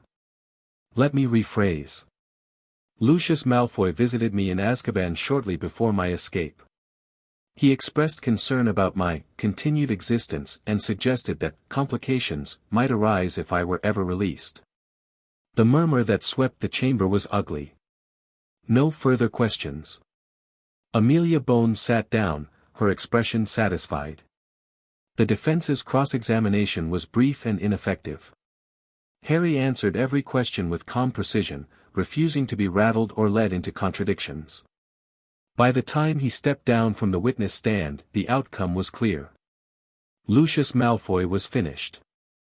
The verdict came 3 hours later. Guilty on all charges. Dumbledore's voice rang through the silent chamber. Lucius Abraxas Malfoy, you are hereby sentenced to 15 years in Azkaban, without possibility of early release. Harry watched as the Aurors led Lucius away, feeling something he hadn't expected, emptiness. He'd thought this moment would bring satisfaction, would provide some kind of closure for what had been done to him. Instead, he felt hollow. Lucius's fall didn't restore the 2 years Harry had lost. It didn't heal the wounds that Azkaban had carved into his soul. It was just over. You look disappointed. Blaise had appeared beside him, moving with his usual silent grace. I thought you'd be celebrating. I thought I would be too. Harry turned away from the chamber. Instead, I just feel tired. Revenge is like that. Blaise fell into step beside him as they walked toward the exit. It promises more than it delivers. The anticipation is always better than the reality. You sound like you're speaking from experience. My mother's third husband. Blaise's voice was matter-of-fact. He was cruel to her. She waited 5 years to destroy him, carefully, methodically, building the trap that would eventually swallow him whole. And when it finally happened, when he lost everything and died in disgrace, she felt empty. She felt free. Blaise glanced at Harry sideways. Maybe that's the difference. Mother wasn't seeking revenge, she was seeking liberation. Once the threat was removed, she could move on with her life. Harry considered this as they walked. Liberation, not revenge. The distinction seemed important somehow. Lucius was a threat, he said slowly. As long as he was free, as long as he had power, he would keep trying to destroy me. Now that threat is gone. So what do you do with your freedom? Harry didn't have an answer. For so long, his life had been defined by survival, first the Dursleys, then Azkaban, then the threat of Voldemort's followers. Without those pressures, without enemies to fight and plots to unravel. Who was he, exactly? I don't know, he admitted. I've never had the luxury of asking that question before. Then maybe it's time to find out. Blaise's voice was gentle. You're not just the boy who lived, Harry. You're not just the Dementor King. There's a person under all those titles. Maybe it's time to figure out who that person actually is. The spring term brought unexpected complications. With Lucius's fall, the political landscape had shifted dramatically. The old pureblood families who had aligned themselves with Malfoy were scrambling to distance themselves from his disgrace. The ministry was in upheaval, with Amelia Bones pushing through reforms that would have been unthinkable months earlier. And at Hogwarts, Harry found himself at the center of attention he neither wanted nor knew how to handle. Students approached him with questions, with requests, with offers of friendship that felt more like political calculations than genuine connection. The Slytherins treated him as a leader, deferring to his opinions, seeking his approval, jockeying for position in whatever hierarchy they imagined him creating. Harry hated it. "You could use it," Blaise observed one evening in the common room. "Build a power base. Shape the future of Wizarding Britain. The students who follow you now will be the ministry officials and business leaders of tomorrow." "I don't want followers." Harry stared into the fire, watching the flames dance. "I want to be left alone." "That's not an option anymore. You're too powerful, too visible. People will follow you whether you want them to or not." Blaise's voice was pragmatic. "The question is whether you guide that following towards something worthwhile, or let it drift into chaos." "And what would you suggest I guide them toward?" "That's your decision, not mine." Blaise shrugged. "But if I were you, I'd start with changing how this world treats people like us. People who don't fit the pure-blood mold. People who got thrown into Azkaban because they were inconvenient." Harry looked at his companion, seeing something he hadn't noticed before. "You're not talking about me. I'm talking about everyone." Blaise's voice hardened slightly. "My mother isn't exactly popular in proper pure-blood circles. Too many dead husbands, too much scandal. I've spent my whole life being judged for her choices, assumed to be as mercenary and ruthless as people think she is." "Are you?" "Maybe." Blaise's smile was thin. "But I'd like the chance to prove otherwise. To be judged on my own merits, not my mother's reputation." Harry understood that feeling all too well. He'd spent years being judged, first as a burden by the Dursleys, then as a symbol by the wizarding world. The chance to be seen as himself, as Harry rather than the boy who lived or the Dementor king. "Change," he said slowly. "Real change. That's what you're suggesting." "I'm suggesting that you have more power than almost anyone in this country. And power unused is power wasted." Blaise stood, stretching. "Think about it. You don't have to decide tonight. But eventually, you'll have to choose, use what you have, or watch others use it for you." He walked away, leaving Harry alone with his thoughts. The Dementors were restless. Harry felt it during his nightly visits to the Forbidden Forest, a stirring among his dark companions, an unease that had no obvious source. When he reached out to Moros, seeking explanation, the answer was troubling. "Something approaches." The great Dementor's voice was like wine through dead leaves. "Something old. Something that tastes of the master who was." "Voldemort?" "A shadow of him. A whisper. It moves through the world, seeking a path back to strength." Harry felt ice settle in his stomach. They'd destroyed one Horcrux, the diary was nothing but ash and ruined leather. But others remained. The cup in Bellatrix's vault. The locket, still hidden. The diadem, presumably somewhere in the castle. And whatever was left of Voldemort himself, the wraith that had fled Quirrell's dying body, was apparently still active. "Where is it?" "East. Moving east, toward the rising sun. It seeks something, a vessel, perhaps. A way to restore what was lost." Harry shared this information with Dumbledore the next morning. "Troubling." The headmaster stroked his beard thoughtfully. "If Voldemort's spirit is actively seeking restoration, we have less time than I'd hoped." "The other Horcruxes," Harry said. "We need to destroy them before he can use them to anchor himself. The cup, the locket, the diadem, the cup presents particular challenges." Dumbledore's voice was grave. "Gringotts' security is formidable, and Bellatrix's vault is among the most heavily protected in the bank. Breaking in would be complicated." Bellatrix offered to help. Harry remembered his meeting in the forest, the Mad Witch's calculating eyes. She knows the vault's defenses. In exchange for certain considerations, you trust her? No. But I trust her self-interest. She wants Voldemort to return, but she wants to survive even more. If she believes helping us destroy the Horcruxes serves that survival. A dangerous gamble. Dumbledore's expression was troubled. Bellatrix Lestrange is not to be underestimated. Her madness conceals a brilliant mind and a ruthless will. I know. Harry met the headmaster's eyes. But we're running out of options. The spirit is moving, seeking power. Every day we delay is a day closer to his return. Dumbledore was silent for a long moment. Then, slowly, he nodded. Arrange a meeting. I'll want to be present, with appropriate precautions. And Harry, his voice sharpened. Be careful. Bellatrix may claim to want our success, but her ultimate loyalty is to Voldemort. Never forget that. I never forget anything, Harry said quietly.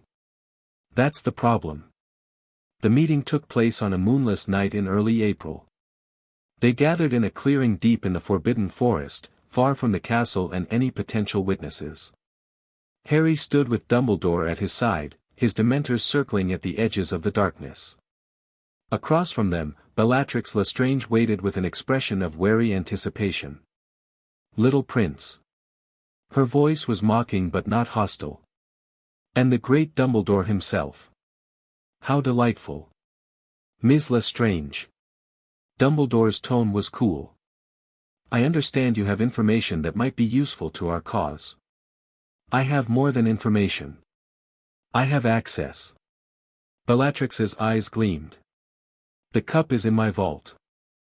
I'm the only one who can retrieve it without triggering every ward in Gringotts. And your price for this service? Amnesty. Bellatrix's voice hardened.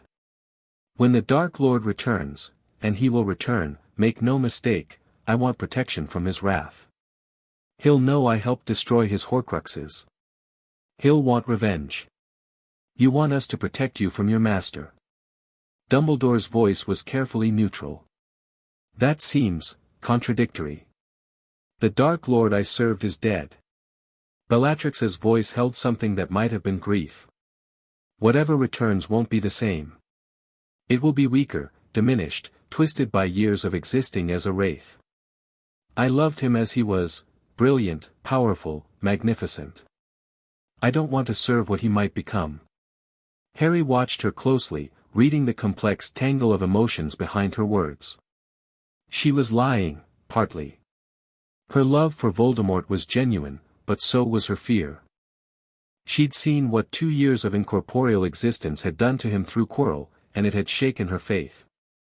If you help us destroy the Horcruxes, Harry said, the Wraith becomes permanently vulnerable. It can be destroyed completely. Voldemort will never return. I know. Bellatrix's voice was soft. That's the choice I'm making.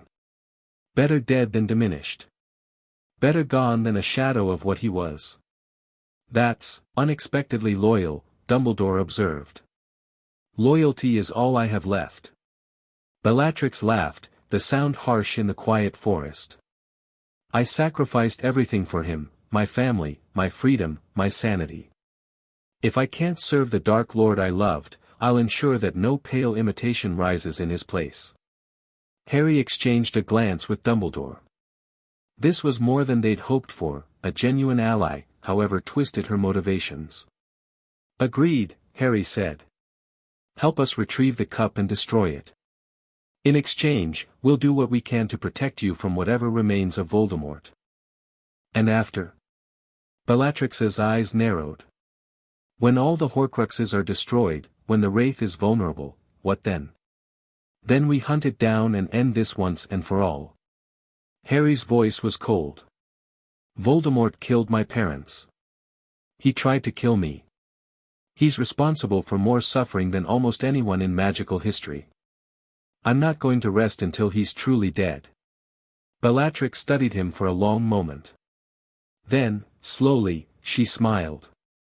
You really are something special, little prince. The Dark Lord would have been proud to claim you as his equal. She extended her hand. We have a deal. Harry took it. Her grip was cold and strong, her eyes burning with mad fire. The alliance of convenience was sealed. The raid on Gringotts took place a week later. They moved at night, using a combination of Bellatrix's knowledge and Dumbledore's considerable magical power. The goblins' wards were formidable, but Bellatrix knew secret passages, hidden routes that bypassed the main defenses. The vault itself was a nightmare of protective enchantments. Gemino and Flagranti curses caused everything they touched to multiply and burn. Cursed artifacts lined the walls, radiating malevolent energy. At the center of it all, sitting on a pedestal of black stone, rested Hufflepuff's cup. Harry felt the Horcrux's presence like a weight on his soul. It recognized him, reached for him, tried to establish the same connection the diary had attempted. He pushed back with the clemency shields forged in Azkaban's darkness. The cup, he said. We need to move fast. Bellatrix navigated the curses with practiced ease, her wand weaving patterns of deactivation that she'd obviously prepared for this moment. Within minutes, she held the cup in her hands. It's fighting me. Her voice was strained. The Dark Lord's soul, it knows what we're planning, give it to me. Harry reached out, and Bellatrix passed him the cup without hesitation. The moment his fingers closed around the handle, the Horcrux screamed. Not sound, pure psychic force, hammering against Harry's mental defenses. He saw visions, his parents' deaths, his years with the Dursleys, the cold darkness of Azkaban. The cup was trying to break him, to find the weak points in his armor and exploit them. But Harry had been broken before. He'd been shattered into pieces and rebuilt himself in the darkest place on Earth. The cup's assault was nothing compared to what he'd already survived. You're not real, he thought at the fragment within. You're just a piece of something that refused to die. And I'm going to end you. He pulled out the vial of basilisk venom they'd preserved from the chamber. The cup's screaming intensified as he poured the poison into its bowl. The metal began to melt, to twist, to run like liquid gold. Something dark rose from the destruction, a shadow, a whisper, the ghost of a fragment of soul, and then it was gone. 2 Horcruxes destroyed. More to go. It's done. Harry let the ruined remains of the cup fall to the floor. Let's get out of here before, alarms began to wail. The goblins had finally noticed the intrusion. Harry heard the pounding of feet, the shouting of guards, the unmistakable sound of magical defenses activating throughout the bank. This way. Bellatrix was already moving, leading them toward another hidden passage. There's an exit through the old dragon pens, they ran. The escape was chaotic, spells flying, goblins screaming, ancient wards activating in cascades of deadly light. Harry fought alongside Dumbledore and Bellatrix, an unlikely trio united by necessity. His magic flowed freely, unrestrained, the cold power of the Dementors manifesting in ways that made even Bellatrix pause. They burst out of the bank into Diagon Alley, where a crowd had gathered to investigate the commotion. Scatter, Dumbledore commanded. We'll meet at the agreed location. Bellatrix vanished into the shadows. Dumbledore disapparated with a crack. Harry reached for his Dementor connection and let the cold carry him away, vanishing into darkness before anyone could react. They gathered an hour later at the edge of the Forbidden Forest. Dumbledore was slightly singed but otherwise unharmed. Bellatrix was laughing, the mad joy of successful mayhem lighting her eyes. Harry was cold and tired, the aftereffects of the Horcrux's assault still echoing in his mind. 2 destroyed, he said. The diary and the cup. That leaves the locket, the diadem, and Nagini. And the fragment in your scar. Dumbledore's voice was gentle. We haven't forgotten. I know. Harry touched his forehead, feeling the familiar shape of the lightning bolt. But that comes last. First, we find the others. The diadem may be in the castle. Dumbledore's expression was thoughtful. The room of requirement contains artifacts hidden by generations of students. If Tom concealed something there during his time at Hogwarts, I'll search tomorrow. Harry was already planning, already preparing for the next step. The locket, Bellatrix, do you have any idea where Voldemort might have hidden it? The Gaunt Shack. Bellatrix's voice was certain. The Dark Lord was obsessed with his heritage. He murdered his family there, claimed their legacy. If he hid Slytherin's locket anywhere, it would be there. Then we have our next targets. Harry looked at his unlikely allies, the elderly wizard who had failed him, the mad witch who had served his enemy. We finish this. All of it. And then? And then? Dumbledore asked. Harry's expression hardened. Then we hunt the Wraith. And we end Voldemort once and for all. Chapter 5 and Chapter 6, The King in Cold. The room of requirement revealed itself on Harry's third attempt. He'd paced the 7th-floor corridor for nearly an hour, focusing on different variations of his need. Show me where things are hidden. Show me what Tom Riddle left behind. Show me Ravenclaw's diadem. The wall remained stubbornly blank until he changed his approach. Show me where broken things go to be forgotten. The door materialized, not the grand entrance he'd expected, but a small, unassuming portal that might have led to a broom closet. Harry pushed it open and found himself staring at infinity. The room stretched beyond sight, towering mountains of discarded objects rising like the skyline of some impossible city. Broken furniture, outdated textbooks, failed experiments, confiscated contraband, centuries of Hogwarts cast-offs piled in tottering heaps that defied gravity and common sense. The air was thick with dust and the peculiar smell of abandoned things. Somewhere in this chaos, a piece of Voldemort's soul waited. Harry closed his eyes and reached out with his senses. The Dementor connection had changed him in ways he was still discovering. He could feel emotional residue now, the psychic fingerprints left behind by strong feelings. Most of the objects in this room radiated nothing but neglect, the fading disappointment of students who had outgrown their possessions, the resigned acceptance of things that had outlived their usefulness. But there, deep in the maze of forgotten treasures, something burned with cold fire. Harry began to move. He navigated the towering piles with practiced caution, aware that one wrong step could bring an avalanche of junk crashing down. The presence grew stronger as he walked, pulling him forward like a compass needle drawn to north. Past a stack of broken cauldrons. Around a mountain of mildewed textbooks. Through a narrow gap between two wardrobes that had clearly been trying to eat each other for decades. And there it was. Ravenclaw's diadem sat atop a dusty bust of some forgotten warlock, its delicate silver filigree tarnished by years of neglect. The sapphire at its center gleamed with dark intelligence, and Harry felt the Horcrux's awareness focus on him like a physical weight. Speaker. The voice slithered through his mind, oily and insinuating. Carrier of my master's essence. We are kin, you and I. Harry said nothing. He'd learned in Azkaban that some voices didn't deserve responses. I can feel it in you, the fragment of the Dark Lord's soul. We could be allies, you know. Together, we could, no. Harry's voice was flat. He reached for the vial of basilisk venom he'd brought, the last of their supply from the chamber. We couldn't. The diadem screamed. The psychic assault was worse than the cups had been, more sophisticated, more targeted. The diadem had belonged to Rowena Ravenclaw, founder of the House of Intellect, and Voldemort's fragment had absorbed some of that cunning. It didn't just attack Harry's memories, it analyzed them, found the weak points, struck with surgical precision. Your parents abandoned you.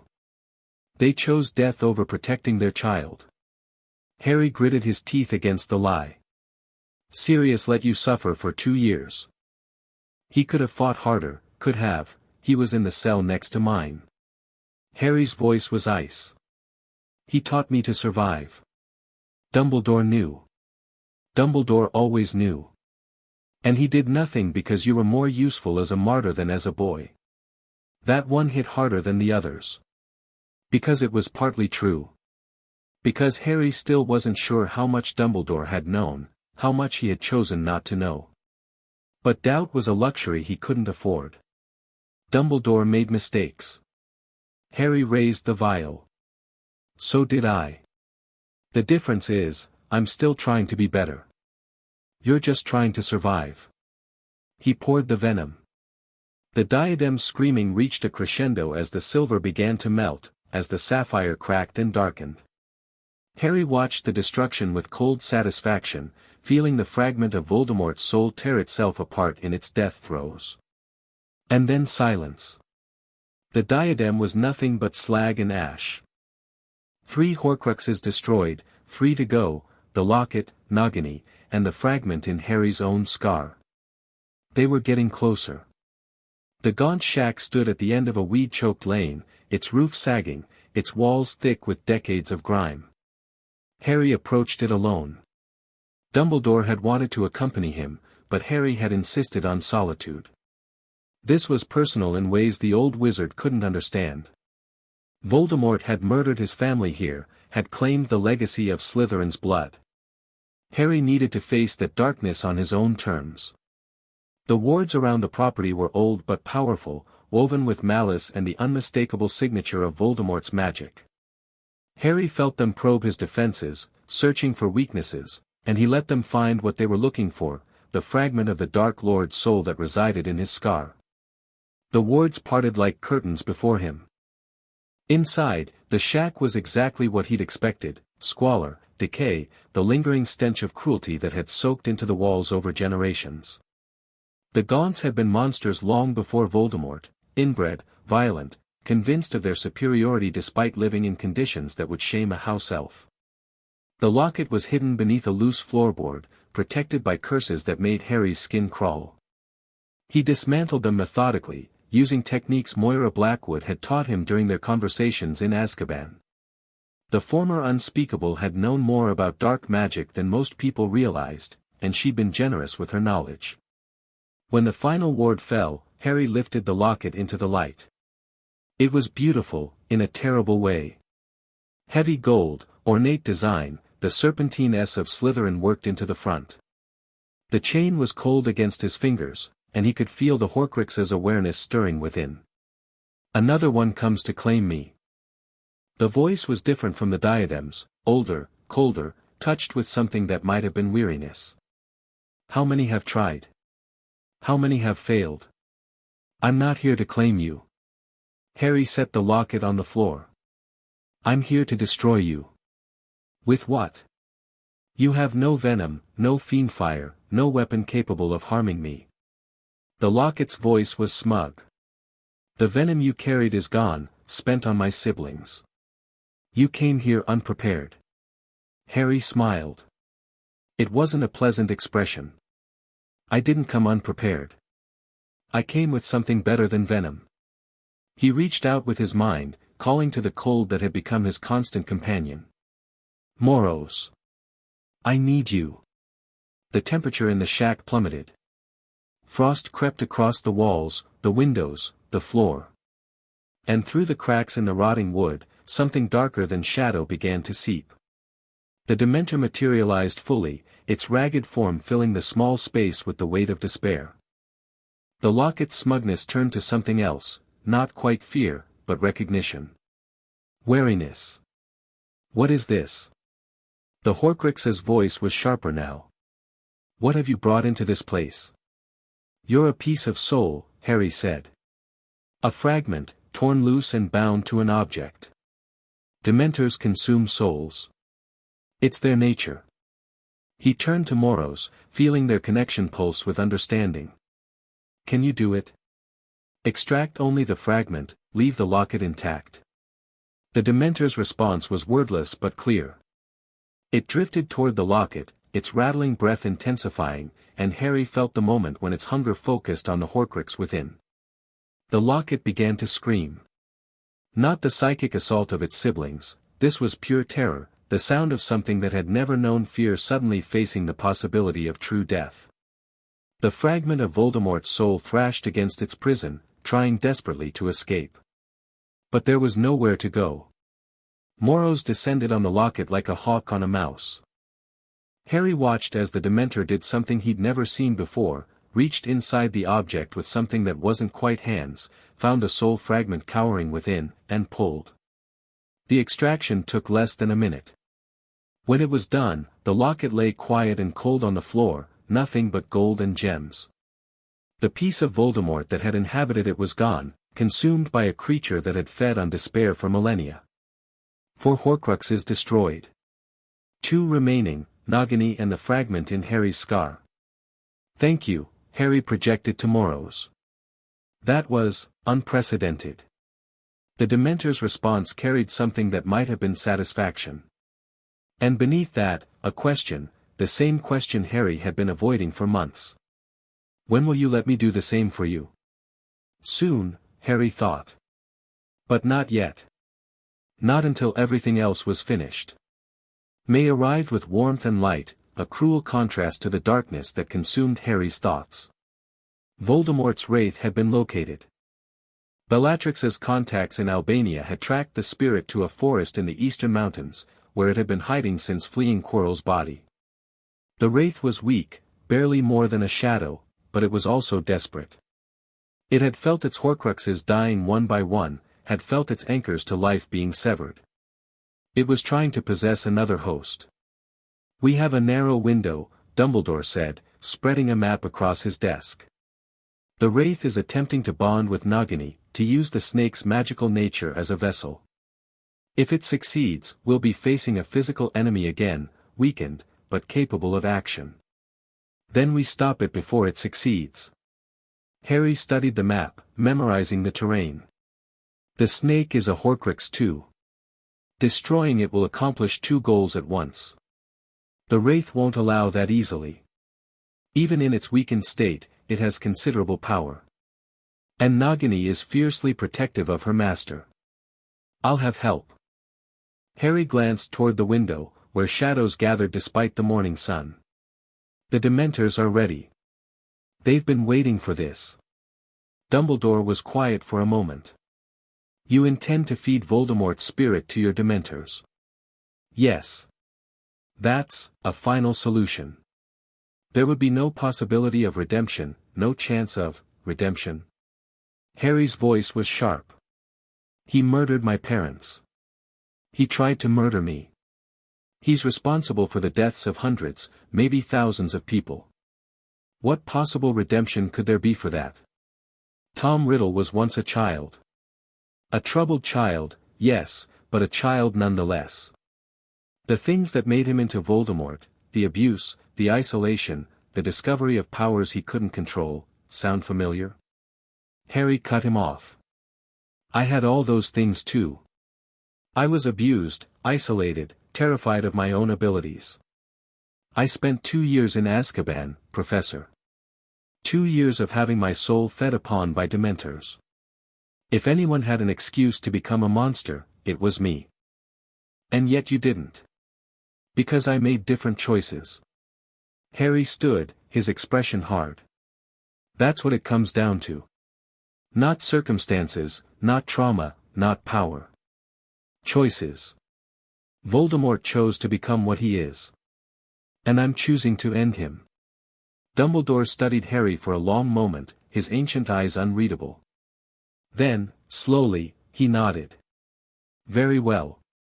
I'll make arrangements for our departure. But Harry, his voice softened.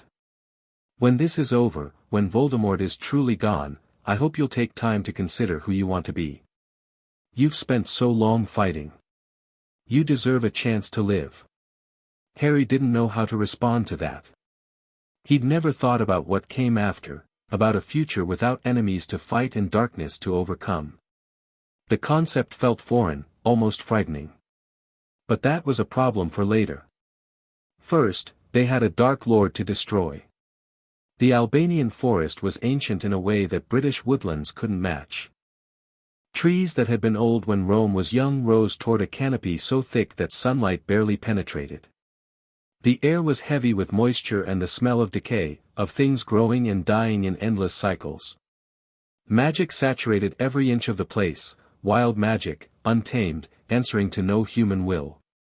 Harry moved through the undergrowth with the Dementors at his side. Moros led the way, its senses attuned to the presence they sought. Behind them, spread through the forest in a widening arc, 24 more Dementors drifted like shadows given form. It had taken 3 days to reach this place. 3 days of travel, of preparation, of careful planning. Dumbledore and Bellatrix waited at the forest's edge, ready to intervene if something went wrong. But this final confrontation belonged to Harry alone. He found them in a clearing surrounded by standing stones. Nagini was enormous, 15 feet of muscle and scale, her body coiled around a darkness that hurt to look at directly. The wraith that was Voldemort clung to her like smoke, barely visible, desperately trying to complete the possession that would give it form again. Tom Riddle. Harry stepped into the clearing, his voice cutting through the heavy air. We need to talk. The wraith's attention snapped to him. Harry felt the weight of that regard, the cold malevolence of a consciousness that had cheated death for decades. Potter. The voice was barely a whisper, strained by weakness and rage. You've destroyed my Horcruxes. You've hunted me across continents. And now you come to finish what you started. Something like that. I should have killed you in your crib. The wraith's form flickered, solidified slightly as it drew on Nagini's strength. But your mother's sacrifice, that damnable protection, it should have faded by now. Why can I still not touch you? Because love is stronger than you. Harry kept his voice steady, though his heart was pounding. You never understood that. You thought it was weakness, sentiment, something to be exploited. But it's the only magic you couldn't master. Love. The word dripped with contempt. Love didn't save your parents. Love didn't keep you out of Azkaban. Love won't save you now. Maybe not. Harry reached for the cold inside himself, feeling the Dementors respond to his call. But this will.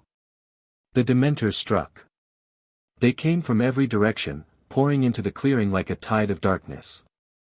Nagini reared up, hissing, her massive body uncoiling to strike. But she was just a snake, however magical, and the Dementors weren't interested in her flesh. They wanted the soul within. Harry watched as Moros led the assault, diving directly at the wraith that clung to Nagini's form. Voldemort's spirit fought back, blasts of dark energy, shields woven from pure will, every trick that had kept him alive for 50 years. But he was weak, depleted by the destruction of his Horcruxes, and the Dementors were many. No. The wraith's voice rose to a scream as the first Dementor reached it. I am Lord Voldemort. I cannot die. I will not. The words cut off as Moros's cold presence engulfed the spirit completely. Harry felt the moment of consumption, a psychic shockwave that rippled through the clearing, through the forest, through the very fabric of magical reality. The piece of Voldemort in his scar shrieked in sympathetic agony, and Harry dropped to his knees, pressing his hands against his forehead. Now. Moros's voice cut through the pain. The fragment in you. I can take it now, while the barriers are weak. Harry understood. The death of the wraith had created a moment of vulnerability, a window where the Horcrux in his scar could be extracted without killing him. But it wouldn't last long. Do it, he gasped. Whatever you have to do. Just do it. The Dementor's cold descended on him. Harry had experienced Dementor feeding before, the slow drain of happiness, the weight of despair pressing down. This was different. This was surgical, precise, a scalpel rather than a bludgeon. He felt Moros reach into his very being, felt cold fingers wrap around something dark and foreign that had been part of him for as long as he could remember. And then, with a sensation like tearing cloth, the fragment came free. Harry screamed. The pain was beyond anything he'd experienced, worse than the Cruciatus, worse than Azkaban, worse than watching Quirrell burn beneath his hands. His scar split open, blood running down his face, and something black and twisted emerged from the wound.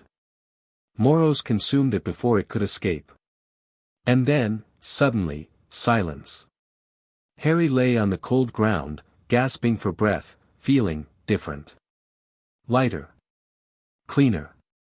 The constant weight he'd carried since that night in Godric's Hollow, the whisper at the edge of his consciousness that he'd thought was just his own darkness, it was gone. For the first time in his life, Harry Potter was entirely himself. It's done. His voice was a croak. It's really done. Around him, the Dementors drifted in slow circles, sated for the first time in their long existence.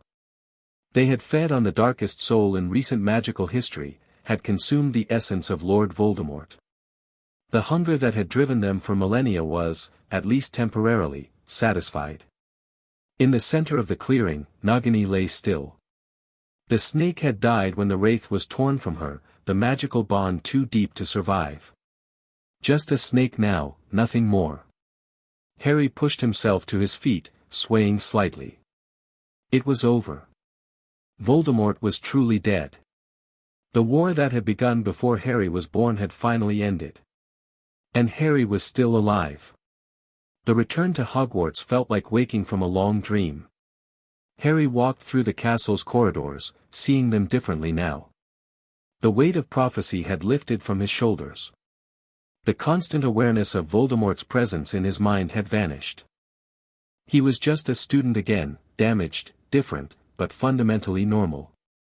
It was terrifying. You're brooding. Blaise fell into step beside him as he walked toward the lake. That's my job. I'm thinking. Harry kept his eyes on the water ahead. There's a difference. Is there? Blaise's voice was dry. You've spent the last week staring into space, barely eating, avoiding conversations with anyone who isn't me or your godfather. That sounds like brooding to me. Harry didn't argue. Blaise was right, he had been withdrawing, trying to process everything that had happened. The death of Voldemort. The extraction of the Horcrux.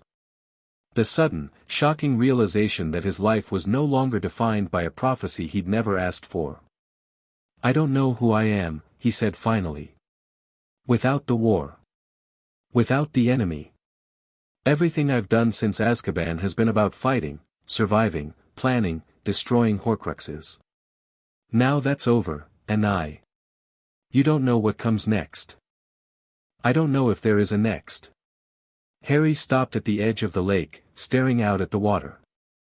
I spent 2 years learning to survive. Then I spent another year learning to fight. I never learned how to live. Blaise was quiet for a moment. Then he settled onto the grass beside Harry, his posture relaxed despite the weight of the conversation. My mother never expected to live past 30, he said. Her first husband was genuinely dangerous, violent, powerful, connected to people who killed inconvenient wives. She married him because she had no other options, and she assumed he'd eventually kill her. What happened? He died. Heart failure, officially. Probably something more creative, knowing mother. Blaise's voice was matter-of-fact. And suddenly she was free, rich, independent, with her whole life ahead of her. She spent 3 years in a kind of daze, not knowing what to do with herself. How did she get out of it? She decided to live as well as she could. Not for revenge, not for survival, just, for herself. She traveled. She learned new things. She made friends, took lovers, built a life that was entirely her own. Blaise glanced at Harry. She's happier now than she ever was. But it took time. And it took accepting that she deserved happiness, which was harder than anything she'd survived before. Harry considered this. The idea of living for himself, of building a life around something other than conflict and survival, it felt foreign. Almost impossible. But not entirely. I have Sirius, he said slowly. And you. And maybe some others, if I let them in. You have options. Blaise's voice was gentle. That's more than most people get. The question is whether you're brave enough to take them. Harry laughed, a real laugh, surprising himself. Brave. I walked into Azkaban at 9 years old and came out commanding Dementors. I fought Voldemort twice and won. But the thought of trying to be happy scares me more than any of that. That's because happiness requires vulnerability. You've spent years building walls, protecting yourself. Letting them down means risking pain. And if I can't, then you'll survive. You're good at that. Blaise stood, brushing grass from his robes. But survival isn't living, Harry. You proved that in Azkaban, when you made the Dementors your allies instead of just enduring them. You found a way to thrive in darkness. Maybe you can do the same in light. He walked away, leaving Harry alone with his thoughts. The Dementors stood at the edge of the forest, sensing his contemplation. Harry reached out to them through their bond, feeling their alien awareness brush against his mind. What now? Moroz's question was wordless but clear. The enemy is gone. What purpose do we serve? Harry didn't have an answer. The Dementors had followed him out of Azkaban, had served him faithfully through the war against Voldemort. But that war was over. What role did creatures of despair play in a world without Dark Lords? We figure it out together, he thought back. That's what we've always done. Understanding flowed through the bond. The Dementors had been alone for millennia, serving masters who saw them only as tools. Harry was the first to treat them as something more, not pets, not servants, but companions. Whatever came next, they would face it together. It was a start. Summer arrived with the end of term. Harry stood on platform 9 3/4, watching students reunite with their families, feeling the curious mixture of emotions that always came with transitions. He wasn't going home to the Dursleys, that part of his life was over, finished when the Ministry realized what they'd done to him. Instead, Sirius was waiting, ready to take him to Grimmauld Place for a summer of recovery and planning. Potter. Harry turned to find Draco Malfoy standing a few feet away. The Slytherin looked different than he had at the start of the year, thinner, quieter, the arrogance beaten out of him by his father's fall. They hadn't spoken much since Lucius's conviction, an awkward silence that neither had known how to break. Malfoy. Harry kept his voice neutral. Heading home. To the manor. Mother is managing. Draco's jaw tightened. The Ministry seized most of our assets, but she kept the house. Family magic, apparently. Harder to confiscate. I'm sorry about your father. Draco's laugh was bitter. No, you're not. He put you in Azkaban. He deserved everything he got. He deserved justice. That's not the same as me being happy about your family's suffering. The words hung between them. Draco stared at Harry with an expression that was difficult to read, not quite hostility, not quite understanding. I blamed you, he said finally. For everything. Father's arrest, our disgrace, the way people look at me now. It was easier than admitting that he brought it on himself. And now? Now I don't know what to think. Draco's voice was raw. Everything I believed about my family, about blood purity, about how the world works, it's all broken. I'm trying to figure out what's left. Harry nodded slowly. He remembered what he'd told Blaise months ago, that Draco could go either way, become something better or collapse into bitterness. This conversation felt like a crossroads. For what it's worth, Harry said, I don't think you're your father. You have the same choices he had, but you don't have to make the same mistakes. You think it's that simple. I think nothing is simple. But that doesn't mean it's impossible. Harry held out his hand. Start over. Not friends, maybe. But not enemies either. Draco stared at the offered hand for a long moment. Then, slowly, he took it. Not enemies, he agreed. For now. They parted ways, Draco toward the Malfoy contingent, Harry toward where Sirius waited. It wasn't forgiveness, and it wasn't friendship. But it was something. A possibility, where before there had been only conflict. Harry was starting to understand that possibilities were enough. Grimmauld Place was dark and dusty and filled with the remnants of generations of dark wizards. Harry loved it immediately. Not for its beauty, the house was objectively grim, full of cursed artifacts and portraits that screamed blood traitor at anyone who walked past. But it was Sirius's home, which meant it was Harry's home too. The first real home he'd ever had. They spent the first week clearing away the worst of the dark magic that had accumulated over the years. Sirius approached the task with a kind of manic energy, clearly delighted to be reclaiming his family's legacy for something better. The Blacks were always obsessed with purity, he explained, vanishing a particularly nasty cursed necklace. Blood purity, magical purity, the purity of their own twisted ideology. But the family magic itself isn't evil, just neglected. With the right care, this place could be something good. A home for people who don't have anywhere else to go. Harry suggested. Sirius paused, looking at his godson with surprise. That's, actually a brilliant idea. There are plenty of people in our world who need a safe place. Young werewolves abandoned by their families. Muggleborns whose parents can't accept what they are. People like us. Harry nodded. People who fell through the cracks. People the system failed.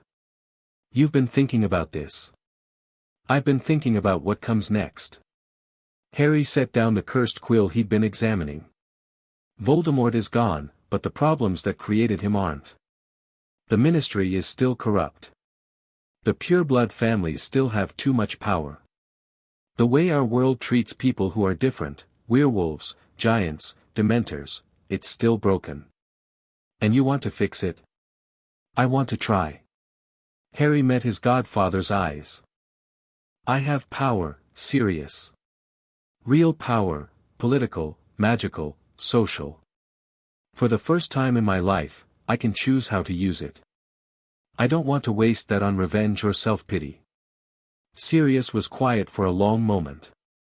Then he pulled Harry into a fierce embrace. Your parents would be so proud of you, he whispered.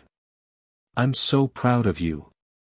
Harry let himself be held, feeling warmth spread through his chest. This was what he'd been missing, he realized. Not just safety or freedom, but connection. The knowledge that someone loved him unconditionally. We'll do it together, Sirius said, pulling back. Whatever you're planning. I'm with you. Even if it means challenging the entire Ministry. Especially then. Sirius grinned. The Marauders were always about causing trouble. Might as well cause trouble for a good reason. The summer passed quickly. Harry spent his days planning, studying, reaching out to allies he'd cultivated over the past year. Blaise visited regularly, offering advice and connections that proved invaluable. Neville Longbottom came once, awkward but determined, and left having agreed to support Harry's causes in whatever way he could. Even Dumbledore came, his relationship with Harry slowly healing as they worked together on projects that would outlast them both. The Wizengamot will resist change, the headmaster warned during one of their meetings. The old families have held power for centuries. They won't surrender it willingly. I know. Harry's voice was calm. That's why we're not asking them to surrender. We're offering them a choice, adapt or become irrelevant. A bold strategy. It's the only one that works. Harry leaned forward. The world is changing, Professor. Muggle technology is advancing faster than ever. The statute of secrecy is already strained. Either we modernize our society now, on our own terms, or we'll be forced to do it later, on someone else's. Dumbledore studied him with something like wonder.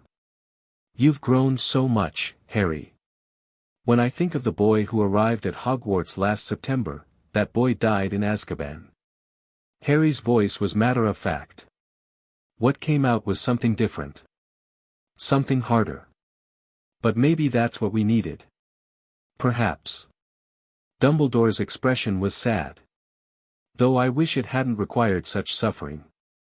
So do I. Harry stood, moving toward the window. But we can't change the past. We can only build a better future. The school year began again in September. Harry returned to Hogwarts as a second year, though he felt decades older than his classmates. The weight of the previous year's events still pressed on him, but it was lighter now, a burden he'd chosen to carry rather than one forced upon him. The Dementors remained in the Forbidden Forest, their presence a constant reminder of what Harry had become and what he could do. The other students still feared him, but that fear had evolved into something more complex: respect, curiosity, even admiration from those brave enough to look past the darkness. He walked through the castle's corridors, feeling the ancient magic pulse around him. Hogwarts had been a sanctuary and a battleground, a prison and a home. Whatever the future held, this place would always be part of him. Blaise fell into step beside him as he approached the Great Hall. Ready for another year of tedious classes and political maneuvering? Ready as I'll ever be. Harry glanced at his friend. Though I suspect this year will be different. No Voldemort to fight. No Horcruxes to destroy. Just, normal school things. Normal. Blaise's laugh was dry. Nothing about you has ever been normal, Harry. And that's not going to change just because the Dark Lord is dead. Maybe not. Harry paused at the entrance to the Great Hall, looking out at the students settling into their seats, the teachers taking their places at the high table. But I'd like to try. Just for a while.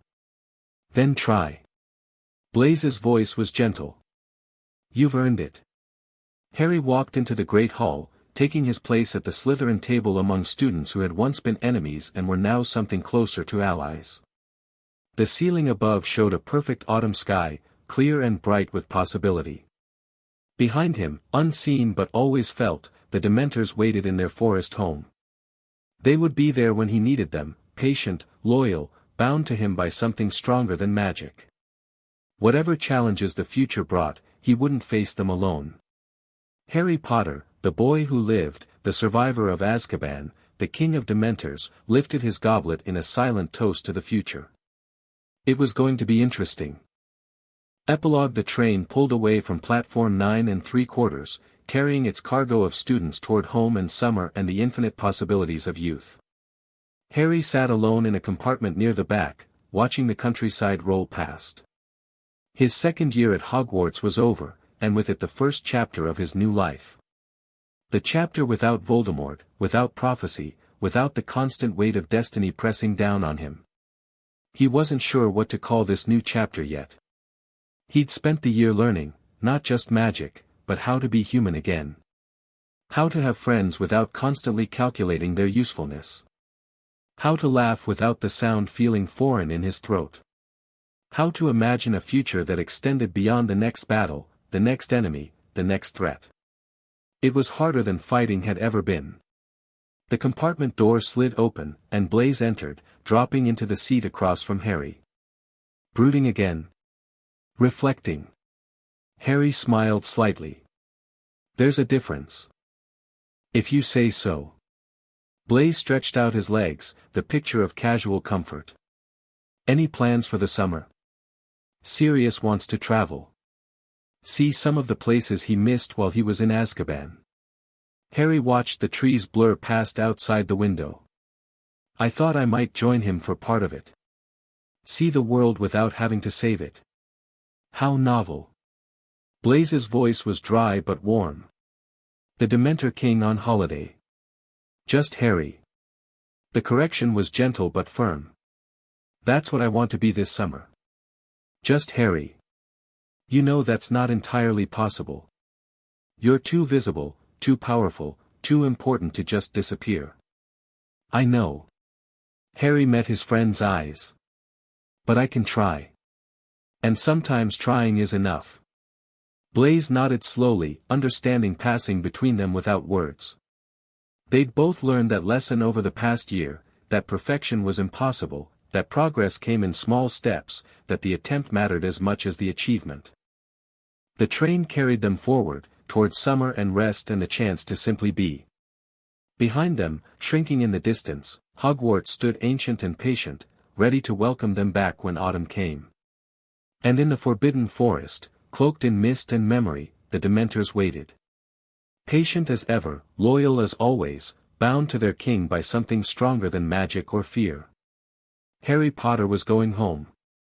Chapter 6 and the end of Book 1. Author's note: this concludes the first book of The Dementor King. Harry's journey continues as he navigates the challenges of building a new world from the ashes of the old, political struggles, personal growth, and the eternal question of what it means to be both powerful and good. The Horcruxes are destroyed, Voldemort is truly dead, but the consequences of war linger. And somewhere in the darkness, new threats are always waiting to be born. Thank you for reading.